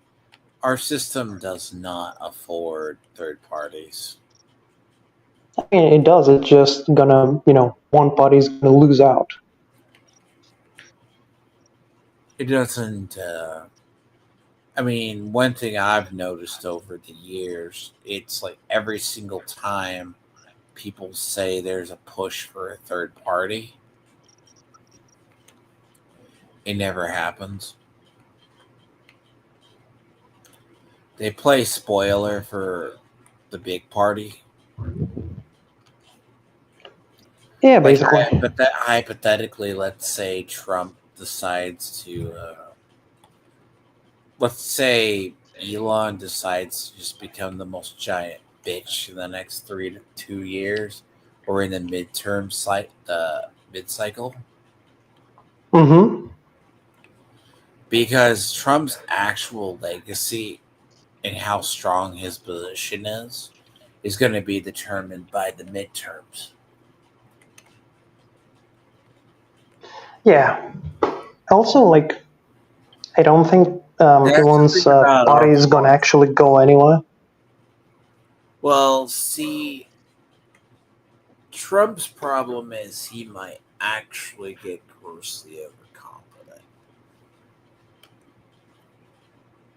Yeah, maybe. But the thing is, I don't think people trust Musk more than him. So So, the thing yeah. about Musk, right? Musk's candidates didn't really win. Trump had more winning candidates than him. I mean, yeah. So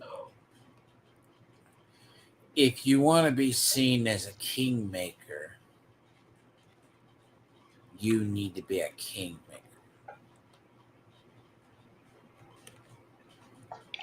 I mean, Musk helped kind of, but I think Trump would have been elected regardless.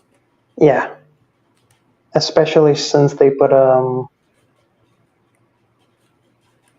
fucking Harris I mean, Kamala. against him. Well, if the idea was Kamala Harris, right? The thing about Trump is going to claim, right? Hmm. Trump claimed, at least this time around, he was smarter. Now, the trick about it is, do you listen to people? Do you do that? Our system is only designed. Now, the problem with Elon is only the crazy people and the people who hate Trump will support Elon. But at the end of the day, they're not going to support Elon 100%. Yeah, I think those people generally would be more. They would almost vote Democrat, at least some of them. I mean, the problem is Elon has a trust problem. Like, yeah. He is not the type you could just. Me, I don't know about you. I don't trust a tech bro. Also, like, Elon has a thing of like, I don't know if you've ever seen his SpaceX announcements and stuff. He usually Uh, says, I "Oh, this will watched his happen in." rockets go up and some of them explode. Not, And not only that, it's like he has said like, "Oh, this will happen in 6 months. This will happen in a year. This will happen in 3 years. This will happen in five."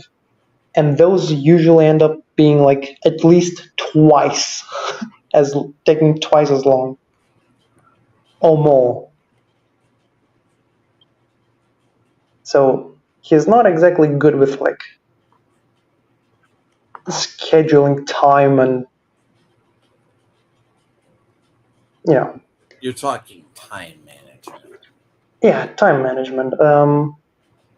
And that's like for a company, much less a country.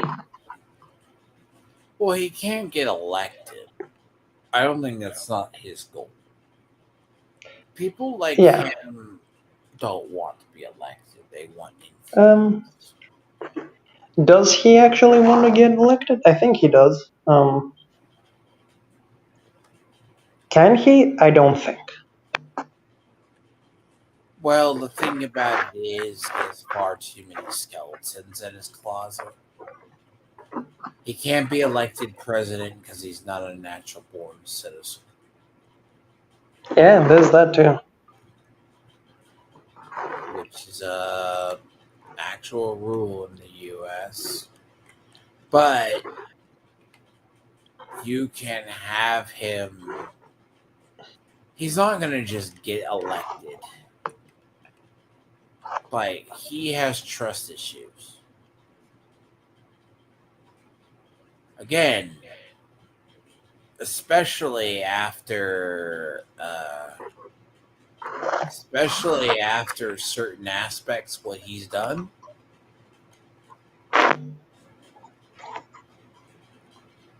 Hmm. I mean, do you think people trust Twitter? No, I mean he also said like, "Oh, I'm gonna get rid of bots. Bots are the worst they've ever been." Didn't he just make Grok racist the other day? Apparently, Grok 4 got rolled out, and Also, Grok raped someone. yes, Grok was fucking horrible or something. I heard about that. I'm like, really? What? Grok, the already eviscerated AI, did something stupid? Man. There's like some rumors about that well, rumors. There's That's some why I guy that said you posted. can't trust a tech billionaire to do shit, apparently. Well, you can't trust it. tech billionaire in general. Like what the language they speak is fluff. Fluff, yes, is the very good word. Anyway, I probably won't be able to go for too much longer. How long did it be? Yeah, I don't know. Miss Sparkles is going to talk about. I don't know what I'm going to get to do. I guess I'm going to wait to do reviews. Hmm. I see you get on Superman. Okay, spoiler free. What did you think about it? Oh, again, it wasn't the worst film I've watched, but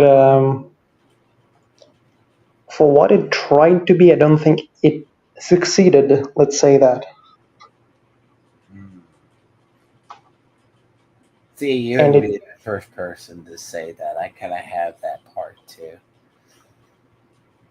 The James yeah, Gunn magic doesn't work in certain parts. I mean, his kind of shtick doesn't really work with Superman either. In general, I'd say. Okay, just double check. Your Snyder Bro hate is not coming through to James Gunn. How do you rate it versus Snyderverse? I mean,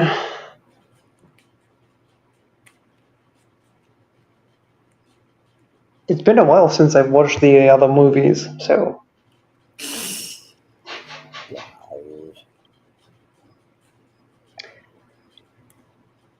it's like maybe one thing I can say about it is that it tried less the ooh, this is too dark of a film. This is going to be dark Superman, which was kind of like the style of the time that Snyder was making film the films in. Well, Everything was getting arguably, like a let me say, dark remake. arguably Nolan had a good influence. Yeah, but Nolan's films were actually good.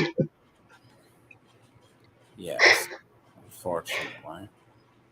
Yeah, and Snyder's weren't so much, and this one is, if it's on its own, it's maybe worse.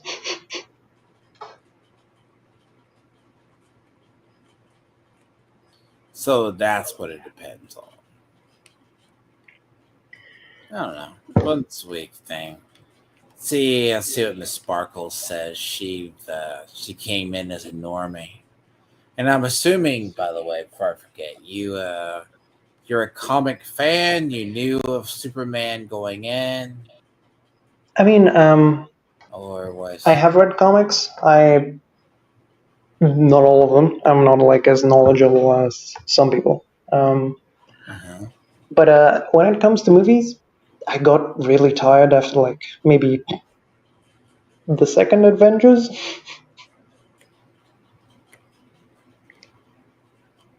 of like the modern style of superhero films. I mean, so yeah, So yeah, the which is why I have like not watched a lot of stuff. well, so you're not saying there's fatigue. Now, okay. Do do you agree with the statement, which is this following? You think he tried to grab new fans? The film, if I said the film works better with existing fans of the universe that knows the key jangles,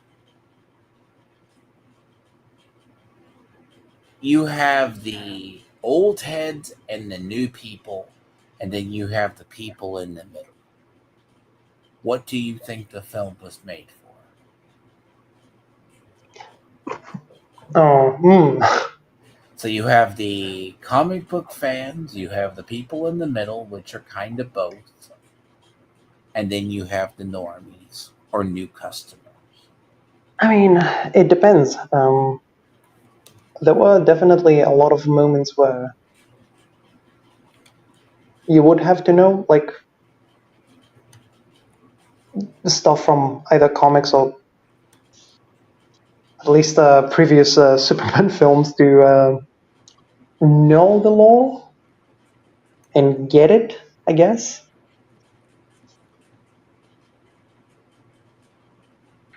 But I think with like most films, they're usually made for like newer fans and maybe the middle, not so much of the old heads.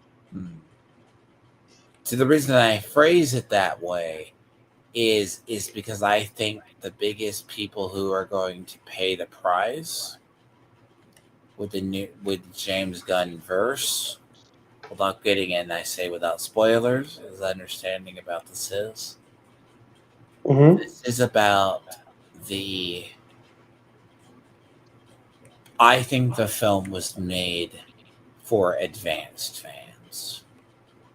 He didn't realize. I think it's that middle. The problem himself is he has himself in a hole. It's a good foundation, but it's too much information dump. Yeah, that's the problem. Like, if he had, for that reason, I would say that yeah, probably it is probably more old fan friendly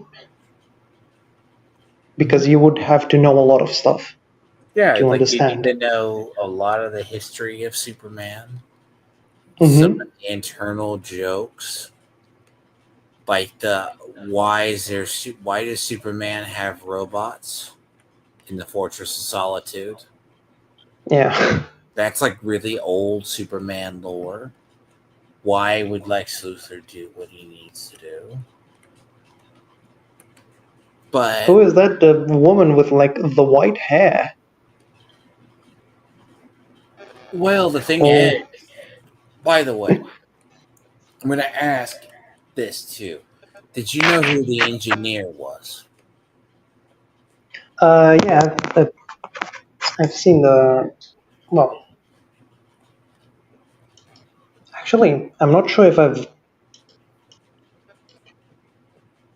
it is if it had been comics I've read or I have discussed it with people. But yeah, I knew. So the engineer is part. James Gunn's specialty sometimes is taking obscure characters and doing stuff with them. I don't think anyone asked for the authority. Yeah. I feel the okay, correct, yes or no, true or false with this statement. I feel the actors and the actresses who played their roles did very well for what they did with the script handed to them. Yeah, I And wouldn't say that. Well, like I there was believe he too much nailed bad the set. acting. I think he nailed the setting, but the plot is what hurts it. Mm. And it feels like he wanted to make it like maybe like a 4 hour movie and to explain it better, or maybe like two films. I mean, But yeah, he fit a lot into like almost 2 hours. yeah, there is actually quite a lot of stuff.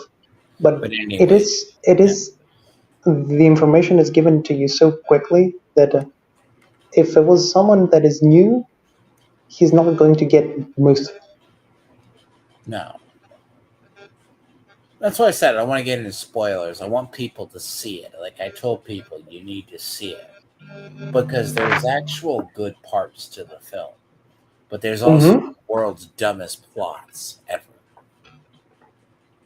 Like one good thing about the film is like it doesn't do the whole oh women shouldn't be pretty or whatever. But you know what's funny? He got all hot women. Yeah, that's what I'm saying. It's like, huh, That's weird. He really did. There's no uggos. And I mean, people are like, that's why I said, like, I think almost all of them are good.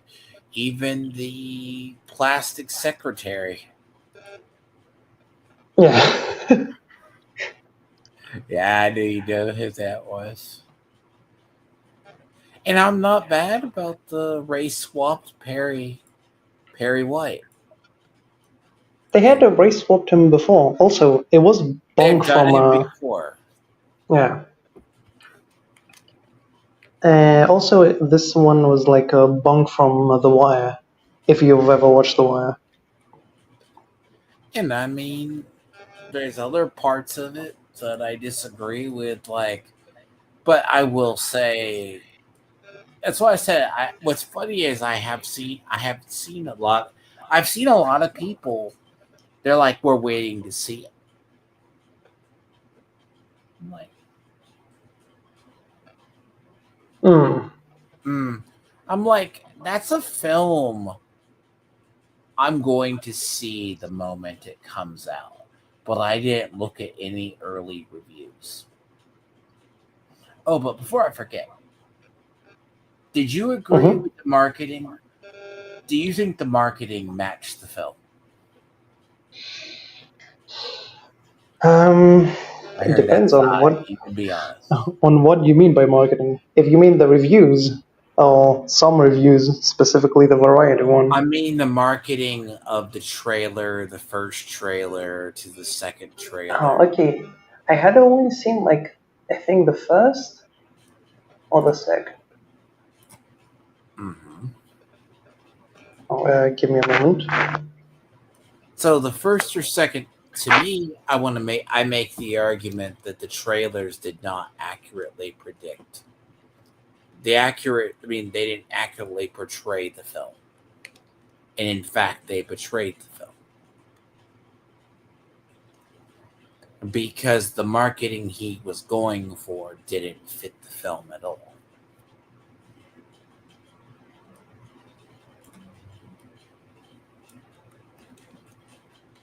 Because, and this is something we're going to have to see with Fantastic Four, right?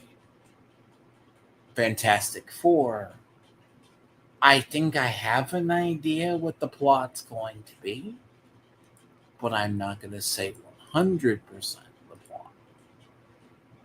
It's like with James Gunn's Superman.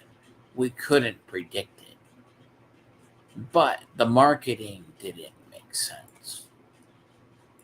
At least if you ask the fans, or you did. Because what they see, if a marketing team is supposed to put the best foot forward, they didn't put the best foot forward. And then you don't come out and say Superman is a allegory, immigrant allegory, which makes no sense. Yeah, it's not a political film, but it's still good. Now, did it lose some stuff in the middle? Probably.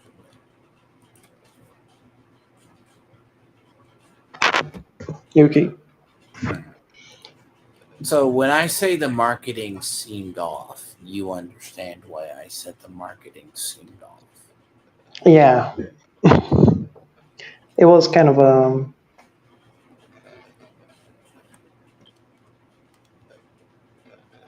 not exactly like what the film was about. Mhm. Okay. So indeed, I guess Miss Sparkles is going to give her review. She watched it. Oh, she did. Mhm. But you're like me. You rate the actors and actresses good. They did the best with the script at hand. I mean, yeah, it wasn't like the acting wasn't that bad. It's just the plot. And then Yeah, the the plot problem is is very James messy. Gunn. It's as I said. James Gunn needed to help himself. And if it's Yeah, not a lot of James Gunn, A lot of these directors, I feel like, need one or two Todd Wranglers to keep them like, As much you as I know. love Megapolis, right? That film from last year, the Adam Driver film, Mm-hmm. that is an acid and coke fueled dream by Francis Ford Coppola, written over 20 years. Yeah. Good film, in my opinion, but to others, an artistic mess. To many. Mm. I haven't actually watched it, but It's very, I do recommend it to people, but it has a weird taste to it. It's far out of a film. But mm. like Superman has that. I don't know what he's going for. I kind of know the direction he wants to take it, but I'm not set on the gods and monsters thing. I don't think metahumans are gods and monsters. And I'm not going to lie. There's two parts to the film that really irritate me. He calls Superman a metahuman, potentially, Mm. and also the shit with fucking with Superman's origins.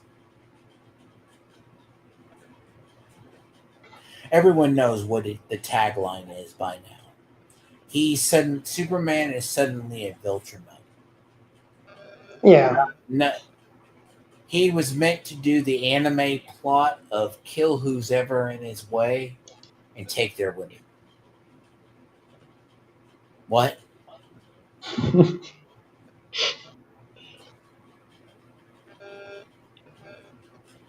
I mean, that tagline's already been out. But man, I knew there was going to be a twist.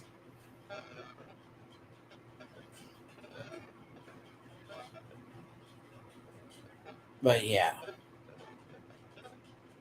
Anyways, I'll just close it out here. Eventually, I'll have a review for that. Mm. Maybe Porter can join for that. Yeah, Because I the could. singular discussion, I want to have the nuance about it. Because there's parts of it that are really good. Mm. I I could mean, probably also watch it again at some point, like I had to more watch it properly. twice. I mean, there was stuff I missed.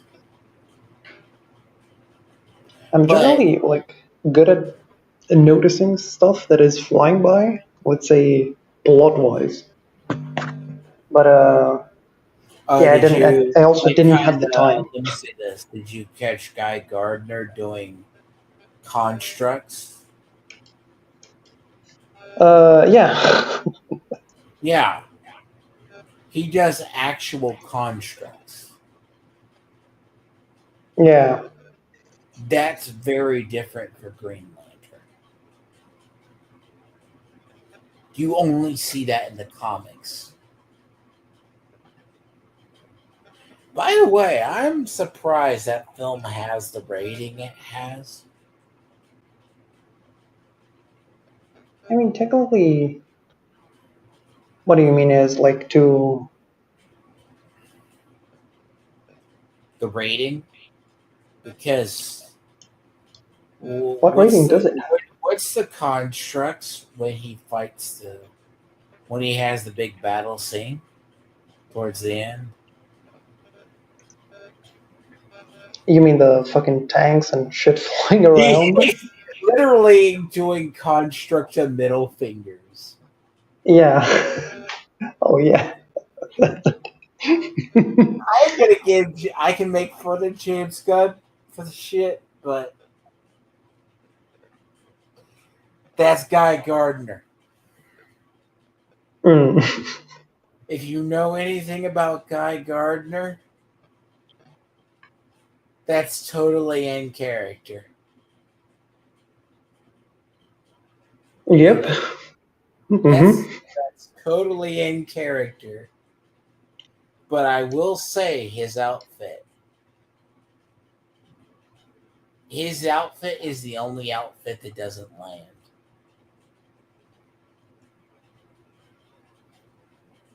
Hmm. Okay, but we will close out on this. Yeah. Who do you say was the best of the best characters?